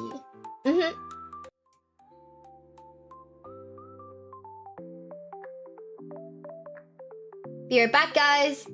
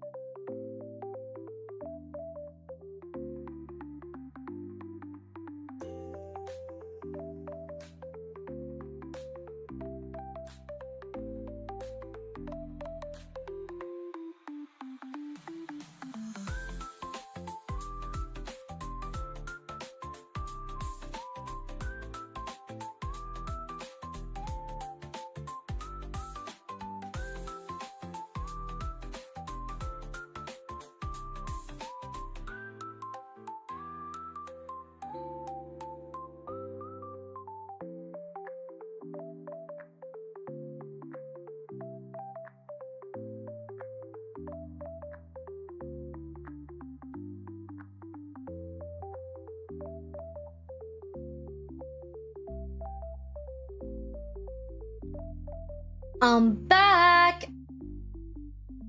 And I found the tweet that's oh,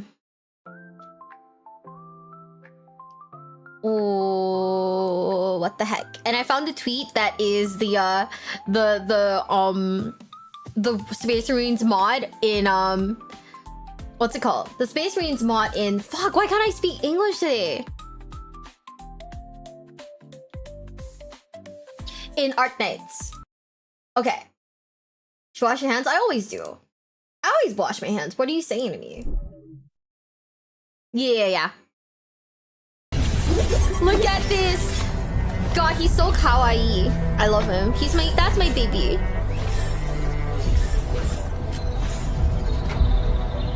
He's so friendly! I love this one. Get. Ah!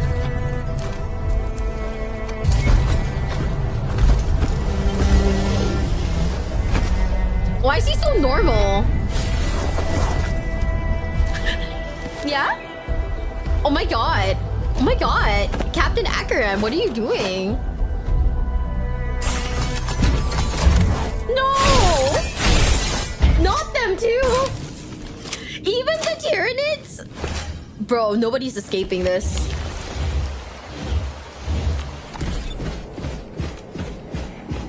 Wait, that's so cute though!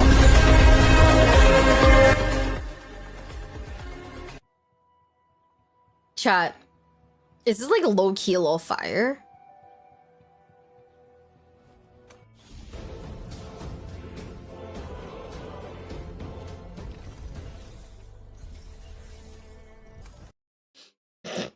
This thing's gonna haunt me. This thing's gonna haunt me for sure. Are you ready? Are you ready to watch 40K's most insane and powerful weapons part 2 Warhammer 4000 40K lore / history? Are you ready? Like, I have no idea why it's so good. Like, it genuinely looks so nice too. Like, it's done really well, right? Always ready? You guys saw me. I'm not ready for this. Ooh.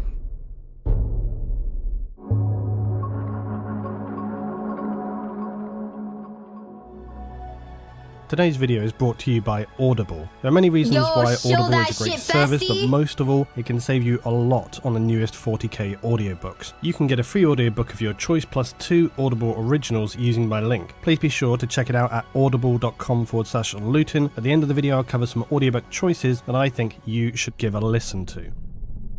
Chill the fuck out of him, bestie. I got you. I get it. There's only war. And war is fought with weapons. The green tide of Arcdom is upon us and we are alone. There can be no mercy, no surrender. If we survive this day, it will be a miracle. Insane weapons of the 40k galaxy, part 2. Part 2, baby!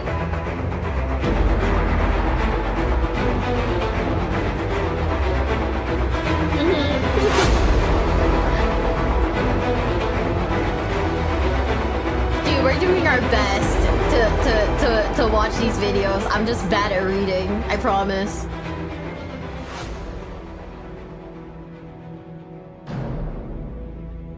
We return now to the world of insane weapons and powerful tools in the galaxy of the 41st millennium. However, within that I want to note that given just how many weapons are completely bonkers in the dark and far future, it seems likely this series will run on and on. And if you want to see that happen, hit the like as always. So as I say, the better a video does, the more I will make. As with the last time, I will just note briefly that for the purposes of these videos, I am considering a weapon to be anything that is simply destructive to an enemy, which can mean simply being powerfully advantageous to its user, not necessarily a literal and physically offensive object, device, or infantry weapon. It could simply be a concept or belief system. For example, as we learned last time with the corrupting nature of chaos, which was also illustrated in the Defense of Ryza video, just how insidious and problematic chaos corruption can be, and that if nothing else it creates weakness within the enemy. This is why in the past many weapons were focused on wounding, not killing an enemy, so that it would burden your opposition with casualties, and the key element is that whatever it is, it enables destruction.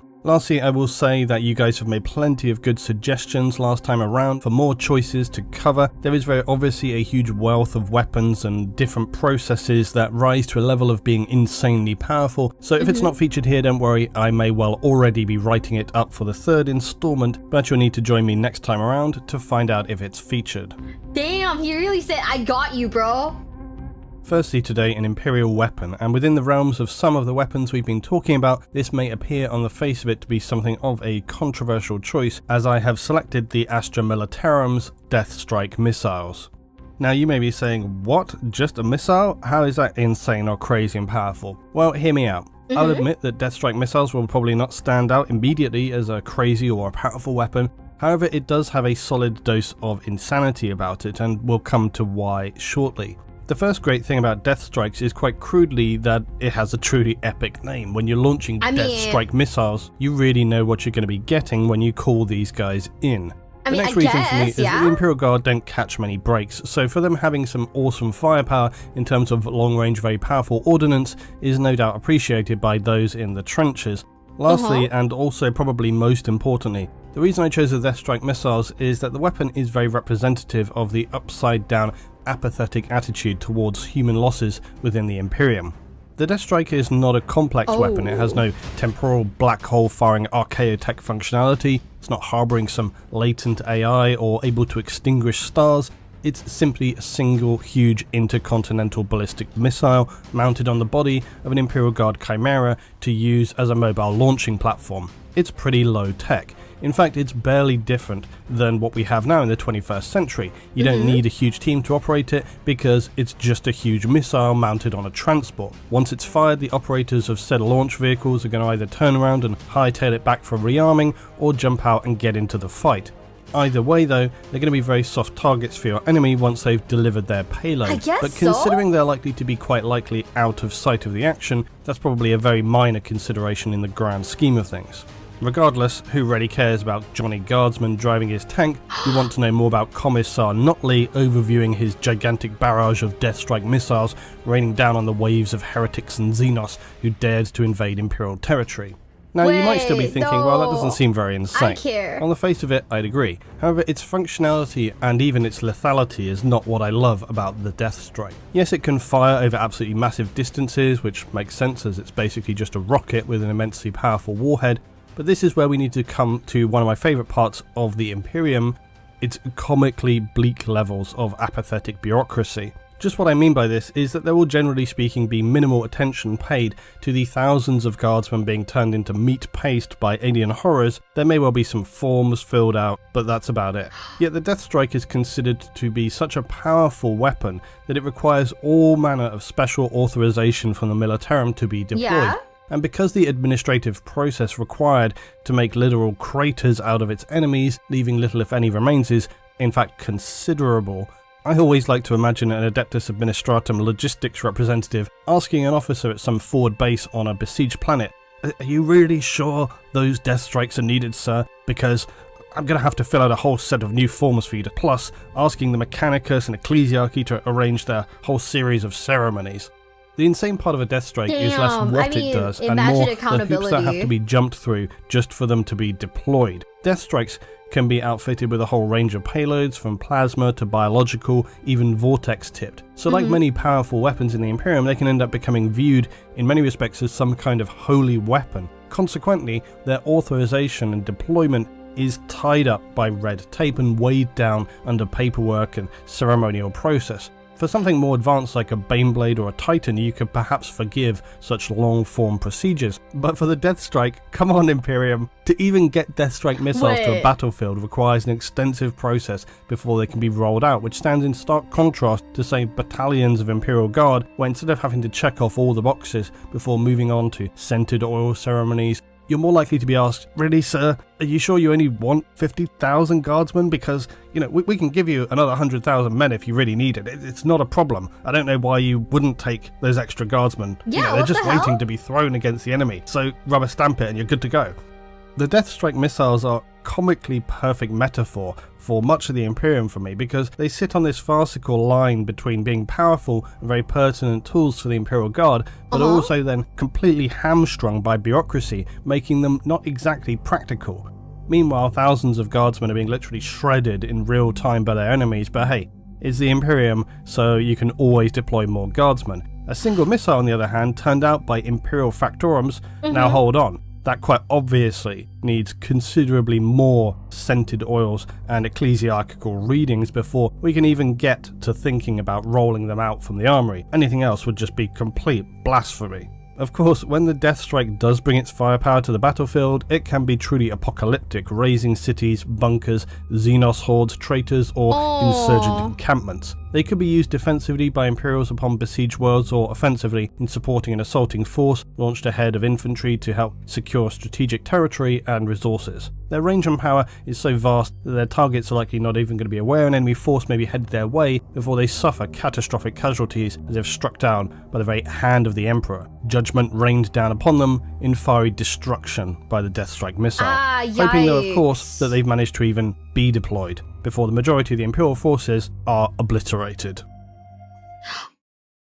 Oh, so they're like hella cooked then if they deploy that shit. Oh, I feel kind of sad now. Like, man, that blows.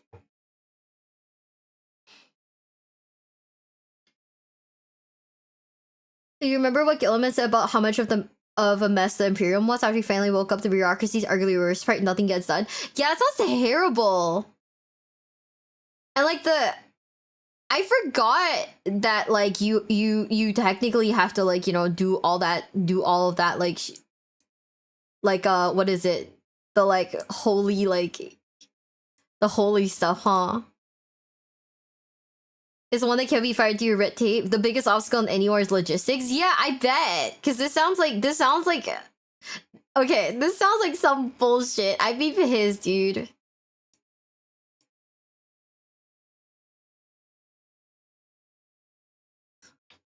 I feel like, man, what the fuck?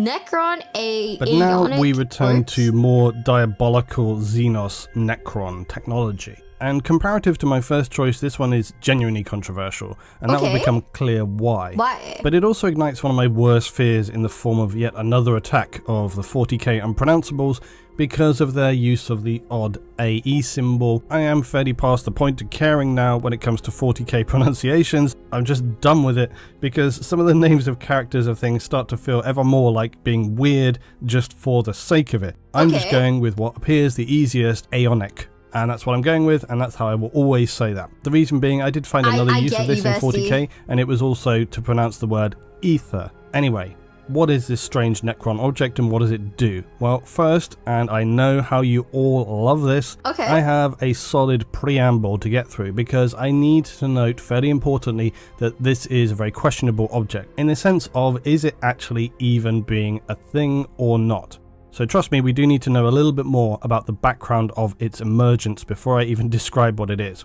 However, I did decide to add in this note here. If you cannot be bothered to hear me talking about how this thing came to be, I have timestamped this video, so you can either check in the timeline below the video or in the notes, and skip over to the next section. The Aeonic Orb has never had an official model created for it, for starters. Now, for many of you, that may not matter. There are, of course, plenty of other things within the background of 40k that have no actual model. But as I said, it's tricky to really know if this Necron artifact is actually considered a genuine thing, or if it was just a flight of fancy as an idea, because it also doesn't really appear in any narrative material either. It was basically more of a concept, but it was a little more than that, as I will explain.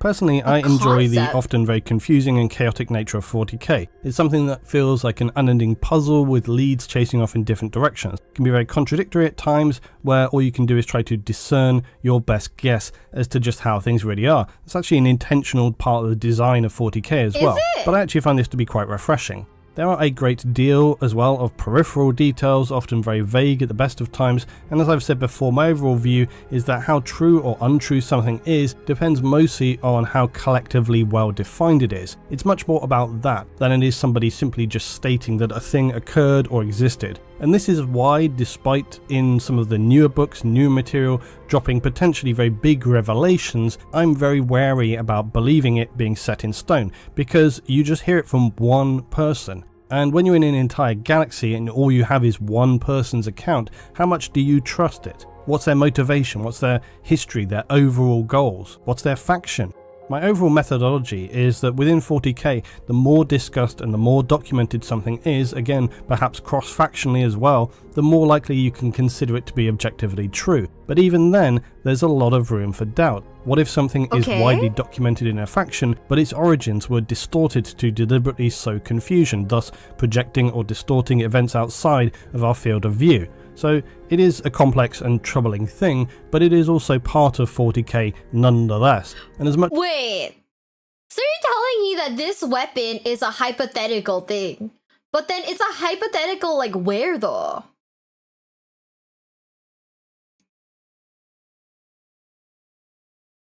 I'm like confused. So there are weapons in 40k that are just— yeah, so this is just like a false weapon, like what, just to scare people off? Eh?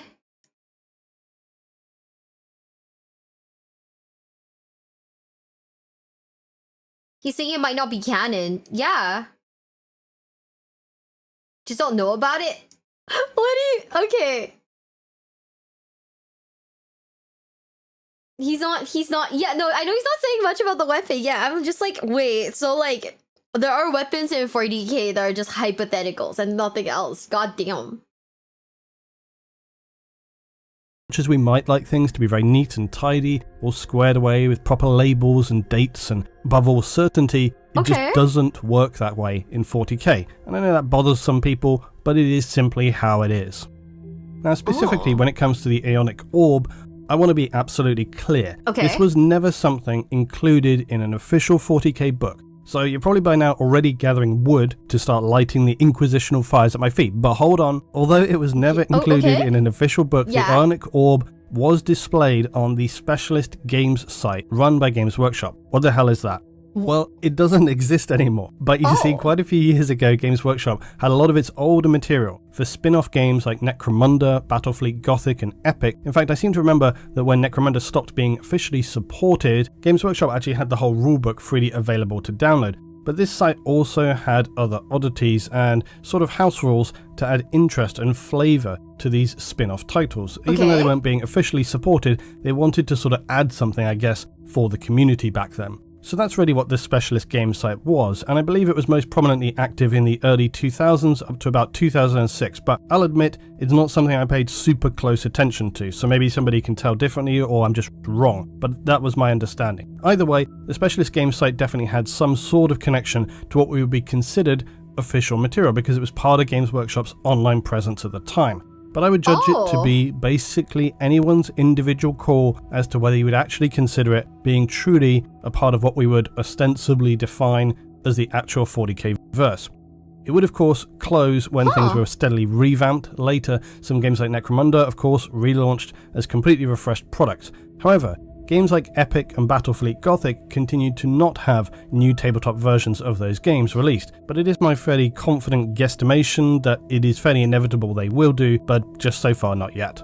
Now, although no longer officially supported by Games Workshop, there was still a solid group of people who wanted to enjoy and still have access to these unsupported titles. And this is where you see websites providing unofficial but community accepted army lists for units and so on, to give everybody a stable field to work off of. What I want to note is that although they are unofficial, these sources are usually confined to just doing the rules and unit stats. They're not just creating random background details. You know, this can occur, but most of the time that's not what it is. It's just about rules and stats. And I wanted to clarify that because in terms of the Aeonic Orb, as I noted earlier, it had no official model produced or official background produced. But even though it never had a specific model created for it, it did originate from the Specialist Games site produced by GW. Now I know this was a lot of preamble blur, but I'm sorry for that. But it is important and relevant because the Necron Aeonic Orb is a very unusual oddity. It's sort of official and sort of unofficial.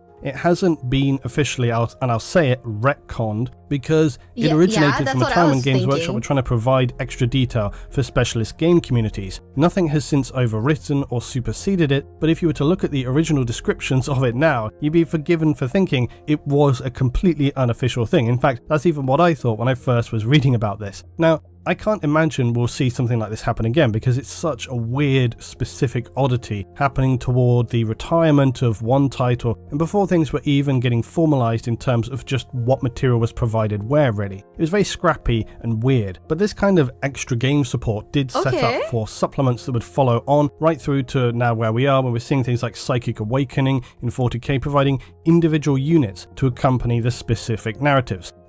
Maybe I could have just skipped all of that and just said it's like how Psychic Awakening was and how they had specific units with that, but for the old Epic game system, and then you wouldn't have had to listen to me ramble through it all. Oh well. So, what is the Aeonic Orb? It was created long ago as an expression of ultimate power.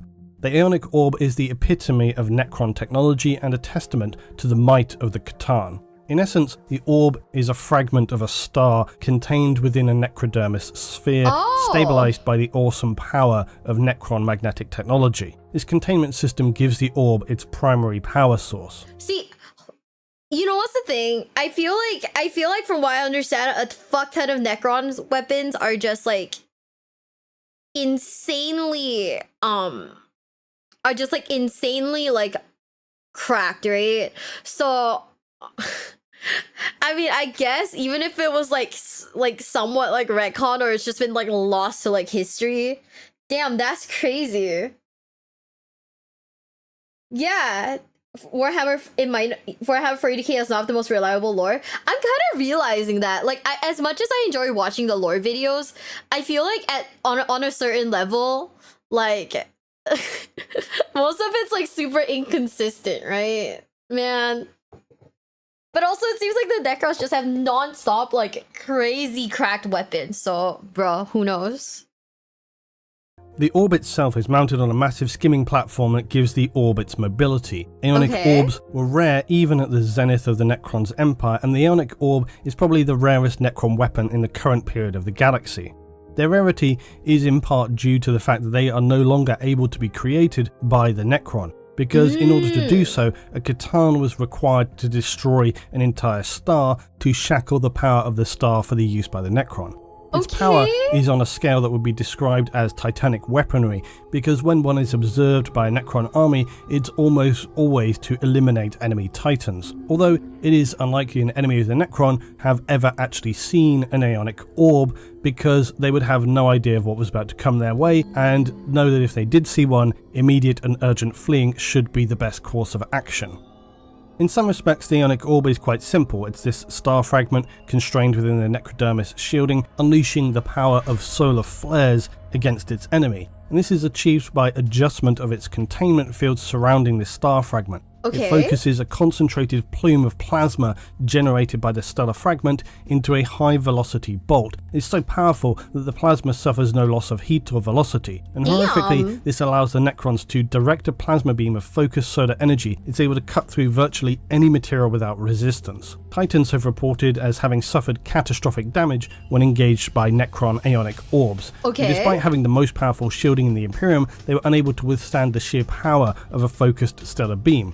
However, the weapon is not without its limitations. Forming the containment beam is so energy intensive that the orb requires significant periods of time to recover from firing. To that end, the Aeonic Beam has another option that is weaker but similar in concept to this solar flare, and it's known as a solar burst. It is a much weaker containment beam used to guide a mass of plasma to a target, which results in the plasma losing heat at an incredible rate. So by the time it reaches its target, its effects, while powerful, are not comparable to the main solar flare beam. Its range is considerably more limited, but despite this, the explosive force and radiation unleashed upon its targets is still sufficient to cause havoc among its victims.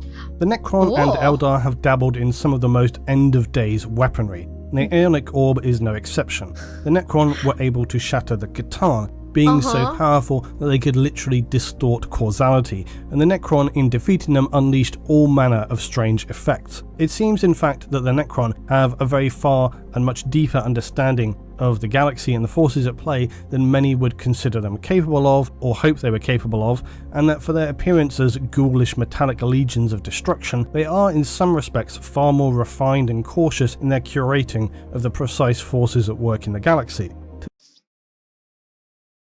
Chad, this is some power creep bullshit, huh?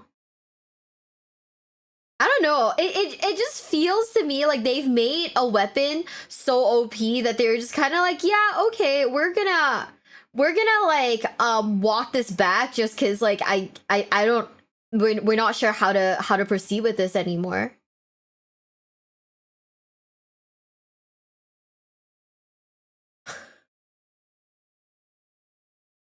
Warhammer lore is intentionally inconsistent by design. He has a video explaining the meta around that. I mean, I guess it's inconsistent by design. I don't know. I don't know how I feel about that, honestly.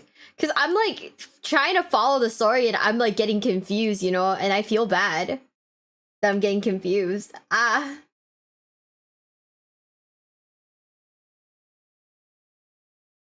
To this end, they have what are known as the cryptex, who specialise in the highly advanced fields of technology and knowledge. Among them are also what are known as chronomancers, who have a deep understanding of time, causality, and even able to bend time to their will. The overall point here is that much of what the Necron find themselves focused on bears little consideration for mortal races, but they do understand there are some powers so dangerous that even they must utilise caution and restraint, lest they unleash powers or chains of events so powerful that nothing can contain them, leading to the annihilation of all things. It appears likely that it was their ability to wield powers strong enough to enable the destruction of the Catan that brought them to this realisation. But the bottom line is that the Ionic Orb probably does lean slightly more toward unofficial than official, and I could have chosen not to include it, except for one reason, which is that it does fit completely within the sphere of what we know the Necron to be capable of and what we would expect the Necron to deploy to the battlefield.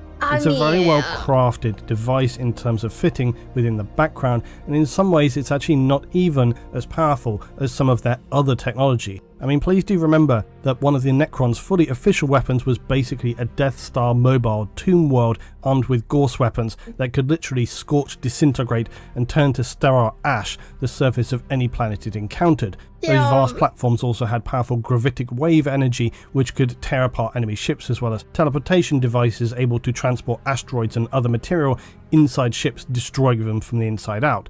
So the Necrons have some astonishingly powerful technology. It's a weapon of the living metal undead who have literally destroyed gods and shackled them to their whim, who are capable of destroying entire solar systems seemingly at their will. So an Ionic Orb is well within the reasonable grasp of their technology, plus their rarity means that based on how I interpret 40k lore, it could be a real thing, or it could just be a mythical thing misinterpreted by the few surviving guardsmen of a truly apocalyptic battle on some distant planet, passed down through word of mouth and has become muddled and exaggerated over time, so who can really say? So consider how powerful much of Necron technology is before writing off the Ionic Orb. I guess the last thing I'll say is quite simply, is the Ionic Orb real or not? That all depends on if you trust the drunken late night reminiscent ramblings of Sergeant Tough Bastard of the Imperial 183rd, or any other random unstable individuals who are rambling and talking to themselves, somehow able to have survived and just may or may not have witnessed an Ionic Orb in action.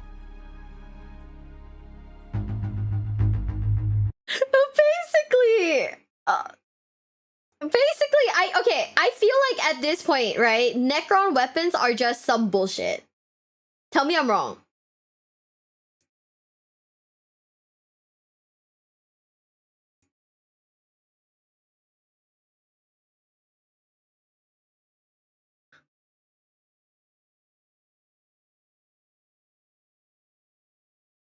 Like, old Necron tech is wild. Yeah, it's kind of insane, huh?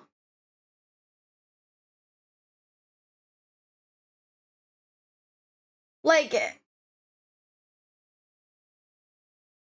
what do you mean? You know, they're concerned, but they're concerned masters of the physical realm, but they put their Okay.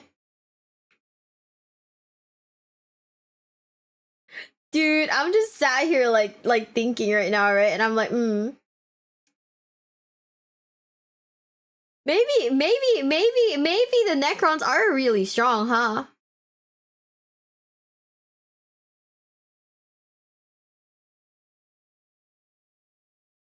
Like, this feels like kind of ridiculous, you know?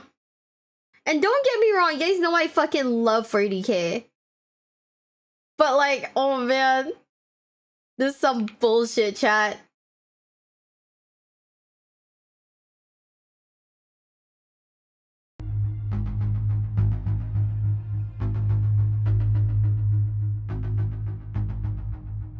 Orcs are often wildly underestimated for the Okay. danger they present to the galaxy and to the Imperium, and orcs when left unchecked can quickly rise to becoming unstoppable. Once they gain momentum in a warg, it can take massive resources to prevent them from ravaging entire systems like a plague of insects. It's worth remembering that at one point they stood on the cusp of destroying the Imperium in what was known Did as they the War of really? the Beast in the middle of Goddamn. M32. And this was a costly and devastating campaign that in some ways was worse than that of the Heresy.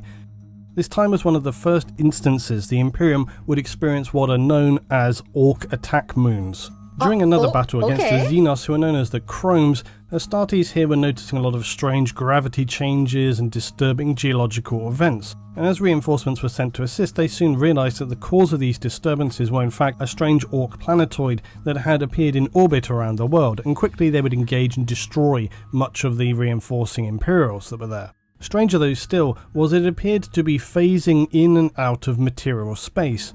As it became more stable, hordes of orcs began to appear, slaughtering whatever was left of the Imperials. Okay. A broken message was sent out to the Imperium that it was facing a threat the likes of which it had never seen before. It's worth noting that at the end of this battle, the majority of the Imperial 5th chapter had been exterminated by these events. No! It soon what? became clear that what were being now designated as Orc attack moons were being more commonly seen. They left devastation wherever they appeared and deployed massive waves of orcs upon planets that they came into the orbit of. The situation became worse and worse, and billions perished. The story of the War of the Beast is long and contains many other interesting incidents like the Proletarian Crusade that I have mentioned previously. It also involves the reappearance and subsequent last appearance of the Primarch Vulcan of the Salamanders. He is assumed by many to be dead, but given he is a perpetual, the Salamanders still hunt for him to this day. Yeah, But what about that makes these sense. attack moons? Well, they were devastating weapons seen only in the most frenzied and sprawling of Orc wargs. They are basically battle planetoids, extremely powerful in both armament and capability. The Orcs you should know are the strange creation of the ancient race known as the Old Ones, and like many races in the galaxy that are suspected to originate from the Old Ones' planetary seeding, they have curious instinctive abilities when it comes to technology. So Orcs are capable of simply hammering different tech together, and somehow it just miraculously works. This can extend to them constructing machines that even defy the laws of physics, but simply because of their enthusiasm, orcs can seemingly will things to work. In some respects, these traits bear something of a similarity to the race known as the Jakaro. But whereas the Jakaro tend to kind of just improve existing things, orcs will in fact construct titans from scrap, which by all visual appearance should simply fall apart. Yet often they are equally as tough as their Mechanicus Titanic counterparts. Orcs will often attack worlds by landing in what are known as rocks. And they are called rocks because they're basically big rocks or asteroids that orc mech boys have hollowed out and then fitted with plasma engines and all manner of other bashed together tech, likely just whatever was available. However, orc rocks are usually not capable of warp travel and they just drift around, and then when they're near enough to a world, they'll fire up their engines and smash into a planet, causing massive damage and then unleashing hordes of orcs into a world, likely that they will then never be rid of them. Attack moons, in a simpler sense, are basically scaled up rocks. This is not dissimilar to a lot of orc tech. They often will find something small kind of works and then they simply scale it up bigger and bigger. Because if it works well already, then it's going to work well when it's bigger. And quite honestly, most of the time this isn't actually too far away from what other races do with their tech too, including humanity and the Imperium. So one of the primary things that's different about orc attack moons is that they're capable of FTL travel. This is why they appear to often phase in and out of material space. But unlike most FTL, they're not using the warp. The Orcs somehow create what the Mechanicus believed to be a subspace corridor, a dimensional space in between the warp and real space. And we could speculate they're using whatever dimensional space the Eldar webway is contained within. Considering that this was created in and around the time of the Old Ones, and given the Orcs' believed origins also have the connection, this travel seems typically Orcy in nature, in that it is not exactly smooth, and there is this strange period of phasing in and out of real space accompanied by these very powerful gravity forces that will affect nearby planets. However, this is no negative for the Orcs. If anything, it's beneficial, as it will often cause geological and environmental chaos on a planet, meaning that by the time the Orcs are ready to invade the world, it's far less likely to be prepared, if not already in a state of total disruption. But aside from these huge problems created for a planet by simply phasing in and out of real space so close to it that it destroys the balance of a world, causing apocalyptic environmental disruption, they also boast other terrifying weapons. Powerful beam emitters that can tear a planet apart, as well as void shielding, apparently more powerful than even Imperial battleships. Their most feared weapon, though, is the legendary gravitic whip. This was described as being a gravity weapon that appeared visually as a green snake-like whip of energy surrounding an attack moon that would strike against any target the Orcs focused on, and the power unleashed was so great it would near enough shear anything in two as instantly as the gravity lash hit, or that it would then wrap around it so that the seismic crushing power would just shred whatever object it had caught upon. It's believed that this power came from the mass of Orc energy buried somewhere within its hollowed centre, likely a scaled up version of the same mysterious energies that power Orc Titanic battle mechs. The gravity whip is extremely feared by the Imperial fleet commanders, as they have little to no defence against its power. Entire battle fleets could near enough be destroyed with one pass from the gravity whip, tearing them apart like matchsticks. The only saving grace was the high amount of power needed to activate the fearsome weapon, and this gave Imperial commanders some room for manoeuvre and planned engagements in between its assaults. Attack moons themselves are not exactly vessels in the sense of them moving like ships. They're more like entry-exit points for the Orcs to travel through this subspace realm, I suppose similarly to the Necron's Dolmen gates. But the major difference is that they're not just a gateway. When they arrive, there's something more akin to a battle station that can deploy then hordes of Orcs to a planet's surface, and this is why they're often referred to by the Orc as a warg gate. Using the same gravitic powers used to create the original attack moons, Orc are able to transport also large sections of conquered planets up to the attack moon, thereby growing it in size and structure. This process uncovered the fact that these attack moons were somewhat akin to a prototype for the Orc known as the Beast, to launch a perfected much larger attack planetoid, using in fact the world of Ullanor Prime itself as one gigantic battle station. And the Orcs had planned to in fact destroy Terra itself with this. Thankfully, as noted under the leadership of Vulcan, this was prevented, and the Orc known as the Beast was slain. However, the Mechanicus would actually study and transport the world of Ullanor Prime to a new location, and although it is unknown to the Imperium commonly, this world would later become known as the fabled Imperial planet of Armageddon.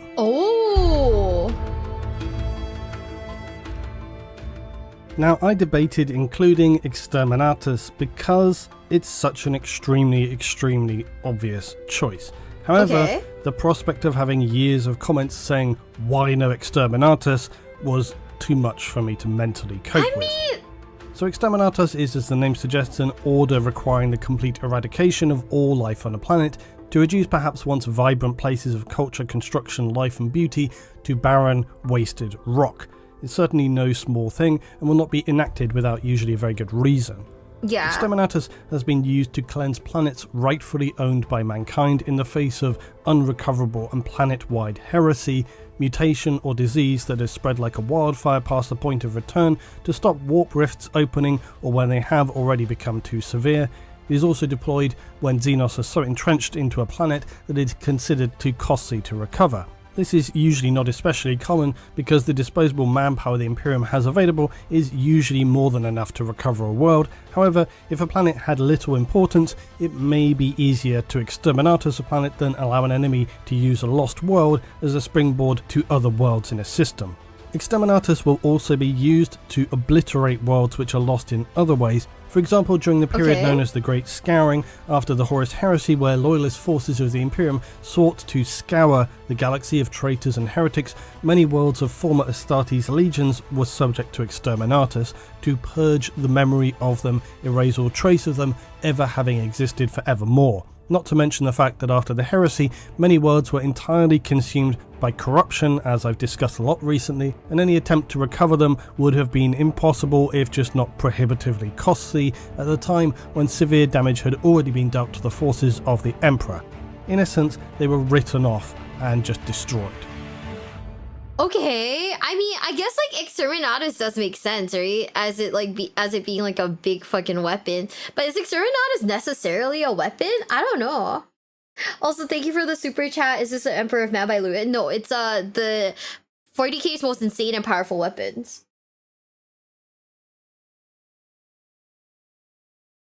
Yeah, it's not exactly like a weapon per se, no? I mean, like, naturally, I couldn't say because, you know, I'm like, maybe I don't understand it, but, like, yeah. Huh. Weird.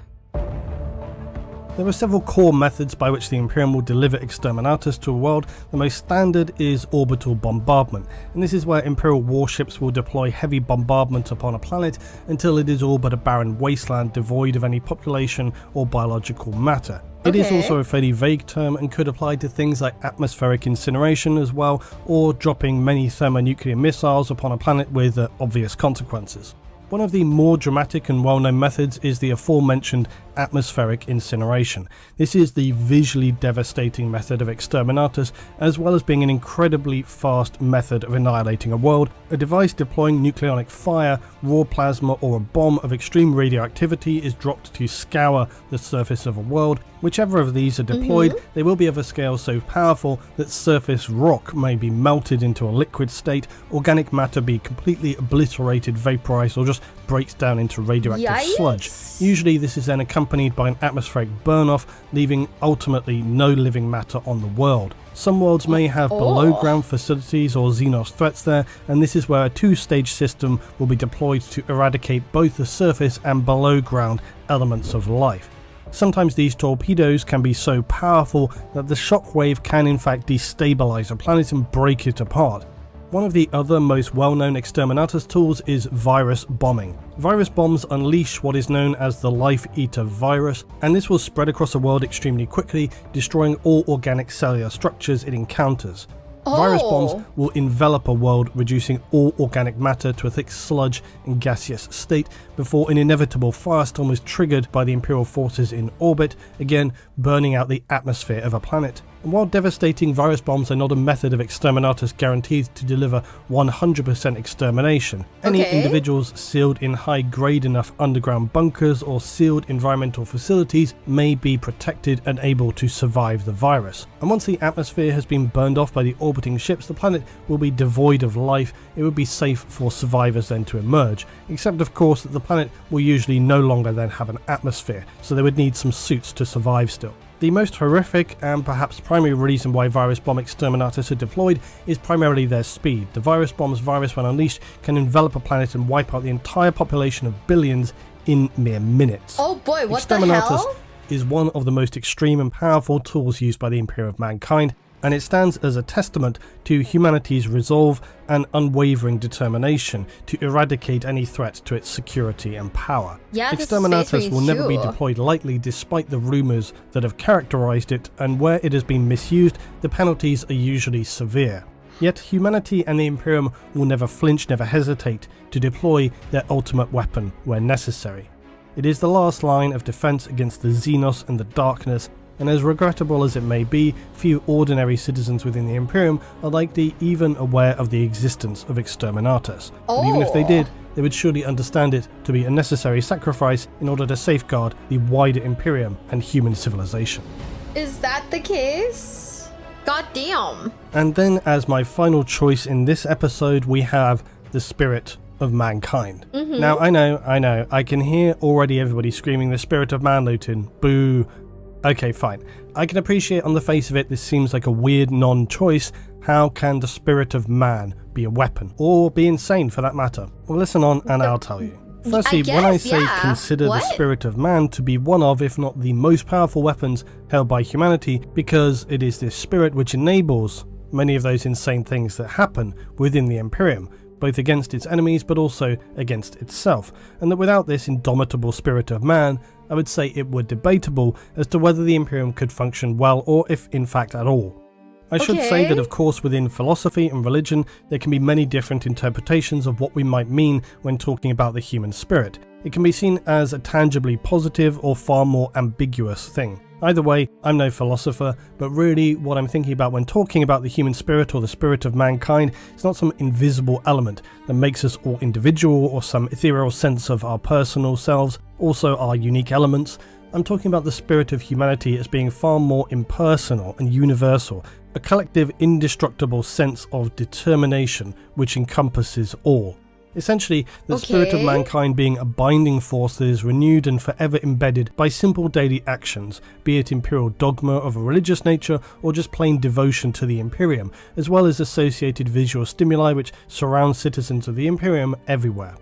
Now, this sense of spirit is powerful in one person, but in a large fighting force it can grow within them, and it is this spirit that enables a human to go through literal hell whilst retaining the unbreakable belief that they know they themselves carry. Not only So the spirit of mankind is just basically people being delusional?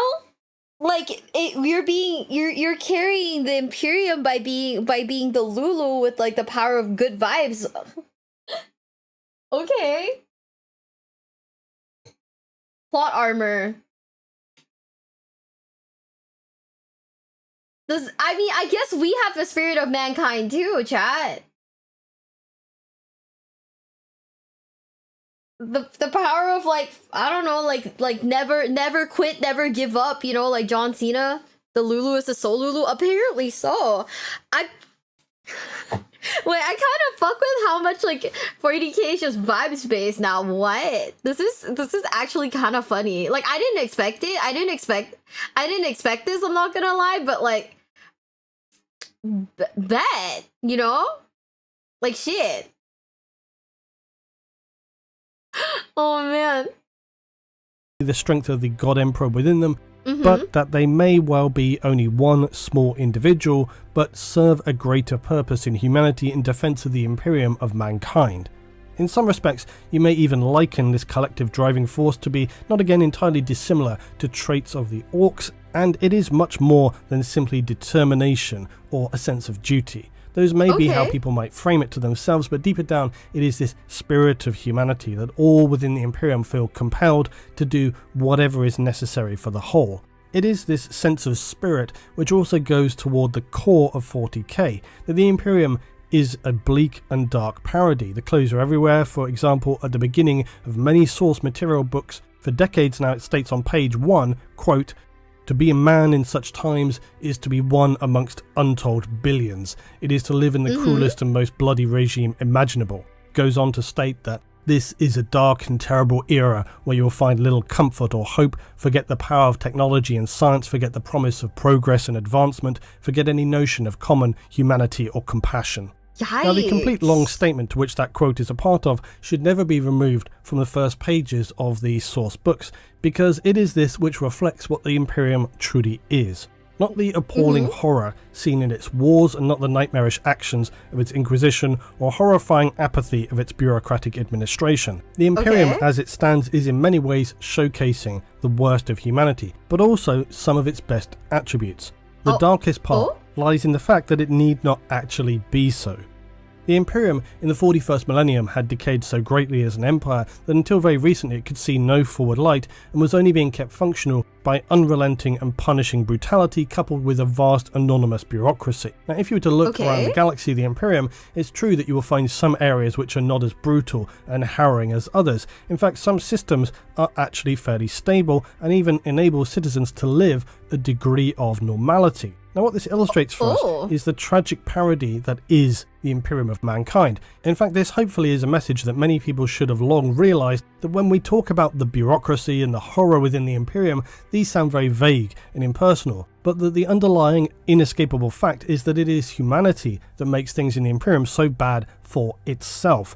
Betrayal, greed, vengeance, fear, ignorance, and many other of our worst attributes. And when combined with all the other events of the thousands of years before and after the heresy, it is humanity that has in many ways destroyed itself time and time again. This is perhaps why the AI from the Dark Age of technology, when they encounter humanity, absolutely despair, because they have just seen the horror which we unfold upon ourselves.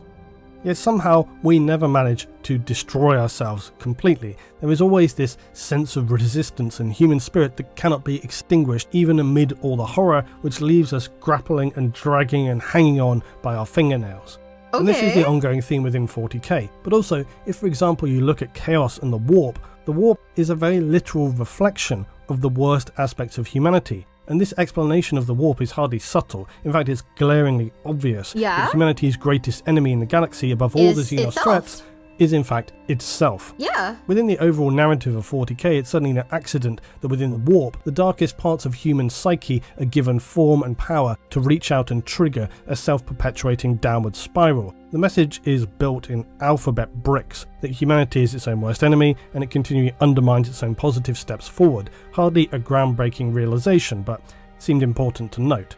Now, as you will hopefully have realised, I appreciate the madness and absurdity of 40k. I love it. But I also like to take 40k fairly seriously, and I approach a lot of things with a more literal interpretation. And this is because I enjoy thinking about it in those terms. I like thinking about the human condition and futurist rationalizations, and also of course just the narrative. Now, I'll freely admit that sometimes I like to overthink things and make them more complicated than they really are, but generally, when it comes to 40k and the Imperium, if we take just a small step back and see things from a broader perspective, the overall message about humanity working against itself and how farcical that is are very easy to see. Anyway, this might have sounded like I'm going wildly off topic here, but I'm not. The point that I was trying to illustrate is that it's not the Imperium as some faceless organisation which creates humanity's bleak and harrowing reality, but that it is the nature of humanity which has created the unending hellscape that is the Imperium, and this is largely enabled by what I consider to be the spirit of humanity. So how exactly then does this human spirit benefit mankind? It doesn't sound good at all. In fact, it sounds pretty bad. Well, certainly from one perspective that's fair to say, except for one thing, and this is debatable, but many believe the Imperium is the only organisational structure capable of defending and ruling over humanity, given the current threats and the predicaments it finds itself in. Not to mention, of course, the fact that the Emperor himself has become the god of mankind for the majority of humans, and so any other system is just unthinkable by default. So despite its faceless and appalling lack of empathy, the Imperium requires cooperation from humanity in order to function on a day-to-day level, as well as for its combat operations. And it may be a tragic and appalling situation, but it is this collective spirit of humanity which in part enables the Imperium to function and therefore has to a degree safeguarded human civilization for many thousands of years. Plus some superhuman genetically adapted warriors or something, but don't worry about those guys. The Imperium... Wait. I'm a big fan of how, like, we've gone from, like, actual weapons to, like, concepts of weapons. Right? Is man made in the image of God and man alone? I have no idea, bro. But thank you for the super chat.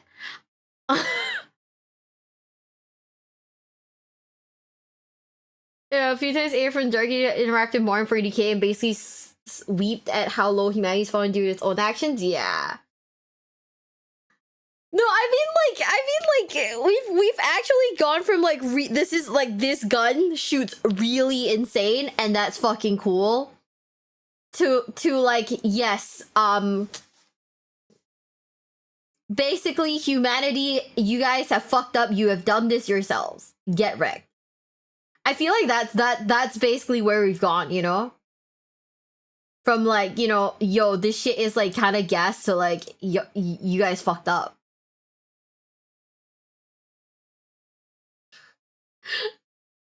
Right?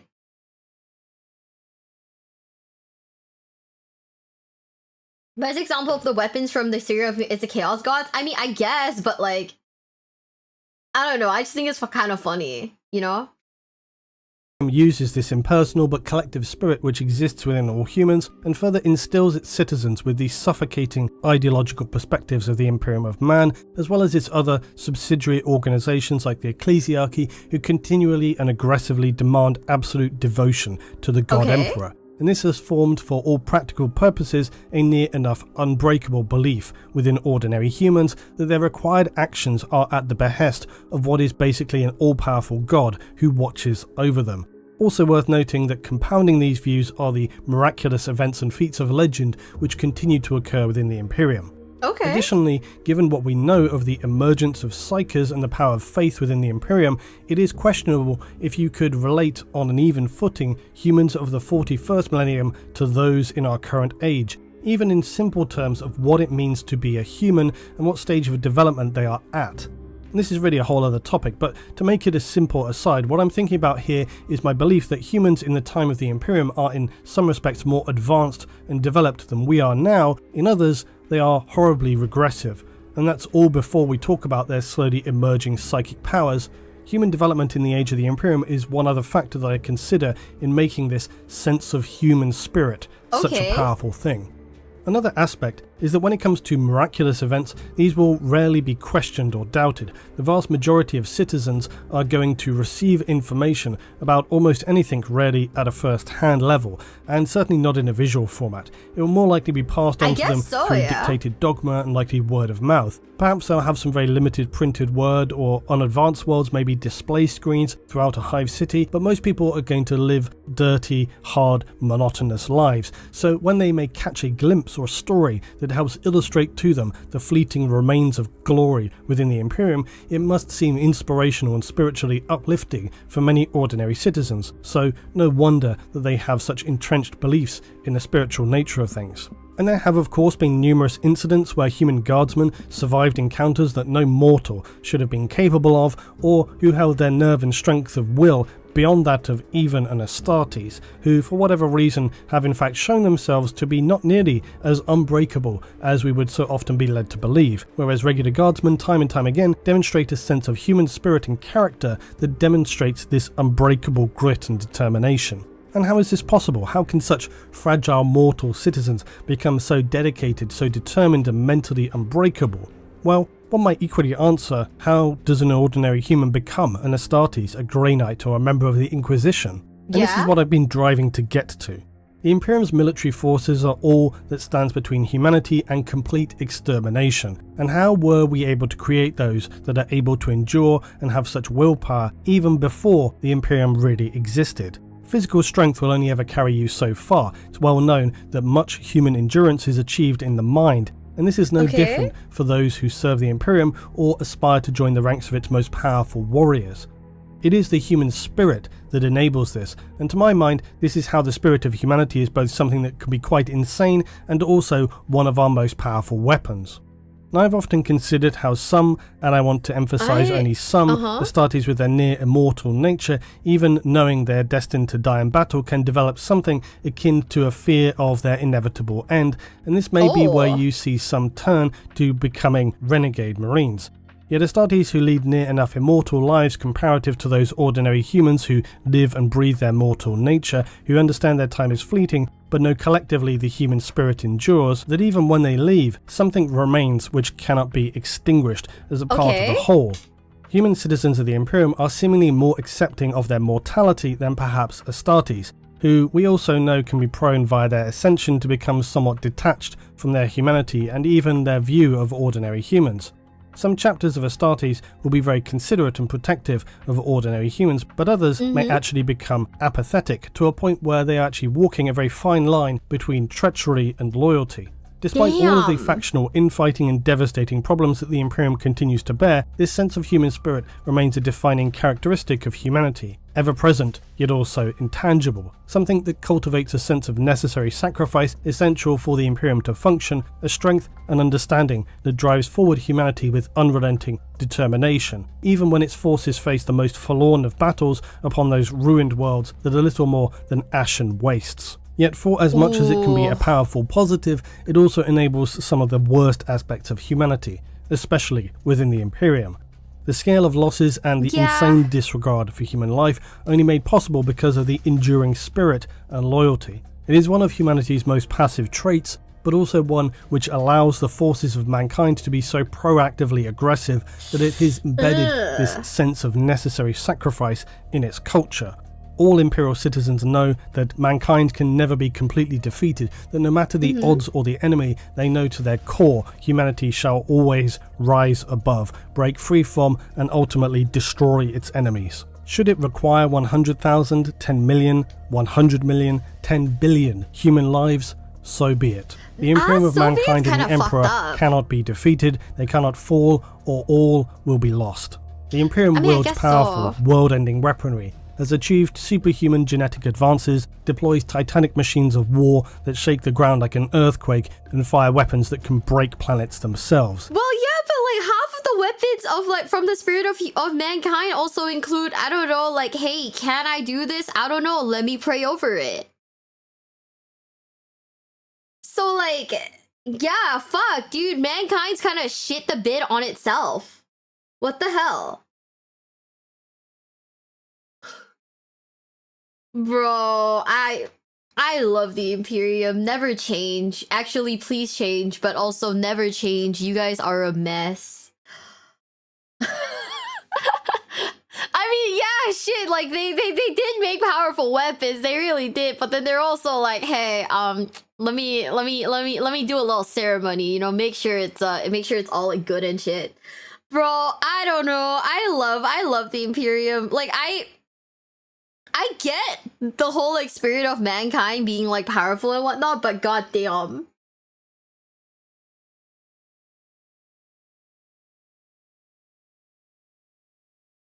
The Lulu is a Solulu.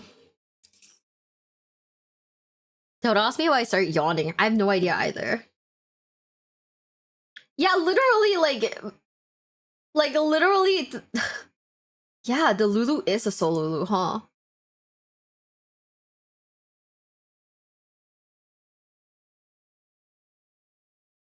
Apparently there's like a new game called Roadside Research, and I'm gonna get the girls to do it with me. I think it's gonna be fun. I think it's gonna be like really great.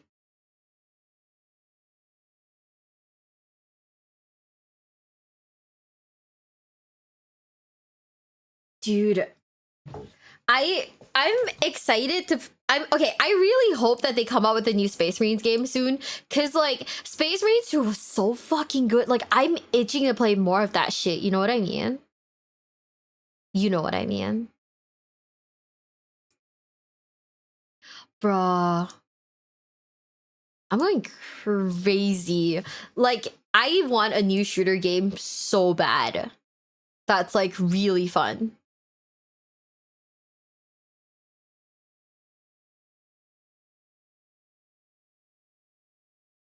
Wasn't Space Marines 2 2024? Well, yeah, but like, you know, I want another one, you know? Like, hey, that shit was good. More, please.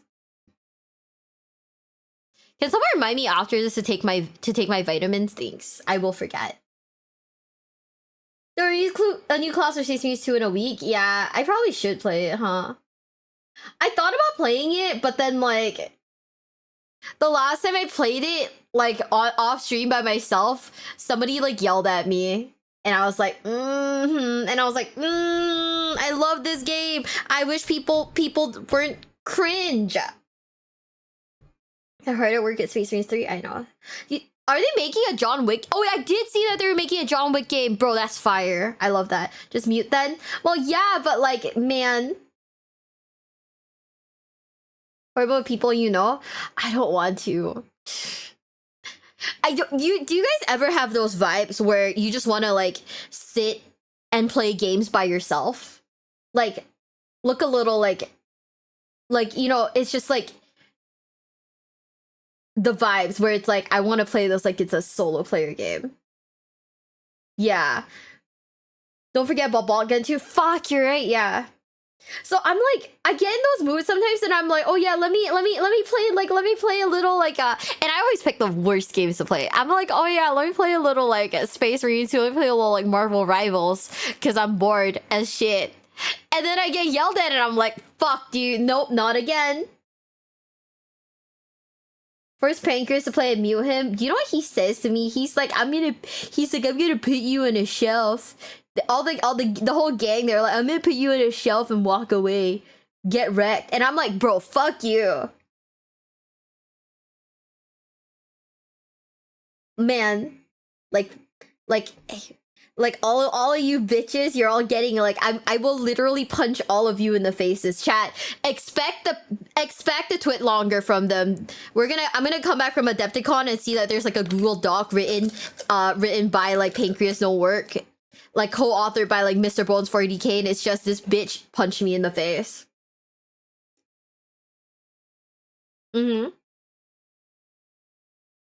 Hey, Fallout, that's a shooter. When I play games like Fallout, okay, I always like it. I can't say I lose interest, but then I find the fantasy genre a little bit more fun, so I end up going back to Skyrim. Like Skyrim is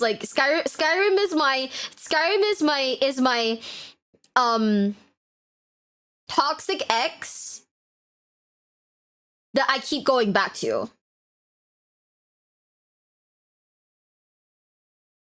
If I had a game that was my toxic ex, it would be fuck, a lot of them are. Yu-Gi-Oh's like my abusive ex that I keep going back to. Skyrim's my toxic ex that I keep going back to.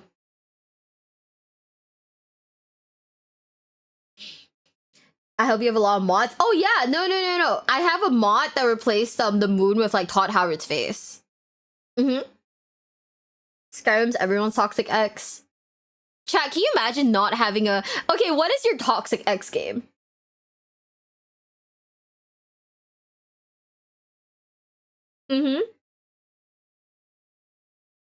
War Thunder, Counter-Strike. Oh yeah, God Imperator, thank you for the follow. Thank you. Hi. Destiny 2. If you feel the call to play the same game every few months, that might be your toxic ex that's like, hey, come back, BB. Come back, BB girl, I miss you. Toxic exes who require exes, is that the winner? Nah. World of Warships? Oh, that's interesting. Dude, the other day I was like, oh, maybe one game of like Marvel Rivals wouldn't hurt. But that thing runs like dog water on my PC, and I was like, wow, why did I think this was fun? And it automatically uninstalled it after installing 100 gigabytes. Playing one game and deciding, yeah, no, this isn't for me. Uninstalling. I just know in like 3 months, I'm gonna do it again. I just know I'm gonna do it again. Dark Souls? I don't know how to tell you this, bestie. You might be a masochist.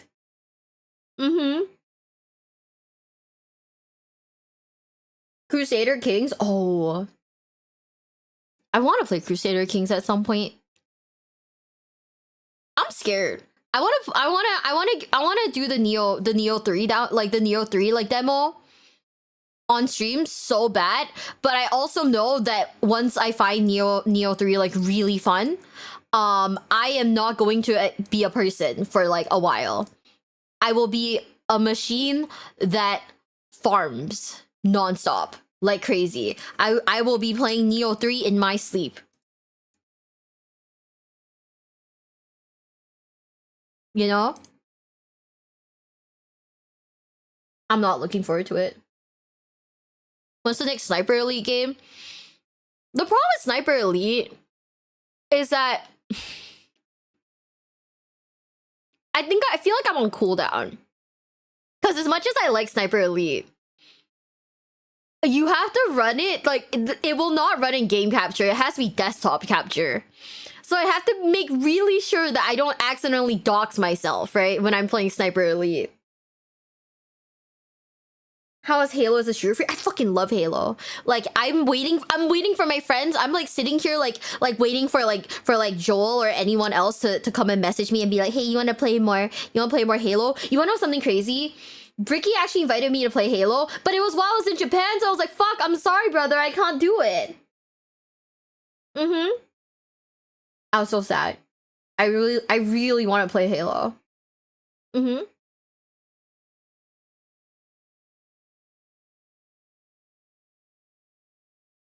Message them yourself then. What about COD? I got yelled at. Like, I got called a slur by a guy one time and I stopped playing COD. I got scared. I was like, man, you know, this isn't fun. Do you know what my toxic X game has been recently? Now that I think about it, why did I forget? Killing Floor 2. Killing Floor 2 is my toxic X. Because like I'll play Killing Floor, I'll go back and play Killing Floor, and like I'm so like I fucking love Killing Floor 2. And like I grinded the fuck out of it, so like my main like class in Killing Floor 2 is like Commando, right? But then like once I played so much Commando, switching back to a different class where I can't see their health bars, I'm like, oh, this feels weird. I don't like it anymore. Someone tried it, but me, I have it. Killing Floor 2 is actually really fun. I don't know how the servers are nowadays because it's pretty old. But yeah, I don't know how the servers are. There's Killing Floor 3, but from what I understand, it's like a cash grab or something. So I wouldn't really recommend it. Of course, I'm a masochist. I play Elden Ring, demanded not tougher battles while war within myself that I destroy me or set me free. I played Elden Ring and then had to lie down on the floor in fetal position for like an hour because I got so lost and I was like, I don't know what to do anymore. Cause so many people like that. It's COD. It's COD. It's Rainbow Six Siege. And then I played Fortnite because my friend was like, do you want to play Fortnite? I was like, sure. And I heard and there was like some rando what is it? Like kid. I'm pretty sure it was an actual kid who called me a bitch and I was like, what the hell?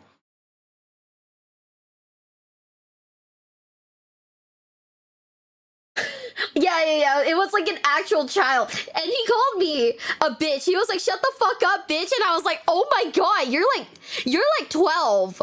Don't even talk to me. What the fuck, dude? So anyways, yeah, I have like League is toxic too. Well, yeah, but League doesn't have like a voice like thing.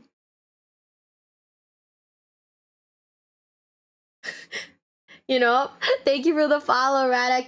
Thank you. So I was like, oh my fucking god, like shut up. Like I hope your parents can hear you so you can get like the biggest ass whooping of your life. Like, bro, what?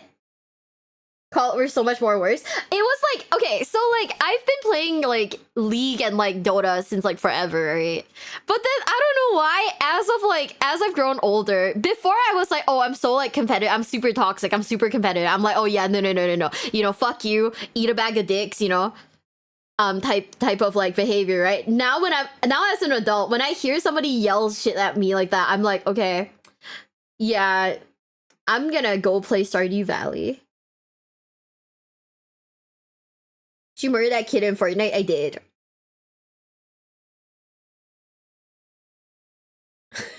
I did, and I was like, oh man. I don't know. Maybe I'm toxic. Maybe I'm back to being toxic. I haven't played Siege in a few months. She's calling my name. I'm sorry, Bestie. That's your toxic ex. You gotta go back. What the heck's going on here? Bestie, Luton. I gotta ask you a question. Okay, okay, chat. Ludin is in the he's in the Twitch chat. Bestie, is the Emperor fully like run on like thoughts and prayers? Like, is the entire Imperium just surviving off of like good vibes and thoughts and prayers? Yeah. Cause like in your video, you said that the emperor is basically like powered by, you know, like not powered. What's the term for it? Empowered. Yeah. Like by people's like prayers, like the idol I don't know the word, but you know what I mean. The idol worship. I mean, yeah, but also sacrifice psychers.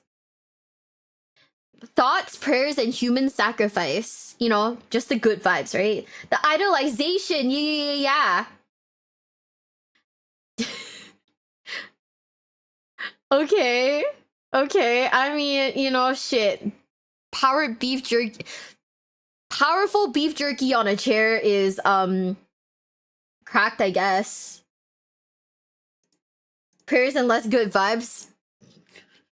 I don't know, man. It's kind of goofy. I love my my fucking overdone steak on a chair, bro.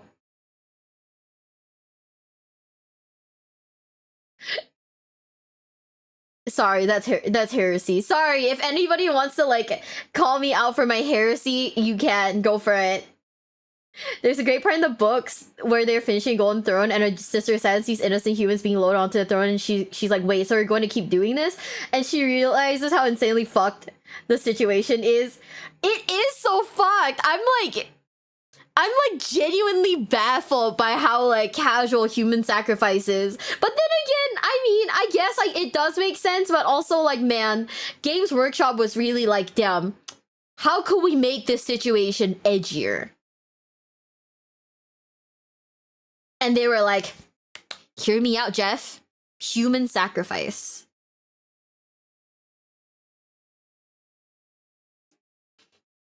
And then her superior basically tells me all think it's very dystopian. It is! Like, you want to know something? I lived my life. I lived a very beautiful life. And then I got into Warhammer 40,000. And chat taught me about Soylent Green. And I was like, oh yeah, and then we found out that I found out that you were like a Let's Player before you started like before you started like Warhammer stuff. I was like,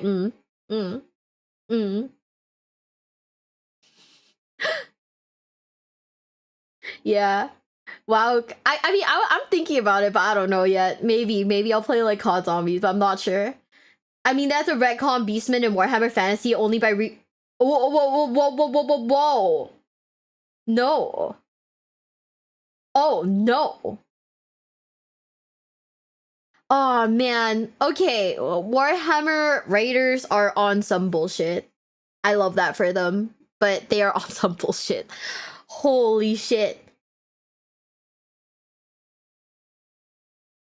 Reset channel like 3 times because it shows what happens as long as your intention of it ever being a full-time.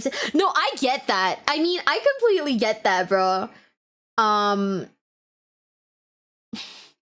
I completely get that. I have a past. I mean, I wouldn't say past life, but like I used to stream on a different platform too. So you know, I completely understand what you mean by resetting. But yeah, you know, like Fire. I love Dead Space. I remember scrolling for like a good like 5 minutes, and we were still on like the first year, and I was like, holy shit, Luton went fucking hard, dude. The first videos are just me and friends dicking around FPS games. Okay, hear me out, bestie. Do you want to play Fortnite with me? Do you want to play Fortnite, bestie?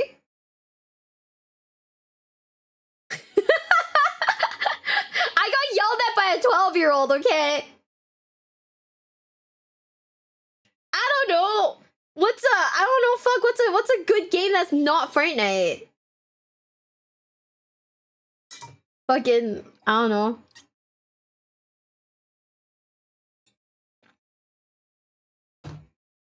Call of Duty Zombies? Okay, maybe not that. I don't even have Call of Duty. You guys really like COD Zombies, huh?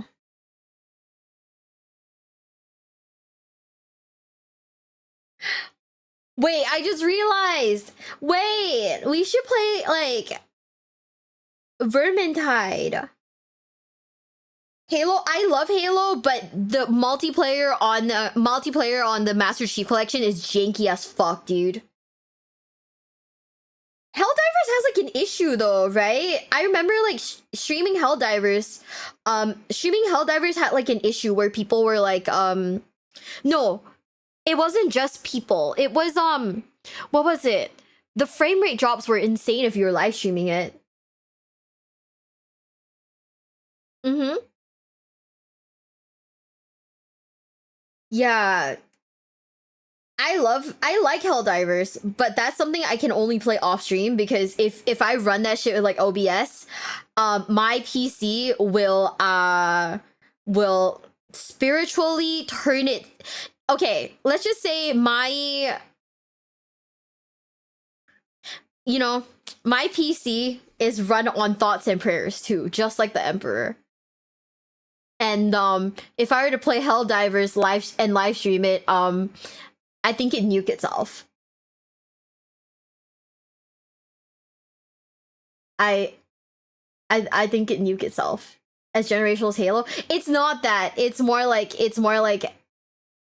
I would rather not stream it. Mm-hmm. Actually, you know what? Hold up. Let me see.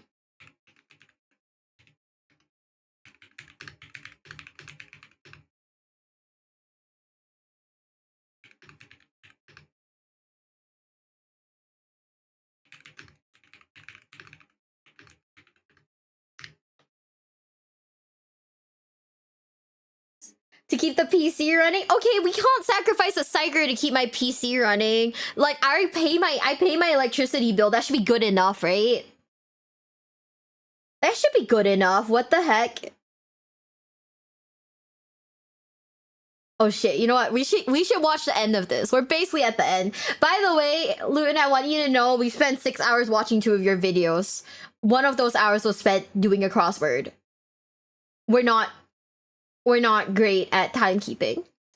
Yet above it all sits one of the most powerful weapons for humanity in the galaxy of the 41st millennium, the indomitable spirit of mankind. Ooh. It is simply the greatest tragedy that most citizens within the Imperium are seemingly unable to realize that this spirit can be used in other ways to drag themselves out from the horror and build a more constructive way forward with less internal suffering, but retaining all the strengths and benefits of the Imperium structure. And that perhaps this had in fact been the Emperor's original intentions before everything became mired in darkness and mythology, to a point where now humanity has drifted so far backward into stagnant ignorance that its empire can only be enforced through harrowing brutality. With that said, it's equally possible that without the human spirit enabling its determination and unity, it's unlikely that the Imperium will be capable of wielding its armies in the hundreds of millions who march relentlessly to their deaths, knowing they do what simply must be done for the greater glory and survival of humanity, and most importantly, in the service of the Holy Emperor and the Imperium of mankind. There is perhaps no better example than that of Cadia and the unbreakable will of the Astra Militarum. The dark forces of chaos may have had their technical victory, but despite literally breaking apart the planet of Cadia, they could not break the spirit. This guy's hair is barely hanging on. Bro's hair is like hanging on by like a thread or something. What the hell? You know, I love this for him. Of mankind.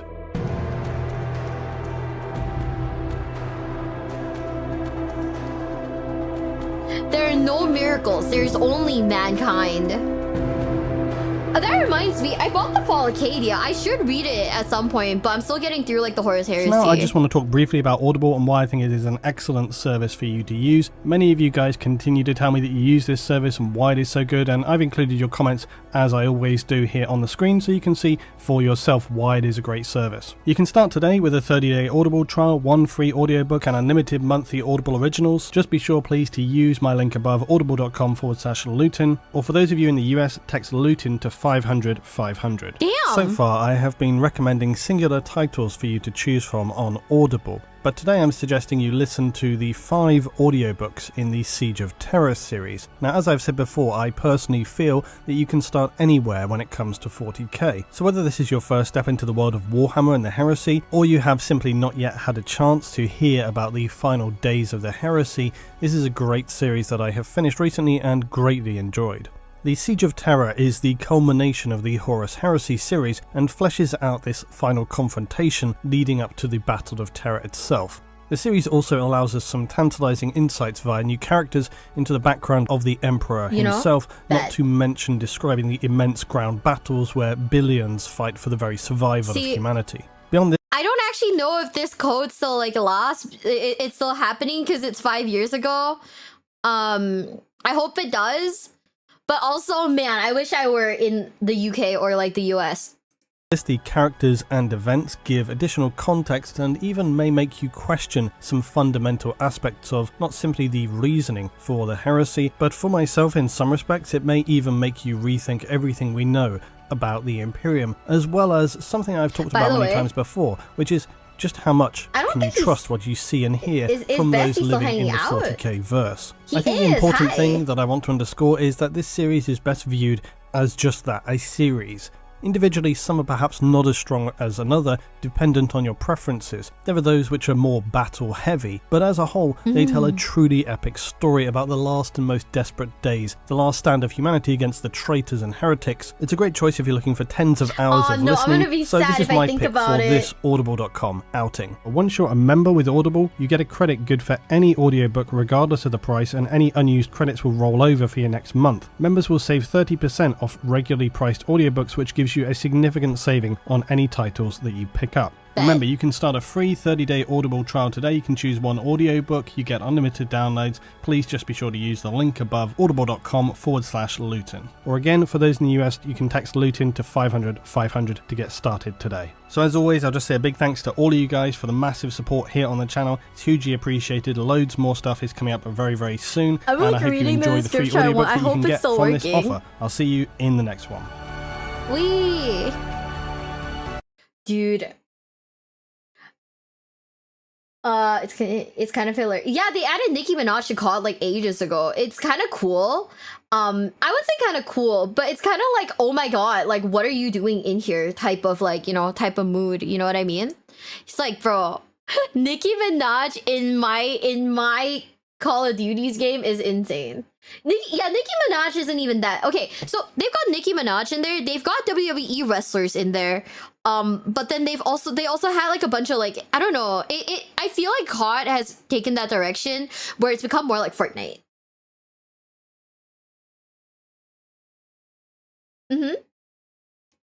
Yeah. It's honestly become a lot like Fortnite now. Like, people want their, like, serious, like, the serious war game, and it's basically, like, I don't know, you get shot several times by, like, Snoop Dogg or, like, an anime girl.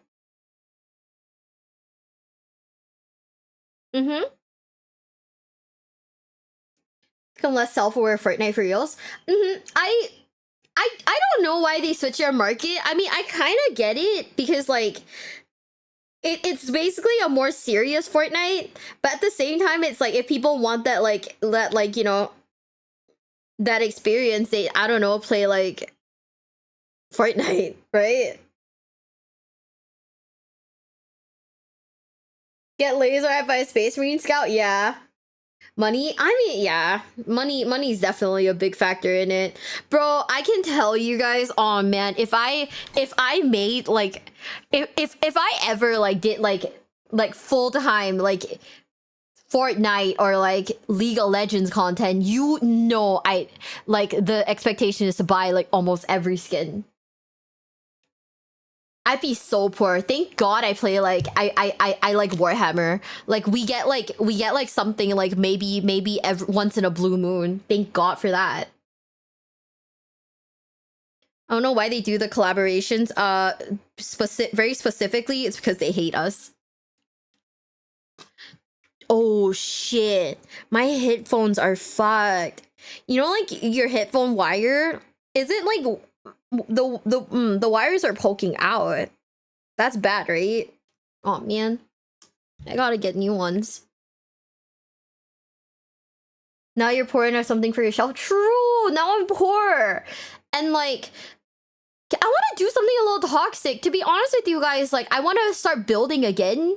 Like, I really want to start building it, but I know I have to prime and paint the rest of my models, but I want to build the tank.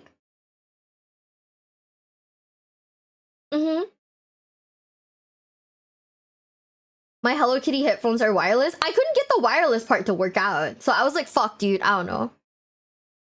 It's much different. You look at the releases, we can't keep up with the plastic. That's true, that's true. I don't know. I don't feel nearly as pressured to, you know, with Warhammer specifically, but I guess, you know, it is... Actually, no, what am I saying? Yu-Gi-Oh! Is also pretty bad. Dude, I bought like the most like recent set, like the ones with the over frames.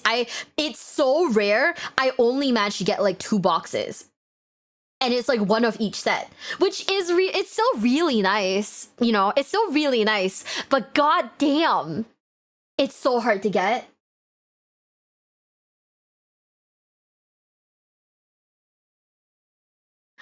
Oh man, it does. Okay, also it doesn't help that because I am like a e-girl. I am like one of the many e-girls. Guess what color my headphones are, chat? I'll let you guess. I'll let you guess. If you said pink, you were right. Oh man. Yep, you're right. You're absolutely correct. Blood red, absolutely not. You're so wrong. You're so fucking wrong, dude. You're like, that's crazy. Oh my god, the Bricky videos are getting recommended now. Besties. I've been watching this for a while now. I understand. I understand. You know, I should watch more Bricky videos now that I think about it. Like,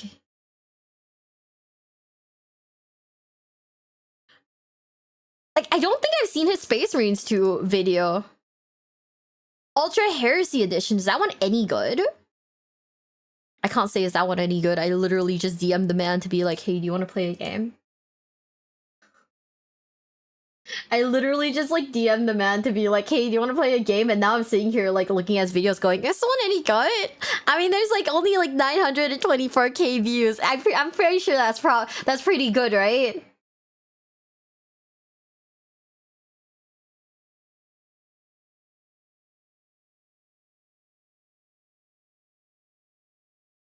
I know! It's so goofy. I don't know what Frostpunk is. But you know what I did want to watch? I'm gonna wait for it to be a little older. But there's one thing that I wanted to watch, and that was Paul's like video on a Paul did a video on Balatro. Dude, I should play Balatro one day. I don't know what I'm doing. I've had Balatro forever, never touched it. I really should play it though, right?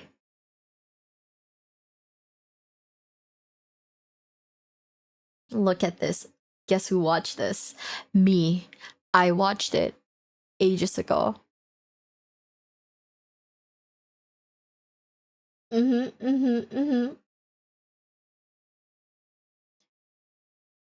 You know what's my favorite thing? I don't know how and I don't know why, but all roads led back to Bricky, huh? Is this the one about his like tournament? A lot of you have Wait, already I'm curious. told him my mistake. Oh, I wanted to watch this. This is him at LVO. Even though it's like 3 years ago. I am like weirdly into tournament related videos because I enjoy going to tournaments, even whether or not I'm good at the game. I enjoy going to tournaments. Toxic Games Gauntlet for the content. I can't. As soon as somebody like says any like bad thing towards me, I have to like lie down in a corner and cry. Hi DK. Hi DK. We were doing some reactions and guess what? Bricky's like video kept getting recommended, so I was like, okay, you know what? I was like, okay. YouTube, I understand. I got it. I pick up what you're putting down. I pick up what you're putting down. I get it. So we're gonna watch a Bricky video, probably, maybe. I don't know. But yeah, welcome in, Raiders. Welcome in, welcome in. Hi. Can't wait for this. I'm excited. We're not gonna watch... Okay. Like every good VTuber, like every other VTuber, I have seen the Warhammer ones, okay? So we look. It's writ. I've watched this too. I've watched all of these. I am here. I understand. Ow, fuck, I hit my hand. Thank you for the follow. Thank you. Bricky's League videos? Fuck, dude. I played too much League. I played too much League to have like a good opinion. I don't have great opinions about League of Legends, but that's because I've been playing that shit forever, dude. Wait, DK. Are you still here? Photon Hydro, thank you for the follow. Thank you. Welcome to the basement. Welcome. Photon, wait. I don't know why I thought that was like a Yu-Gi-Oh reference. Tal Real Cannon. I know Tal Real Cannon's crazy. This bitch was like crazy. I was like, oh my god. I was like DK, you can't be saying that, man. Also, yeah, if you have a favorite Bricky video, tell me. I am curious. It is, yeah. I love Yu-Gi-Oh. Yu-Gi-Oh is for fun people, for cool people even. Bricky's video on Arc Raiders is really good. I feel like everybody has a favorite Bricky video. Which one's yours? Mine's the one where he photoshopped his face onto like Chun-Li. It's really funny. No, I'm kidding. I just like the thumbnail. I want to know who his thumbnail guy is, because like, what are these thumbnails?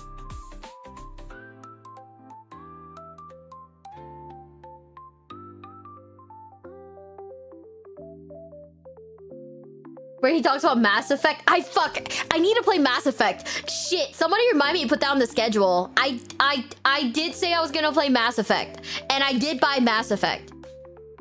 I don't know if the Legendary Edition is the correct one, but that is the one that I have, and that is the one that I will be playing. But Titanfall, I'm not playing Titanfall.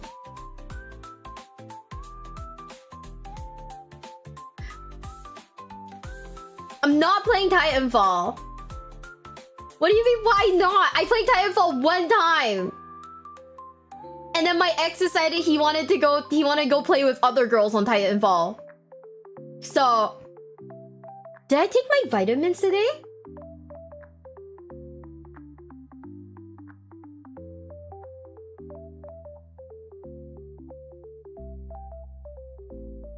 I forgot if I took my vitamins or not. Okay, hold up. I can probably take them twice, right? If I don't remember.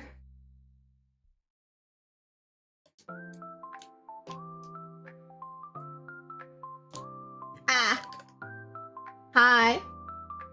So good. I can't. Anytime someone mentions the word Titanfall in my presence, I get Vietnam flashbacks to being cooked. No. I get Vietnam flashbacks to being cucked, bro.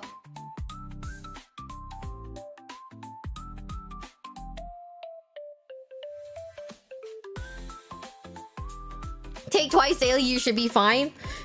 It says take twice daily, so I've been eating 2 of them. Once a day. That's how that works, right?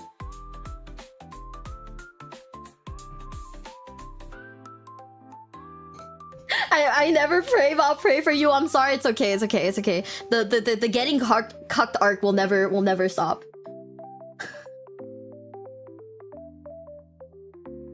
You need to spray your meds? Well, I don't know how to tell you guys this. I've taken 4 today, I guess. If I already taken them earlier and forgot. Well, I just took them now, so you know, let's just pretend like I only took them 1 time. That's how long the meds last for. I mean, they're vitamins, so it's probably okay, right? What the fuck is in this thing? Wow, I don't know what I'm taking. It just says vitamins and minerals on it. Vitamin A, C, D, E, B6, B12, biotin, B5, iodine, zinc. Something. You know, it's fine. It's fine. What's that gonna do to me? Like, I don't know. Like, shit, that's like orange juice or something, you know, vitamins, right? Mm-hmm.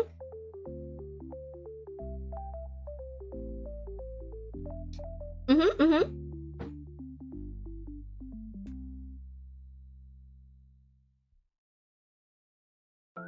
At worst, it gives you the runs. Oh man, really?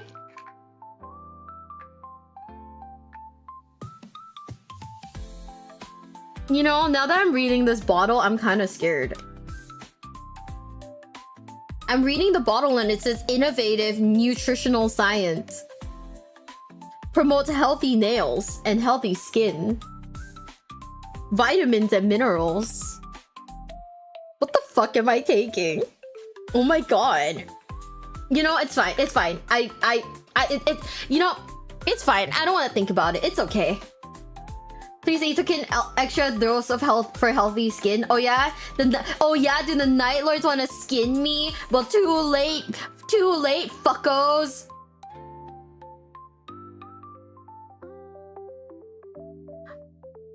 Did you take them? Did you already take them earlier? I have no idea. I don't remember. Like, when I tell you guys that my memory is bad, I mean my memory is terrible. Mm-hmm.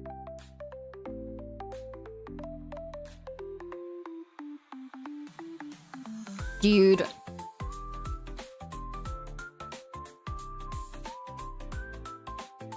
Mio takes off her skin so no one can steal it. No, I'm clumsy as hell. Like, I trip over nothing. Okay, shut up. Shut up, demon. What the fuck? What do you mean that greeting's too tall for you? Whatever you say, sloppity bile piper, you take that back, you motherfucker. You take that back. What the hell? Is that Bricky in a shirt that says Femboy Hooters? How did he go from dressing like a Boy Scout to wearing a shirt that says Femboy Hooters?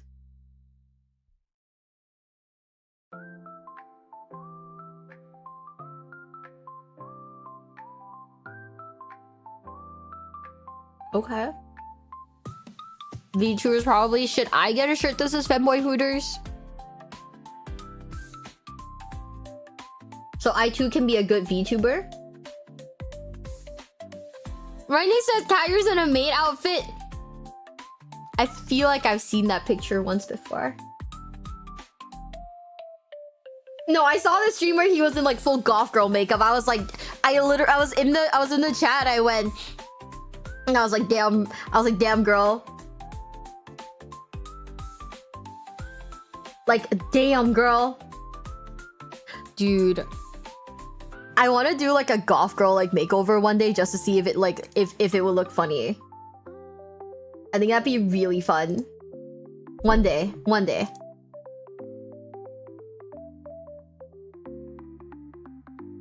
One day. I think that'd be good.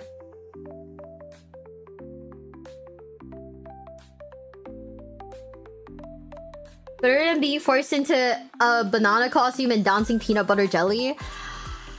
Oh. Damn, that is crazy. For his Uma cosplay coming up, he's cosplaying. He's doing an Uma Musume cosplay. What the fuck? Oh my god, 10 out of 10. Dude, I hope he's. I don't know. I know it's probably gonna be like Gold Ship or like one of the popular ones, but a small part of me wants him to be Agnes Digital. When's Chibi Meal coming back? I mean, whenever, I guess. It's just that it's Chinese New Year, you know? It's Chinese New Year. So, you know, specifically because it's Chinese New Year, we're in a Chinese I'm in a Chinese time of my life right now. Agnes is popular. I don't think Agnes is popular.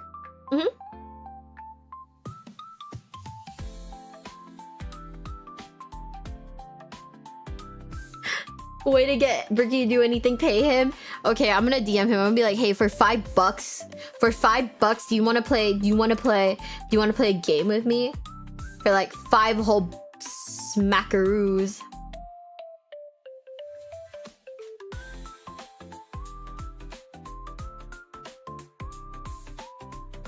I think that sounds right?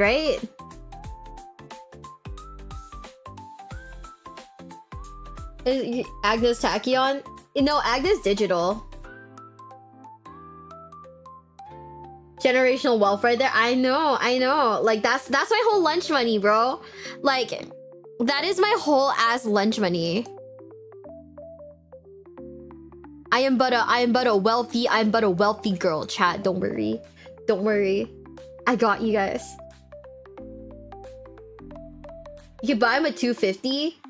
Don't start haggling so high. Start at like 30 cents. Oh man.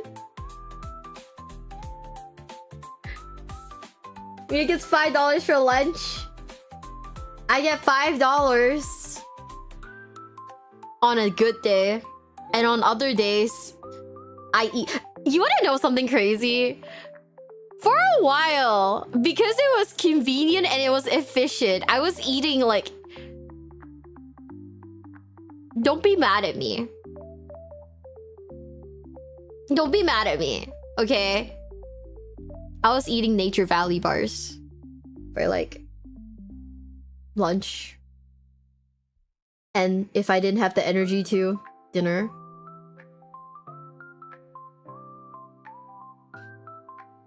And what that is? Oh, good. I must be hungry. You said, don't worry. All my brain hurt was donburi. Bro. Crumb maxing. Real!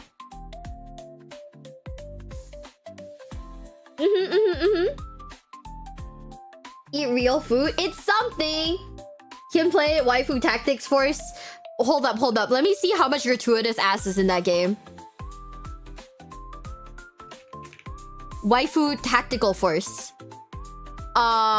Too many. That's too much ass. How do you expect me to play with one hand? I can't do this, bro. I gotta play a game where I'm destined to not lose.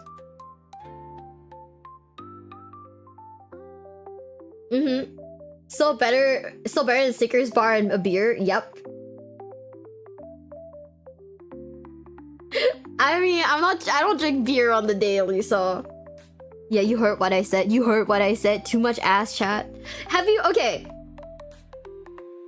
You wanna know something crazy? Sometimes I really wonder about the people who play games like, I don't know, like Apex, where like the characters aren't like overly, they aren't like overtly sexy, but then, oh boy, the community is like, man, all of these characters look so breedable. And it's like, where? That one's a fucking robot, bro. What are you on about? What are you doing with the other hand? I'm drinking Monster with the other hand, duh.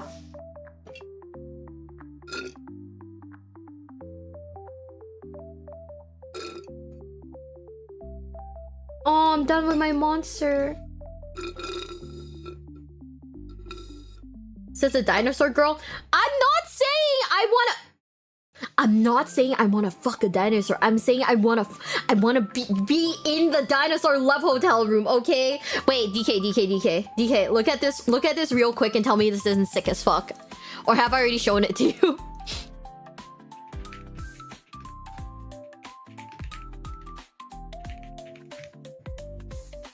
Baby, give me for real? No, I get it. Dinosaur love hotel. Yeah, bestie, here.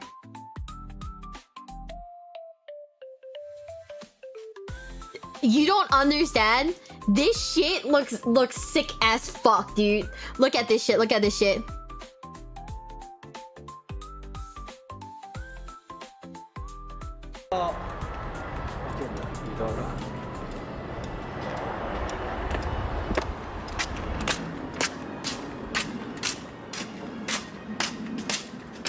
Look at this shit.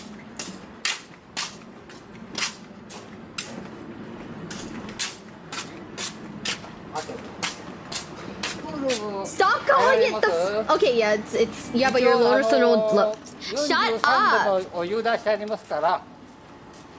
Tell bro about the tree. There's another love hotel with a fuck ass tree, and that one's scary. Look at this shit, bro. There is a slide in your room that you can slide down, and you land next to like a little dinosaur, bro. Like shit. This is like so good. This is so good. Like you don't understand. Can I just go by myself and have a good time? I called and asked. They said no, you can't. They said it can only be booked by like a group, and I was like, fuck. So you mean to tell me I have to come here with a man?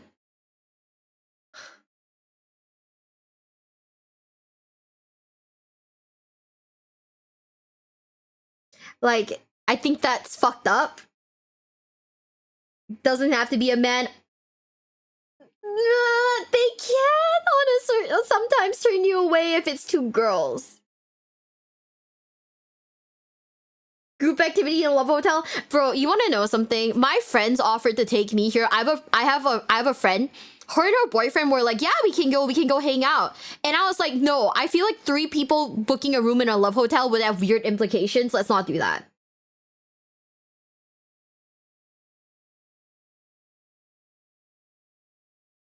I was like, 3 people going into one love hotel.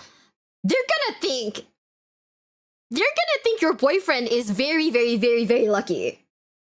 Have you thought about getting sponsors and give them a lot of free advertisement? I should. I really should. They should sponsor me. They should I won't stop talking about this place. But like also, is this not sick as fuck? Okay? Like hi, okay, I'm just gonna skip ahead. So there's like a hot tub. You land in the hot tub, there's an outdoor sauna. Cool, 666. So you see there's a sauna, there is a table. It's big enough to play Warhammer 40k on. Just pull that thing out a little bit. You know? Who's out here trying to bang, bro? I'm out here trying to get my value on that fucking water slide. Mm-hmm. Who's up for 40k game at the Love Hotel? Oh man. Yeah, I'm out here trying to make my friends aware that I am like cracked at like fucking like that I'm cracked at 40k, bro. I'm not out here trying to bang anybody. No, fuck that. I'm out here trying to win. This is so dumb. Get the towel rail cannon out for Love Hotel, the war game. No, okay, hold up. So this one's cool and all. Like, you just look at the room, okay? The room is also like kind of sick. Like, it looks nice. It's not bad. Like, you could reasonably come here with the homies, and it's not crazy weird, right? Yeah, there's like a dinosaur on like the wall. It's kind of sick. It's kind of cool. Yeah, there's like a whole kitchen, there's a whole dining space. Like, sure, you know, because it's a love hotel, maybe you'll find like, you know, some like, you know, let's call it marital aids around the area. But look, is this not sick as fuck? Like shit, dude. Okay, we could have like two, 3 friends on this bit, 2 friends on this bit. Someone sleeps on the couch, someone sleeps on that couch. That's the whole ass. That's like a room for like 4 people. If you hate your friends, someone can sleep on the fucking table. You know, it's a win.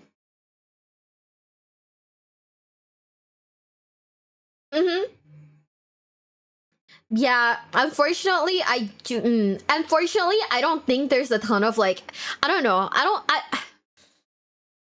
like it, but once again, it's not inherently sexy, right? That's a cheap IKEA table. Even better.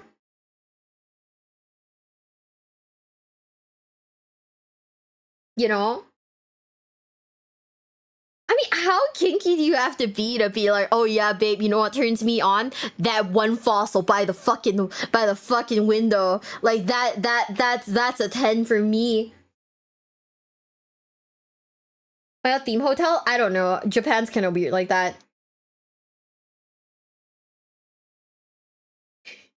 Apparently the smaller rooms, right? In the smaller rooms, they play like the Jurassic Park theme in the hallways. So you can actually hear like the Jurassic Park theme in the rooms, which is insane. So like, can you imagine you're banging your girl and like you hear the Jurassic Park theme in like the distance? Is that a couch? You're in a love hotel. That's a fuck couch, bro. Oh man. Bro, oh my god. Wait, let me show you the fuck ass tree. Now, there is a weirder love hotel. This one's actually the other one's actually fucking weird, and it's like whoever decided that this was the play doesn't know what they're doing. Whoever decided, oh yeah, you know what would absolutely slap? This room. They don't know what they're fucking doing. Are you okay? Everybody, hold on to your seats. Get ready for some trauma. Lobotomy, that's you. Get ready for some trauma.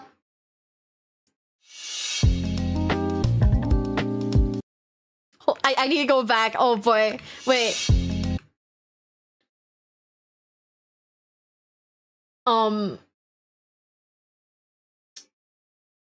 What the actual fuck is happening? It's a sweets themed love hotel.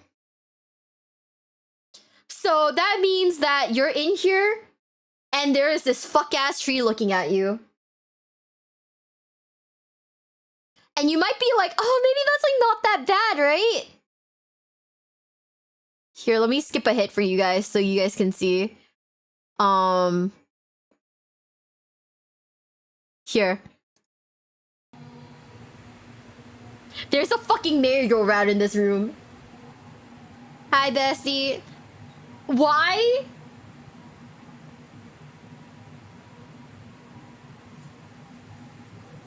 I don't know. I don't know why it has a creepy ass face.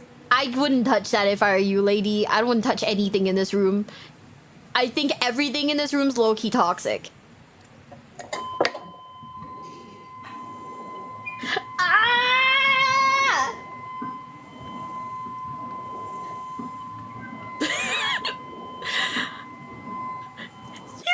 You're banging your girl at the love hotel, and then you look over to the right and you lock eyes with the fuck ass tree. The tree doesn't stay on. The tree does not stay on. The hell did I just come back to? Do you like love hotels? Do you like love hotels? Is the question, I guess.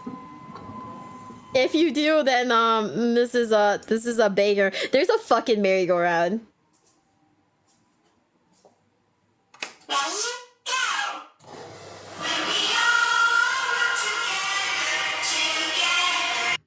Apparently, it goes on for like 5 to 10 minutes. I brought food back to this. Yeah, sorry. We're looking at a love hotel right now. You know, you know, I don't have any words for this. This is one of the ones where I'm like, wow, genuinely, I don't have the words for this. I don't understand who, like, what room designer thought, oh yeah, you know what, make this like room really sexy? A merry-go-round that won't shut off.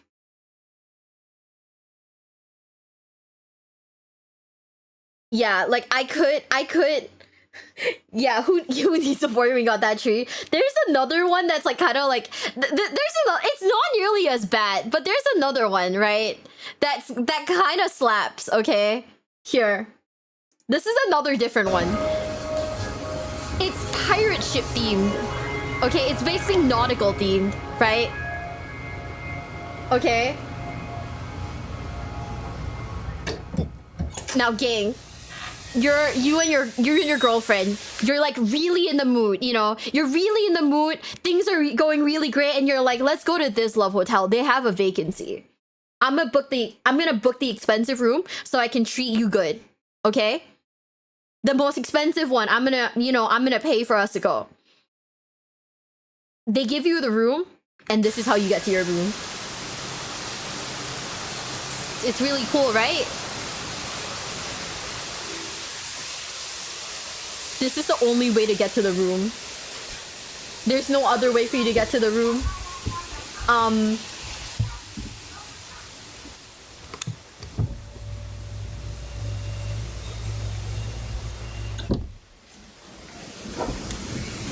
It's a bit phased. I'm just saying, I think by this point I'd be more into the ride than anything. Like, bro comes secondary.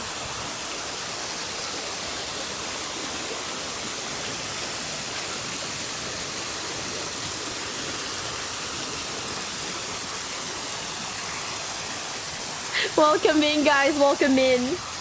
And pay for Pirates at the Caribbean at Disney. Oh my god. One time I yelled, right? What was it? The One Piece is real at the top of the drop, and nobody laughed, and I was so sad.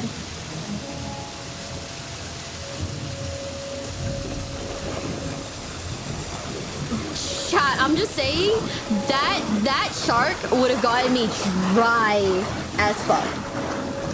What would the rates be for this one? I think this one wasn't that expensive. I think this was like,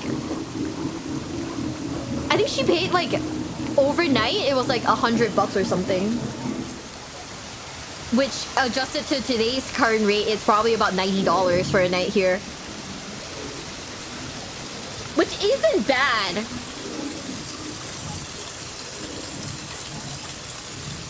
Which isn't like bad per se. Is this in Tokyo? No, I think this is in like Nagoya or something. But yeah, I don't know. I don't know how I feel about this, mainly because like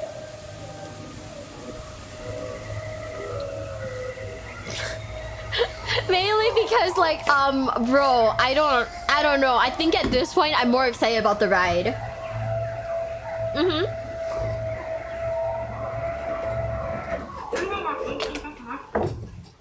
Oh yeah, you can. This is one of the ones where you can stay with friends or by yourself. Some of them they don't actually let you stay by yourself, and some of them they like, yeah, some of them they just don't let you stay by yourself, which sucks.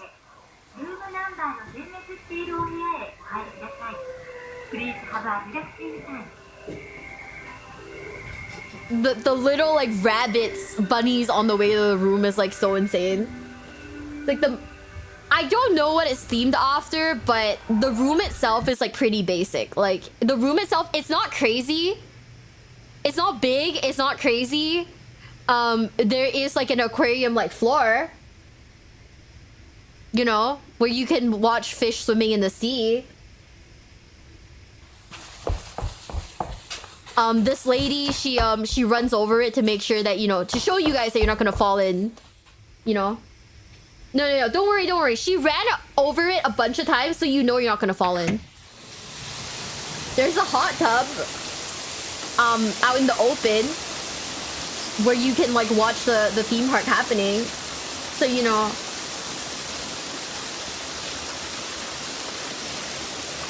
So, you know, like that's pretty good. But also, I don't know, because like I'm pretty sure the room is angled in a way where they wouldn't be able to see. But man, that's like an outdoor veranda. Someone's gonna see you butt-ass naked there, right? Right? I don't know. They better charge. Like, if someone's gonna see me butt-ass naked like on the fucking veranda, bro, my room better be fucking comped. You know? You got glass for that? Yeah, but it's like barely anything though. Look at that glass. Okay, maybe for me it will cover, but you can turn on the lights if you press a button in the room. That's insane.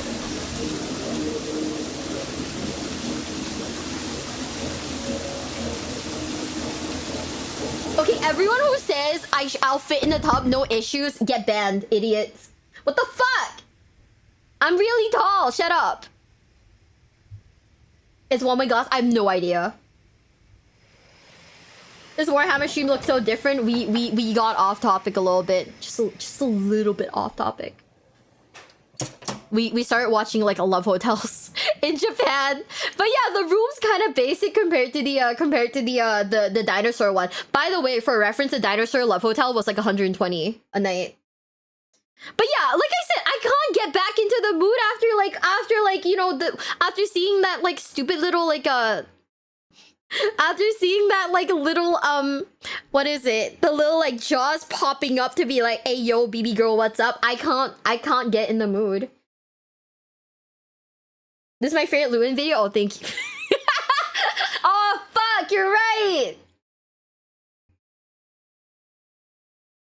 Warhammer Love Hotel when if you had sex in the Warhammer Love Hotel and you don't say, "Brother, I am pinned,"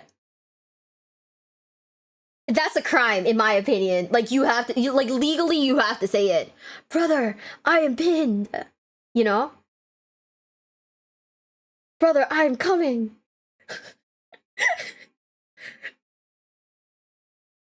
It's...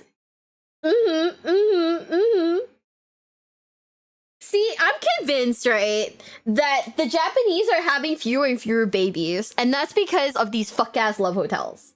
Because it's like, at that point, right, all the moisture has been taken out of the air. As soon as I open the door and see the fuck-ass tree, all the moisture has been taken out of the air. I'm like,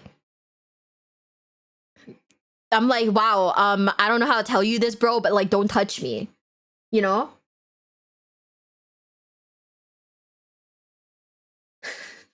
Like, I don't know, like, I'm sorry, I know we're at the fuck ass tree love hotel, but like no. Just no. Only in death does duty end. Last 2 minutes. Last 2 minutes and then pass out. That's how that works 100%. You want to know something? I genuinely, like, I'm trying to see if Nova will go to, like, if we can even squeeze in like a quick like love hotel visit, just so I can go in there and take pictures so I can like post it online for you guys, specifically for chat, not because I'm curious, but I'm doing it for you guys, you know. So since it's content, it's like a tax write-off. That way I can put love hotel on my taxes.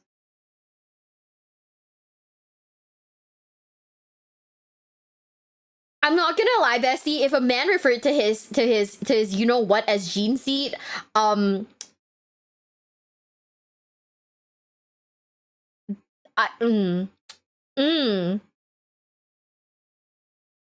know, I think I can punch him, right?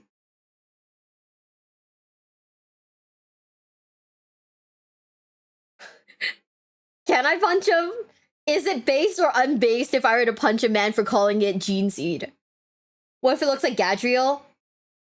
I take it back. Gadriel's fire. I take it back. No. You're base. I understand it now. Yes, if Gadriel called it Gene Seed, I'd be like, fuck yeah, bro. Fuck yeah, bro. Dab me up, brother. The GF would be a Gene Stealer then? True! True! At that point, you should RKO his ass. Dude. You know, that would make you heretical. But it's Gadriel, though. Like, hello. Like, hello. That's not on me. I mean, you wanna know something? I'm still excited. Like, I hope that if like Warhammer ever does like Family Feud again, I hope they invite me again, cause like that shit was so fun. And I was like, I don't know how to tell you guys this, but if you watch that episode, and there was that one part where I was like, where they announced the answer was Nurgling, like number 1 was Nurgling. You don't understand. I was sitting in my chair, I was shaking like a fucking rabbit chihuahua, bro.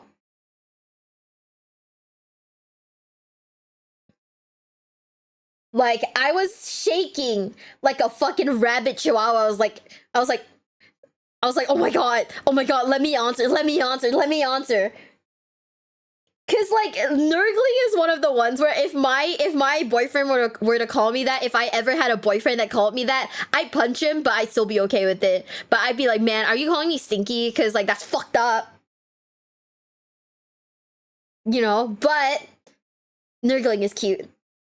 But also, are you calling me fucking smelly? Cause what the hell? They'll call you if they do. I literally messaged them earlier.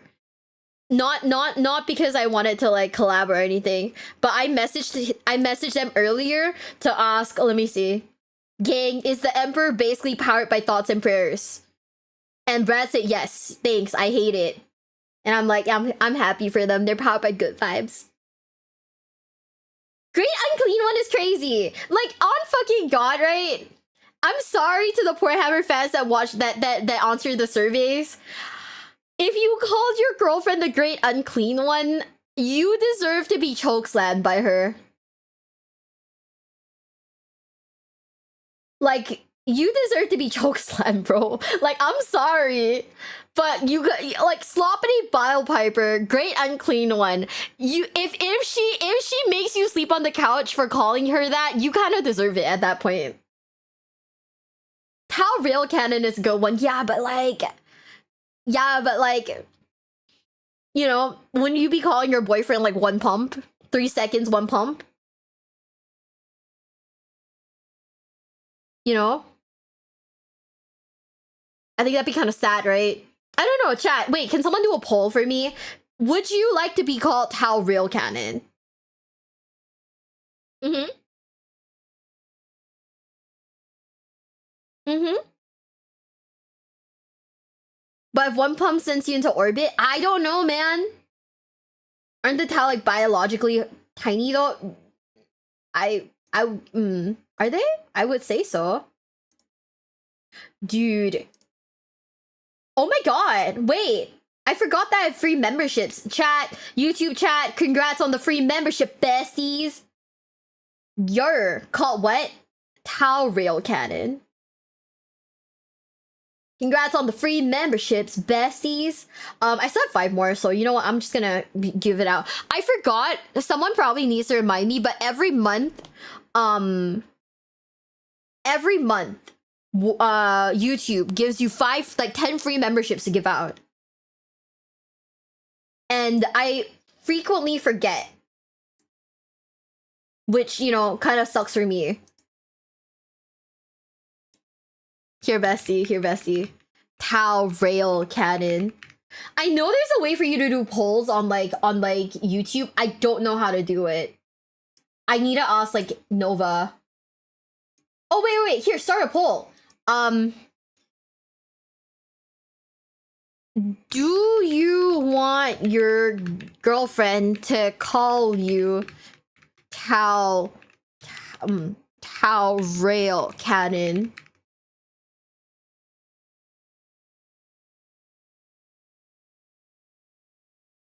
Also, yeah, reminder to Twitch viewers, Twitch Prime subs exist. When do they start that? I don't know, apparently. Or I'd be called the Aeonic Orb. But then won't that mean you don't exist?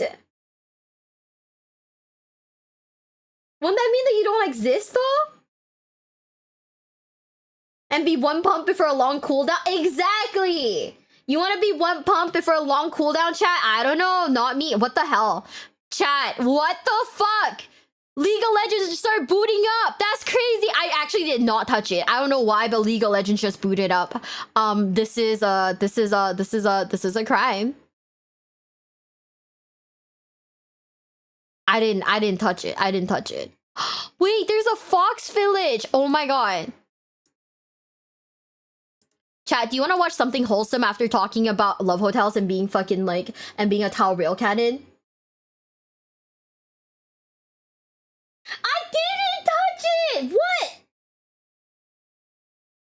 Chat, hold up, look at this. What? Look at how happy they are! Ah!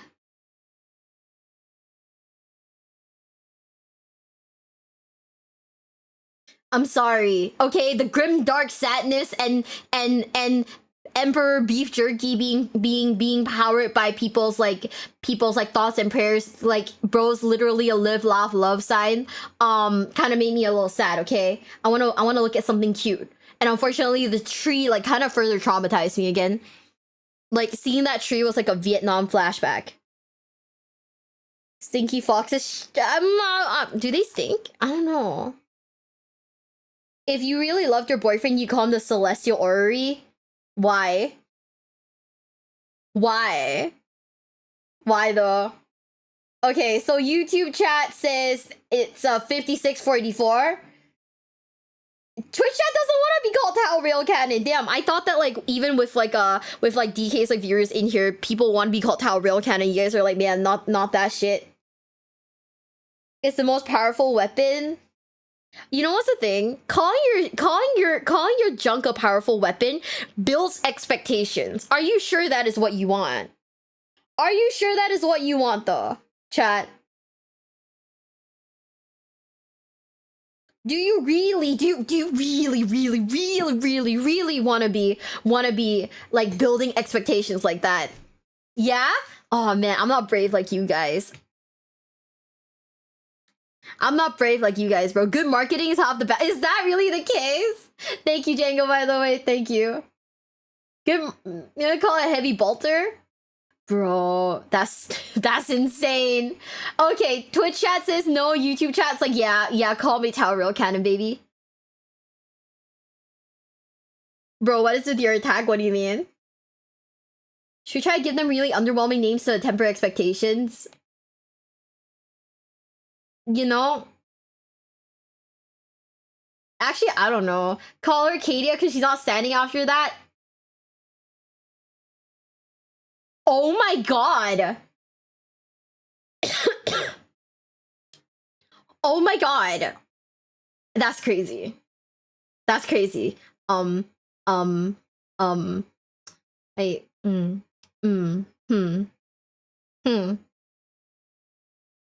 know, I feel like everyone in chat's probably gonna try to riz that up, you know? Like everybody in chat's probably gonna try to use that from now on, and that's kind of insane. I'm choking VIP that man. That's so funny.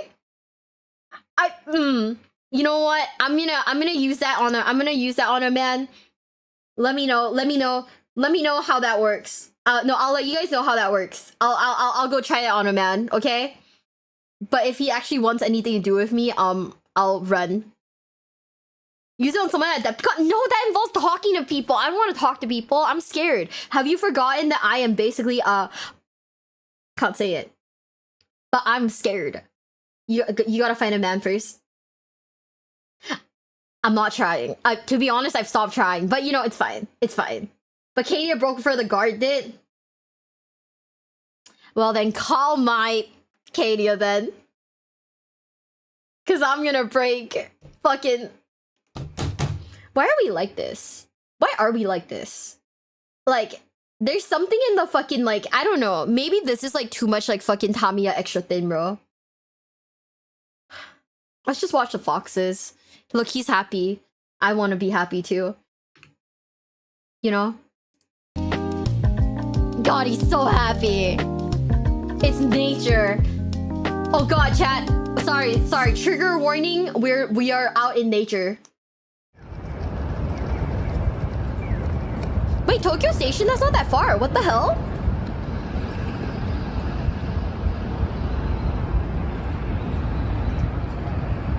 Never mind. You gotta take the Shinkansen. Okay, that's pretty far. Damn, it's like okay, $70 to travel isn't that bad, I think, because it's a Shinkansen, and the Shinkansen's fucking sick, bro. Look at how cool that train is. Look at how cool that train is. Like, it's so clean.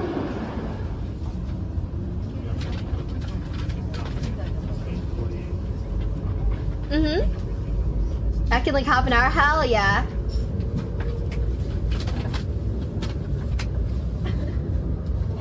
Lol, that nose. It's the train's snout. 30 item balance bento. I don't see 30 items there. But for $6, it's not bad, right? Oh, wait. Wait. Rice, chicken, fish, pumpkin, eggplants, ginger, beans, radish, takana, corn, eggs, zucchini. Okay, when they say 30 items, they mean we'll give you one of everything. Okay, wakata. Yeah, it's a little snoot. Yeah, they mean 30 items.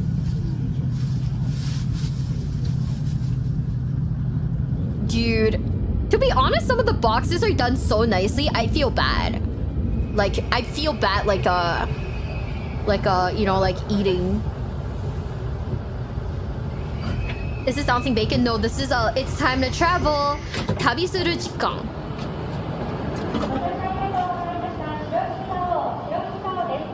And we're watching it because this is a fox village. And you know I'm a sucker.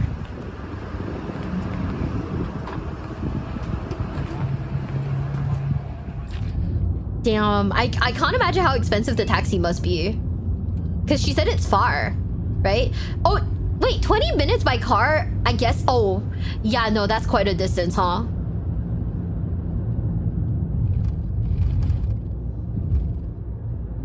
Was bro statue shirtless? Yes. What the fuck is that?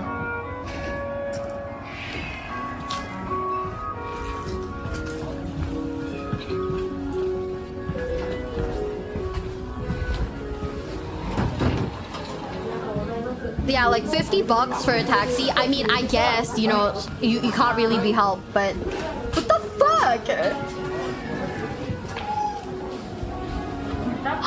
Look at the little foxes.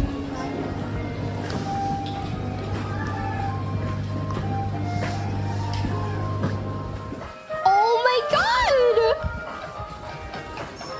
Little baby.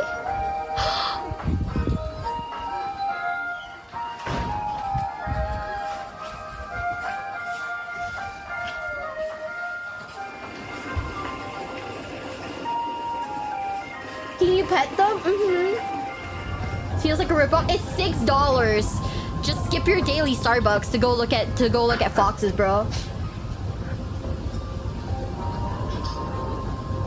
I'm pretty sure these are probably not wild foxes. I'm pretty sure like this is one of those like animal sanctuaries.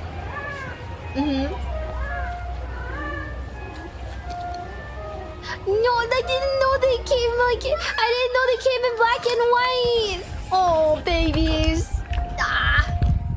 $100 travel. I mean, if you're already going up there for the... Because, like, this is apparently near, like, one of the biggest, like, skiing areas. So if you're already up there for, like, snowboarding and skiing, then, you know, doing a small trip like this isn't that bad. Oh, you can't touch them. But you can hug like foxes in another place.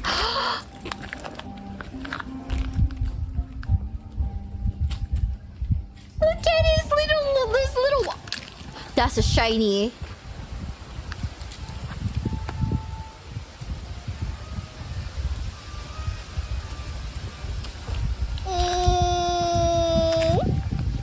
Skirts and shoelaces. They're interested in skirts, chat. They may bite it off of you. Oh. He wants the shoe, chat. He wants the shoe.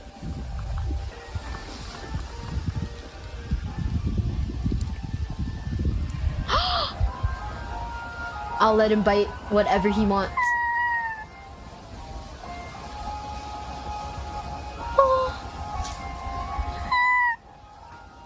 Chat, now you know what the fox says.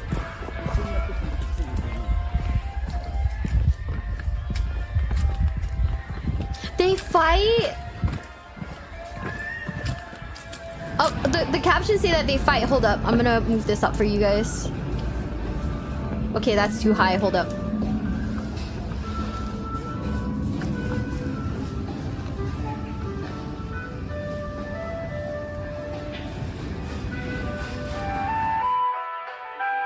don't touch the fox, he'll bite you 100% of the time. Damn, I don't like those odds, chat. He says, huh? And that's so cute. I'll take 10 of them. I'll take all of them.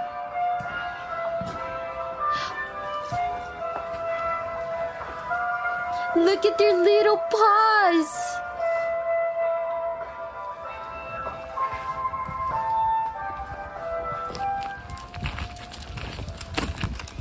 I think they're like I think they're domestic. They're not like exactly tame, but they are like brought up in like captivity. Because I'm pretty sure this is like an oh, it's the shrine. That's why there's so many foxes.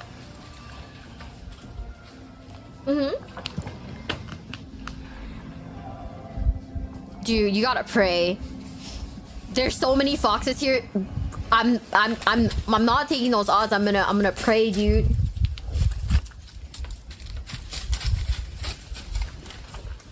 It's nice that they're not scared of people, you know?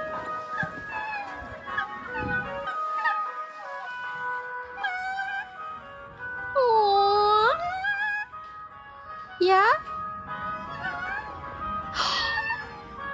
That went straight into my heart and into my soul.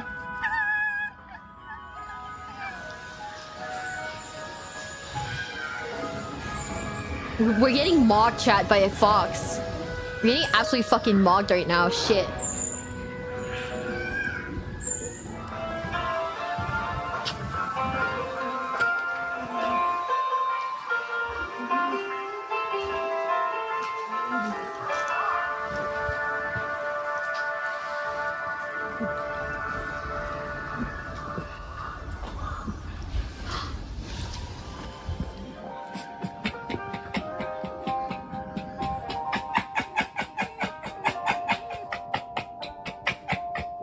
What are those noises?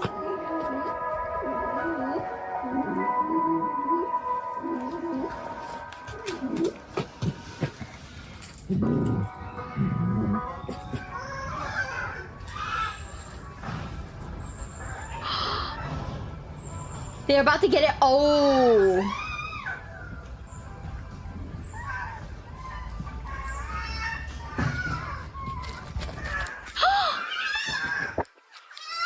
That's so cute.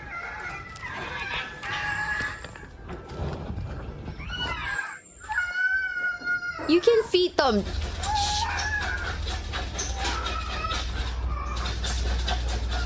I want you to know. Why does it sound like someone's screaming in the back? What the hell? They're either... Oh. Oh.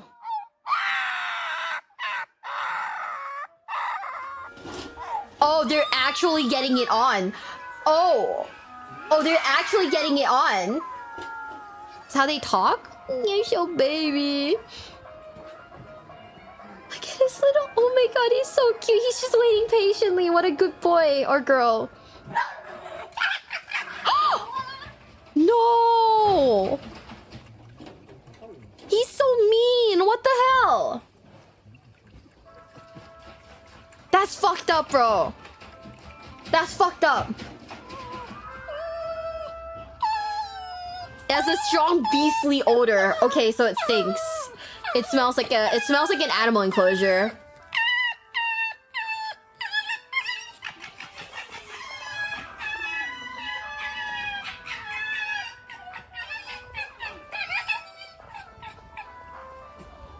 He yapped so much he got thirsty. He's just like me.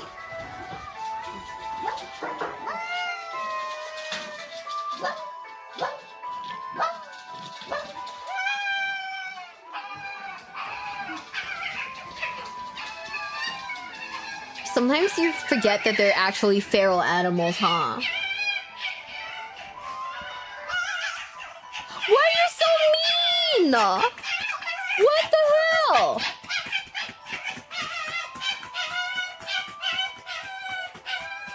I mean, I guess it's natural for them to fight, but like... That's not very... Oh my god, he's literally shitting.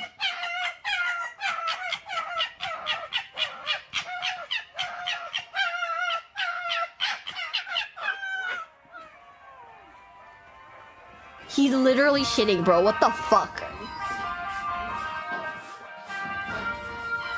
Wait, that's so cute. He's like a kitty. Like a cat, bro. I don't know, I guess you piss on the other fox to assert like domination or something. Oh.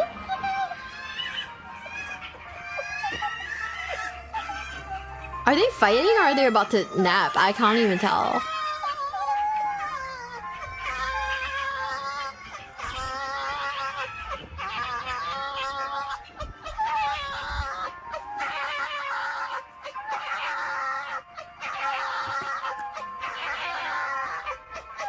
I can't tell.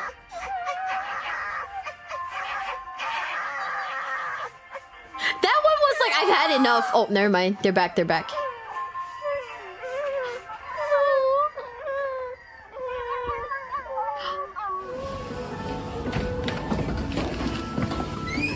Holding experience is held twice at 11 and 2 p.m. Chat. Chat, I'm locked in for this. I get to snuggle. You come from late April to May, you can hold a newborn baby fox.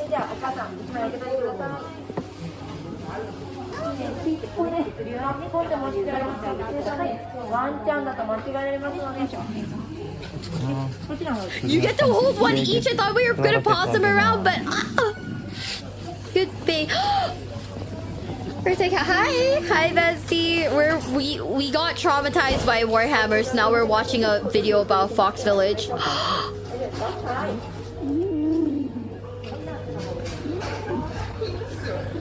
You're so baby. Chat, I would not be able to resist the urge to give them kisses. Like a billion kisses.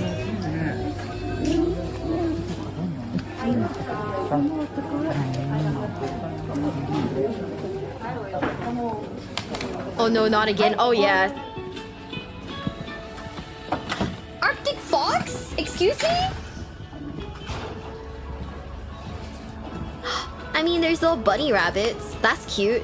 Wait, that was so cute. Oh shit. There's goats.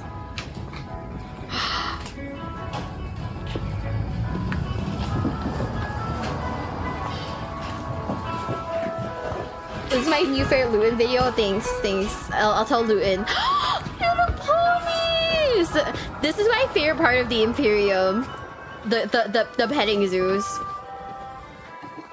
It's like Uma Musume, but like babies.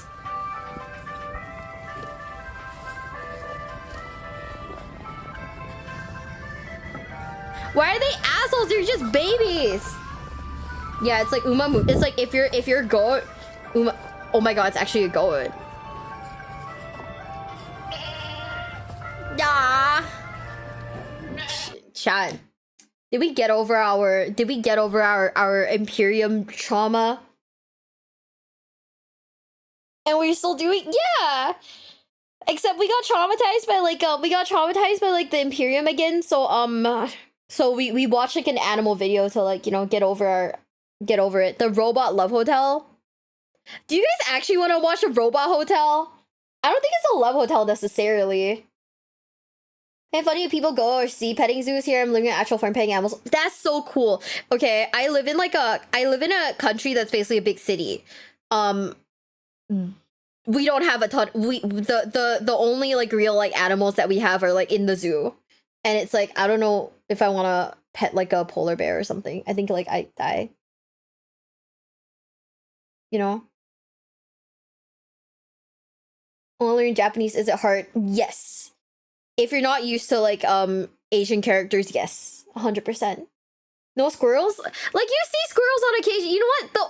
The only like really like abundant animals that we've got are chickens. Like I don't know why, but there's a fuck ton of chickens just roaming around, and it's like I don't know what they do, where they're at, but like the chickens are just around. And no, you can't just catch them. Because I'm scared that I'm actually scared that if I try to catch any of the chickens roaming around, you know the thing in like in The Legend of Zelda where you get attacked by chickens, I feel like that would happen to me. and I don't want to do that. Like, what, like, chat, how much aura would I lose if I died via chicken? Pecked to death. You could, you know, they could have been nuggets, but instead they killed me. Did you have aura to begin with? Okay, yes. Not chickens or government surveillance. I thought those were pigeons. I thought those were pigeons, bro. I mean, I don't know whatever the pigeons are doing, like, sure, surveil me. I go out to 7-Eleven and I come home, you know? We don't really have predators, that's the thing. There's no, like, real predators here. Like, shit, the only real predator is, like, me, I guess, because I'll fucking catch one for the memes, honestly. Like, I don't even know what I do with a chicken. I just take one home. Do you want to pet an eagle? I want to. They look confused. I see myself in them. They always look confused, and I'm like, bet. Me too, bro. Me too. Can you dab up an eagle? I don't think so. You know what's the thing though? We also have fucking monkeys here. And like, I cannot with the monkeys. Like, they don't eat the chickens, but they will like steal your food. And it's kind of fucked up because it's like, man, I was really looking forward to like my sandwich. And then I was really looking forward to my sandwich. And then monkey comes and I have to like surrender it, you know, because fuck, dude. Monkeys are evil. Like, if I like animals in general, but if I had like one thing that I absolutely fucking don't like, it's monkeys. They're scary. Like, they're scary. You know? Like, I don't want my face to be ripped off. I'm just a girl. They get snatched by wherever eats them? No! Fuck. Can I ask you guys a question? Do I give like horse girl energy? I gotta know, do I give horse girl energy? I mean, I know I say I like horses a lot. Like, I like looking at horses. But like, I like looking at horses, but I can't say I've ever been like, oh my god, it's a horse farm. I wanna go. I need to go see it, you know? A while back, a guy like invited me to like to ride horses, and I was like, I was like, okay, but like I don't care for that though. And I was like, oh, okay. And then like another guy was like, do you want to go see a horse farm? I was like, no. Like, I mean, weird. And I'm like, oh my god, do I give like horse girl energy? Is that why guys are like, you want to go see horses? Like, not particularly. Like, bitsuni. Like, I wouldn't say I don't care about horses, but it's more like, well, you know, I could go see a horse, I could like not go see a horse. I'm cool with both, right? Horse girls are freaking crazy. You would seem like a Saddle Club girl. I don't even know what that means. It's just assume that a lot of girls like horses, maybe. But it's like, you could take me to go see a cow, I'd be like kind of happy. Should be interested in riding horses though. I mean, I would, but like, I wouldn't like, you know, go out of my way for it. You know what I mean? Thread, thank you for the follow. Thank you. Welcome to the basement. Welcome. My Little Pony or Centaurs. I mean, I had the toy when I was like a kid, but like, it's not like I ever like followed it. Like, someone gave me like My Little Pony toys, like the really like old ones where they still look like horses. You know? Centaurs are like, okay, I guess. Like, I don't feel strongly about centaurs enough to form an actual opinion, I guess. There are two different leopards. We have leopards? I've never seen them. Would you like to pet a rat? I mean, maybe one day, I don't know. Maybe one day. I mean, you know what's the thing? Like, honestly, when it comes to animals, right? I'm not about to, like, I wouldn't say I'd go out of my way to visit, like, a ton of animals, but if it's, like, convenient, sure, why not? Also, here's a robot hotel. This looks fucked up and weird. She said turn on the subtitles. Okay, bet. Velocity! Velociraptor. Oh my god.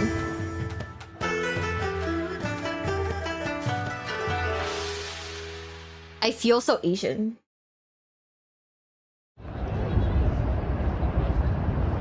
By the way, my Hama Tokyo Bay, this is near the Gundam. This is near the Gundam thing.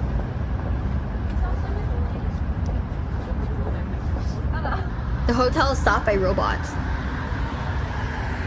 For 2 people including breakfast? Okay, that's not bad. 107 USD.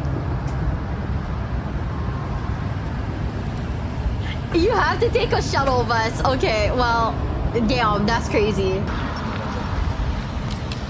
Yeah, the Gundam. There's like a massive Gundam and I think it's in Maihama. Yo. This one isn't a love hotel though. It's 3 years old. They check your temperature? Oh, I mean, if it's 3 years old, I guess this is like a little bit after COVID, right? So I guess that's why they do check your body temp. Yo, shut up. I want to get my body temperature checked by a dinosaur. That's sick. That's dope.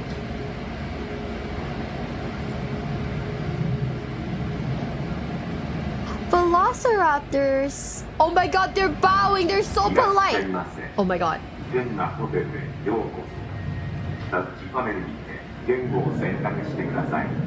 Welcome to Henna Hotel. Oh. Please use the touch panel to Okay. select your language. 欢迎光临 Henna Hotel. 请点击触摸屏选择语言. Damn. 이상한 호텔에 오신 것을 환영합니다. 터치 패널의 화면을 보시고 I mean, 번호를 선택하여 주십시오. that's kind of dope, I guess, right? That's kind of cool. 기간을 위해 이동 시お手続きください. Okay. Would you still be in the mood? Like, honestly, would you still be in the mood, like, after this? I don't know, man. 後方のエレベーターを使ってお部屋までお進みください.快適なホテルライフを Where's the German-speaking dinos? Go complain. Go complain. Just be like, hi. Where's the German? Where's my German dinosaur, bro?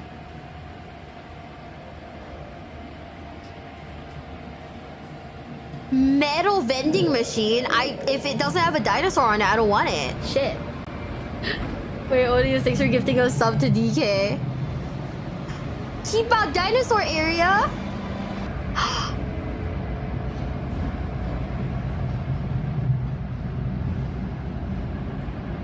That's a body towel? That's small.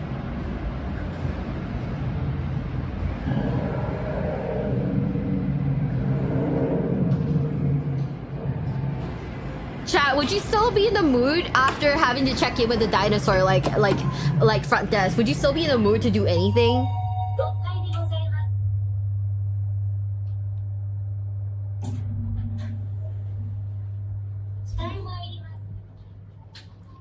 It has 100. That's a lot. What? How drunk am I? I don't know.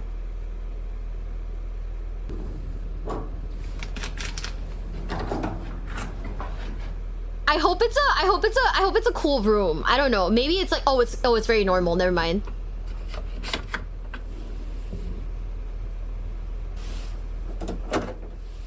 It looks very normal. Aw, yeah. I mean, I guess it's like not that bad. Yeah. Like, sure, you know, I guess sure, you could fuck in this room, sure. But like, where's the dinosaurs?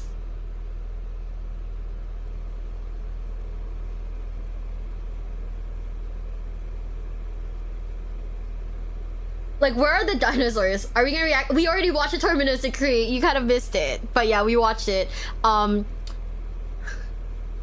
was basically confused 90% of the time. Lavelle, what is happening? We were watching a hotel that had like a dinosaur lobby, which was really sick and really cool. And then it's actually a normal like hotel room, which is kind of shit, to be honest with you. Not gonna lie. I wish it were cooler. Is this your house? I wish. I wish I could have a room like that comfy looking. 僕ロボホンこのお部屋のコンシェルジュだよホテルのことで知りたいことがあったら Oh yeah, we are not doing anything in this room. みたいに僕に話しかけてね Bro, I'd be scared to accidentally like summon Siri, bro. Would you go to Jurassic Park if it was real? No, I don't want to die. I'm not very smart, and you know I will attempt to pick up the dinosaurs and give them 4-hit kisses. You can't move the sofa without permission? What? Damn, that's crazy.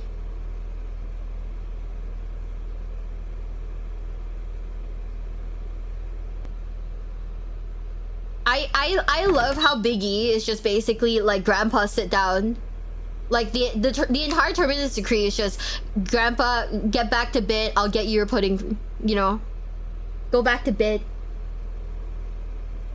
You can rent a VR game for free. Oh my god, yeah. That's pretty sick.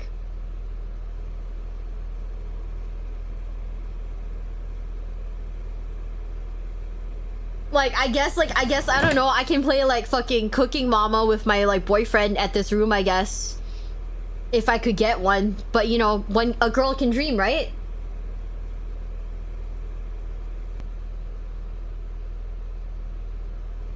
What do you think will happen first? Games Workshop like fixing their writing, or me getting a boyfriend? Which do you think will happen first?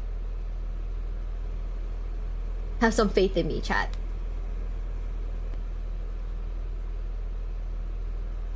Yeah, let's go! I win. Oh my god, yeah. You know what? See, you just need to keep the bar extra low, and I believe that you guys will believe in me.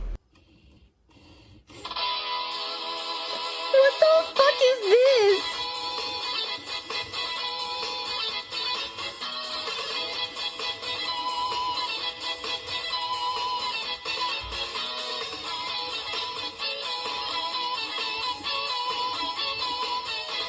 He started dancing like this even though we didn't ask him to dance?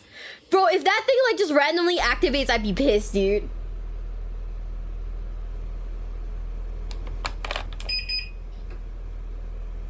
Like, I'd be pissed. Don't you have any faith? Let's go! I win. Let's go. I mean, yeah, the shower room's pretty small. Bro, actually, I think spending a night in a love hotel might be better because I feel like out of all the love hotels that we've seen on this channel so far, all of them have bigger bathrooms than this, right?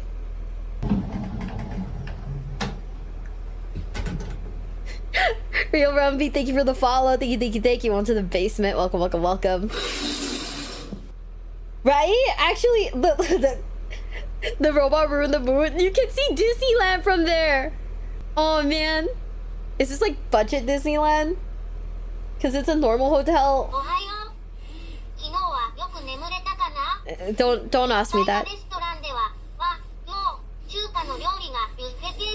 Buffet style, chat. Bro, if this thing woke me up at 6 in the morning to go eat at like the buffet, I'd be a little like, ooh.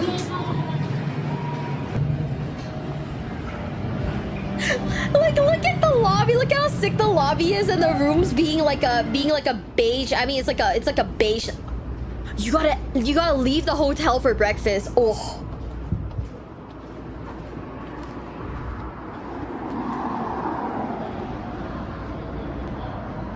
Jurassic Diner? Oh, it better be dinosaur themed.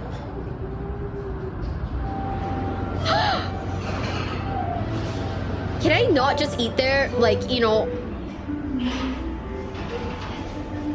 Can I not just, like, eat there, like, you know, without, like, staying at the hotel? Oh my god!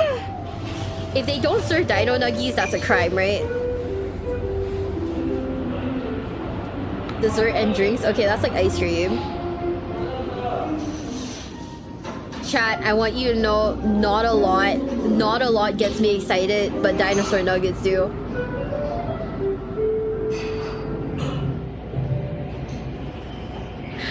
Oh, there's a Haagen-Dazs like vending machine.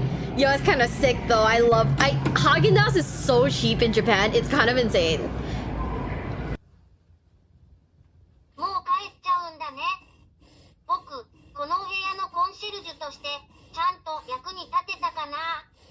これから、他にもいろんなことができるように。 Okay, it's kind of cute. Never mind, I take it back. It's actually kind of cute. 来てくれたら嬉しいな。 It's okay. It's kind of cute. It's kind of cute. いってらっしゃい。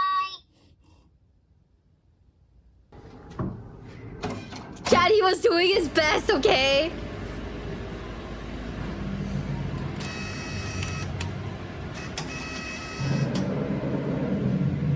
Okay, return the room key.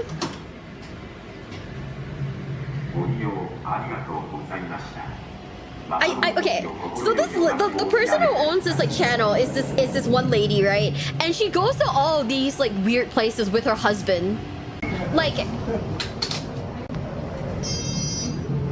if that were your like your wife or something, would you be like, that's kind of sick? You just have to stay in like hotels, like weird hotels from time to time. Whatever this is sick. Please, his robo wife and kids need the money. True. That'd be awesome, right? Trey. Chat, why are we like this? Why are we like this? I know this is your favorite Luton video, the one that has like the train in it. I know, chat. Don't worry, I understand. The autism.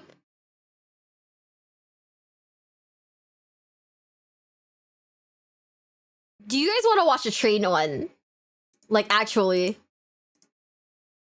do you want to watch the train? Like, have you ever played dinosaur theme deck? No, because the dinosaur theme decks aren't strong and I play meta mostly. Unfortunately. Oh man, how else are you gonna give an honest review? True, you gotta get your husband's opinion on the hotels too. You know, like man, do you? I don't know, Chad. Do you guys like the robot hotel? I don't know. I don't think I really like it. There's there's no love hotel. Oh.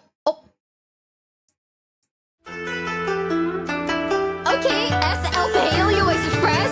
We're back to the dinosaurs again, bro. Oh, that's sick. That's so sick.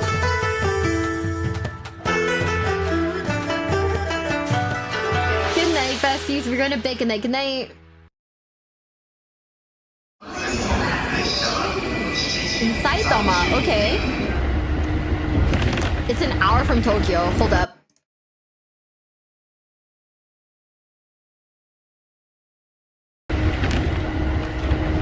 The steam locomotive. Oh my god, I want to ride this thing, chat. What the hell?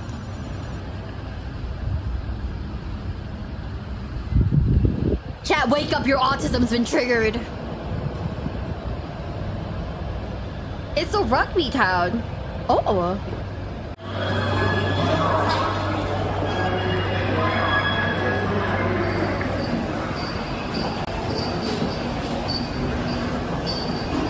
Okay. Kumagaya.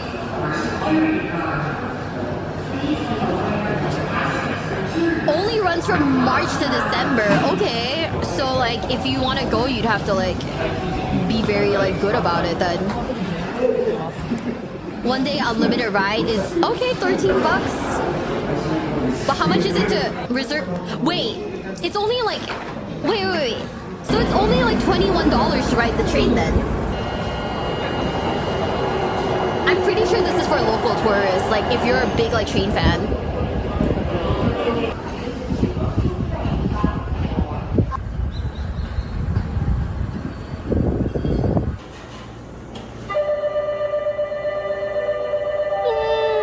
That's so cool.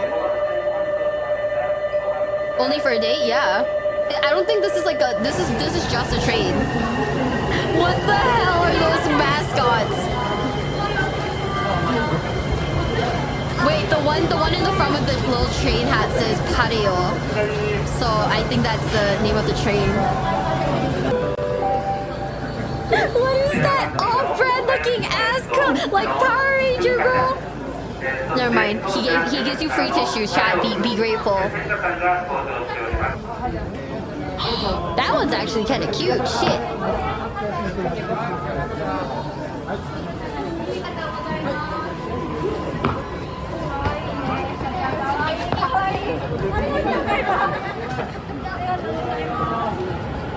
Oh man. What the heck? What the heck? What the heck? Oh. Oh. Yeah, it's a green onion. I don't. Everything's a mascot, I guess.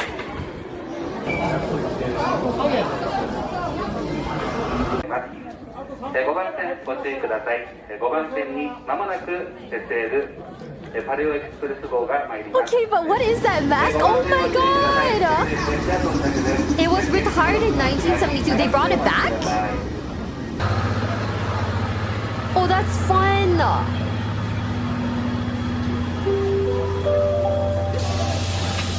Oh, that's so fun! That's so cool! It's derived from the sea animal Paleoparadoxia that lived in the Chichibu region about 20 million years ago. How would you know that? Okay, I mean, I know how you know that, but... Man, that train looks sick as fuck!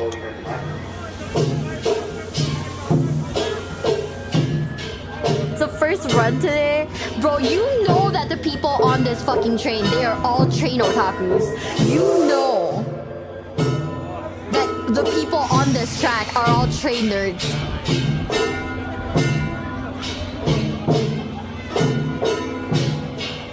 God. Need a ton of coal to make one round trip? Oh! It's actually a coal, like, it's a proper, like, steam engine. Holy shit.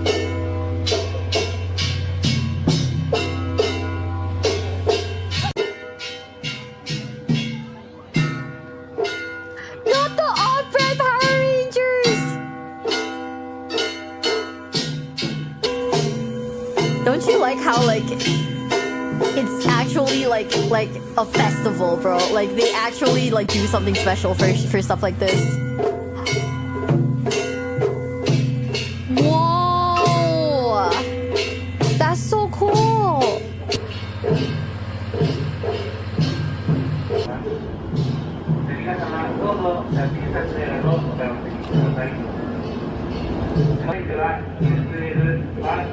Reserve seats. Ooh. Damn, the interior looks old as fuck, dude. But I mean, I guess it makes sense.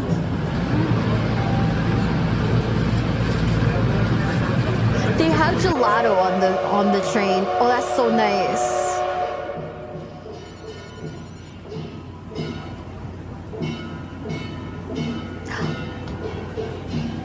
I get on a train like this just to pretend that my just to pretend like I'm leaving home, you know, like in those like movies where you're like leaving, you're going off for like a new adventure, so you're like leaving home and shit. Good night, Matt. Good night, bestie. Oh, yeah, the dramatic goodbye, you know. Just to be like insane. Can accommodate more than 300 people. Okay, that's not that bad. Then the odds aren't that terrible. Oh no, the odds are pretty terrible still. Wait, it's empty. First run and it's empty? Yo, we have a shot.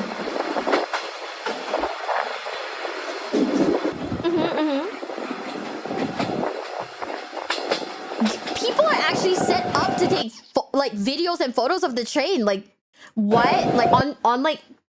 Oh shit. Oh shit. It's YouTube, right? Do you know yesterday YouTube had like an outage? Oh, they have bentos too. Train lovers? Yeah, I bet. I mean, it's kind of expensive compared to all the bentos we've seen so far, but I mean, it looks fine. It's serviceable. If there's anything that's like special, I get really excited about it, you know? Okay, and a normal train takes 1.5 hours. This one takes 2 hours and 40 minutes. What is happening? Okay. Yeah, YouTube had like outages yesterday. So like it's kind of a problem. I don't know. Even the kids are like waving from the trains. It's those old like push carts. Oh my god. I just want you to know I would be mukbanging on that thing. YouTube's dying again. I'm sorry, YouTube chat.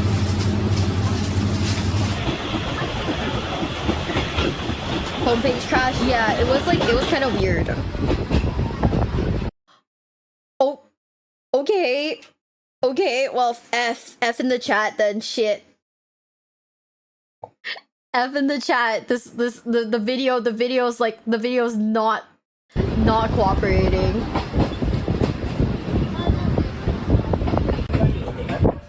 Oh, that is so cool. I know those are like people's houses, but like imagine living by like the lakeside like this. Like it has to be really pretty, right?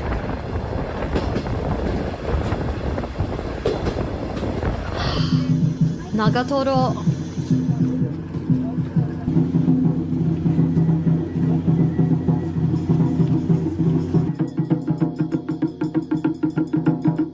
Damn. Oh, do you have to do maintenance on the train? That's why they stop? Oh. I don't know why that's so odd to me.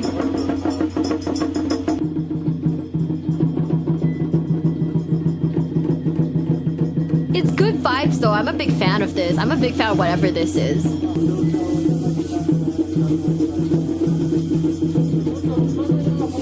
You refill water, get more cold wood almost every stop. Oh.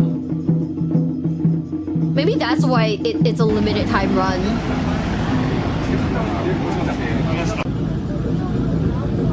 Yeah, maybe that's why it's like a limited time run, dude.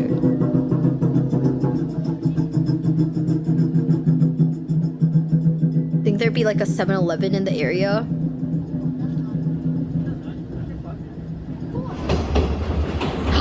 Oh, wait, the water's so nice. I really love looking at nature because in Singapore we haven't gone a ton.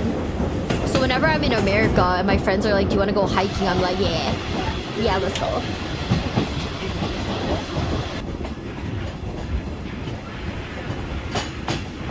That's so cool though. Okay, they stopped at another station. Aww. Oh my god, there's another mascot here. Damn.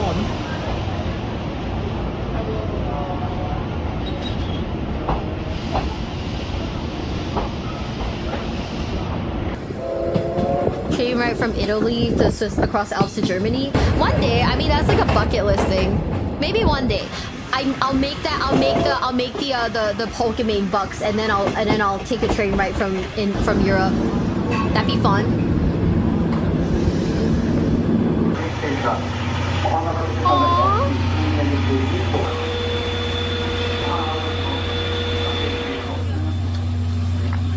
Wait. Why does it look like there's sauce on its head? It's probably sauce, right? Bruh. That's so pretty though. One day that'll be us. One day that'll be us. Dude, that's so cool.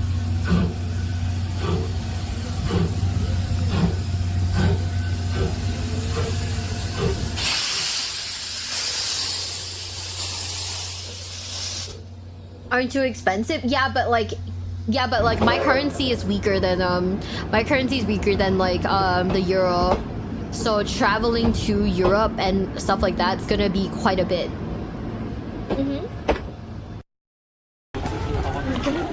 Look at the thing, it has like a whole butt and everything. Oh my god.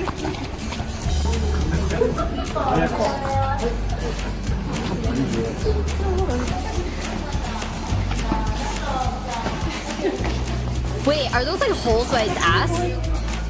It's like breathing holes then. Okay.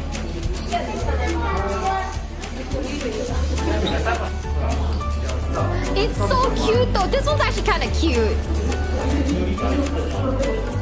Good night, guys. Good night. Good night.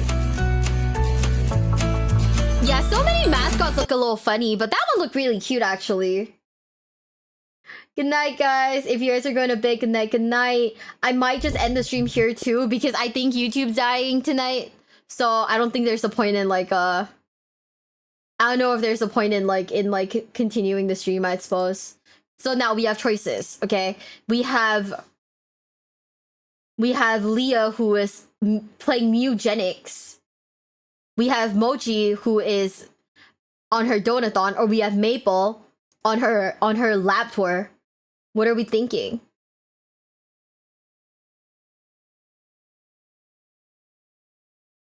Mm-hmm. That mascot Yakuza game? Which one is it? Mugenics? I'm sorry. 07 at YouTube chat? I'm thinking food. You should eat. You should eat, bestie. Okay. Go say hi to my wife. She's playing Mugenics. Tell her I love her. And tell her her hair looks really nice today. She's very, very pretty. Just last I could catch. We're coming back tomorrow, so if you're here tomorrow. Oh my god, I almost posted the wrong link. Oop.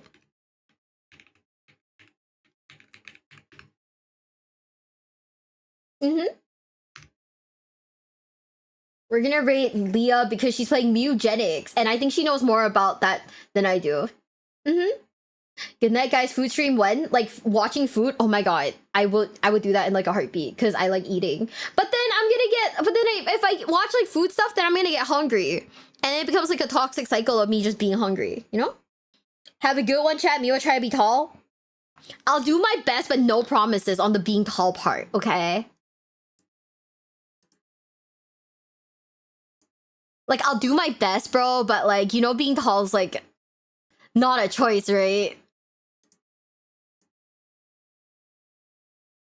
You know what? I'm gonna send YouTube to Emoji. Sorry, have fun with her. She's a little crazy, but I love her. Finger tiny. I'm really tall. Shut up. Bye, YouTube chat. I'll see you guys tomorrow. Tomorrow? What am I doing tomorrow? I mean, I'll see you guys soon for something. I don't remember what, but something. Bye, guys. Bye-bye. See you soon. And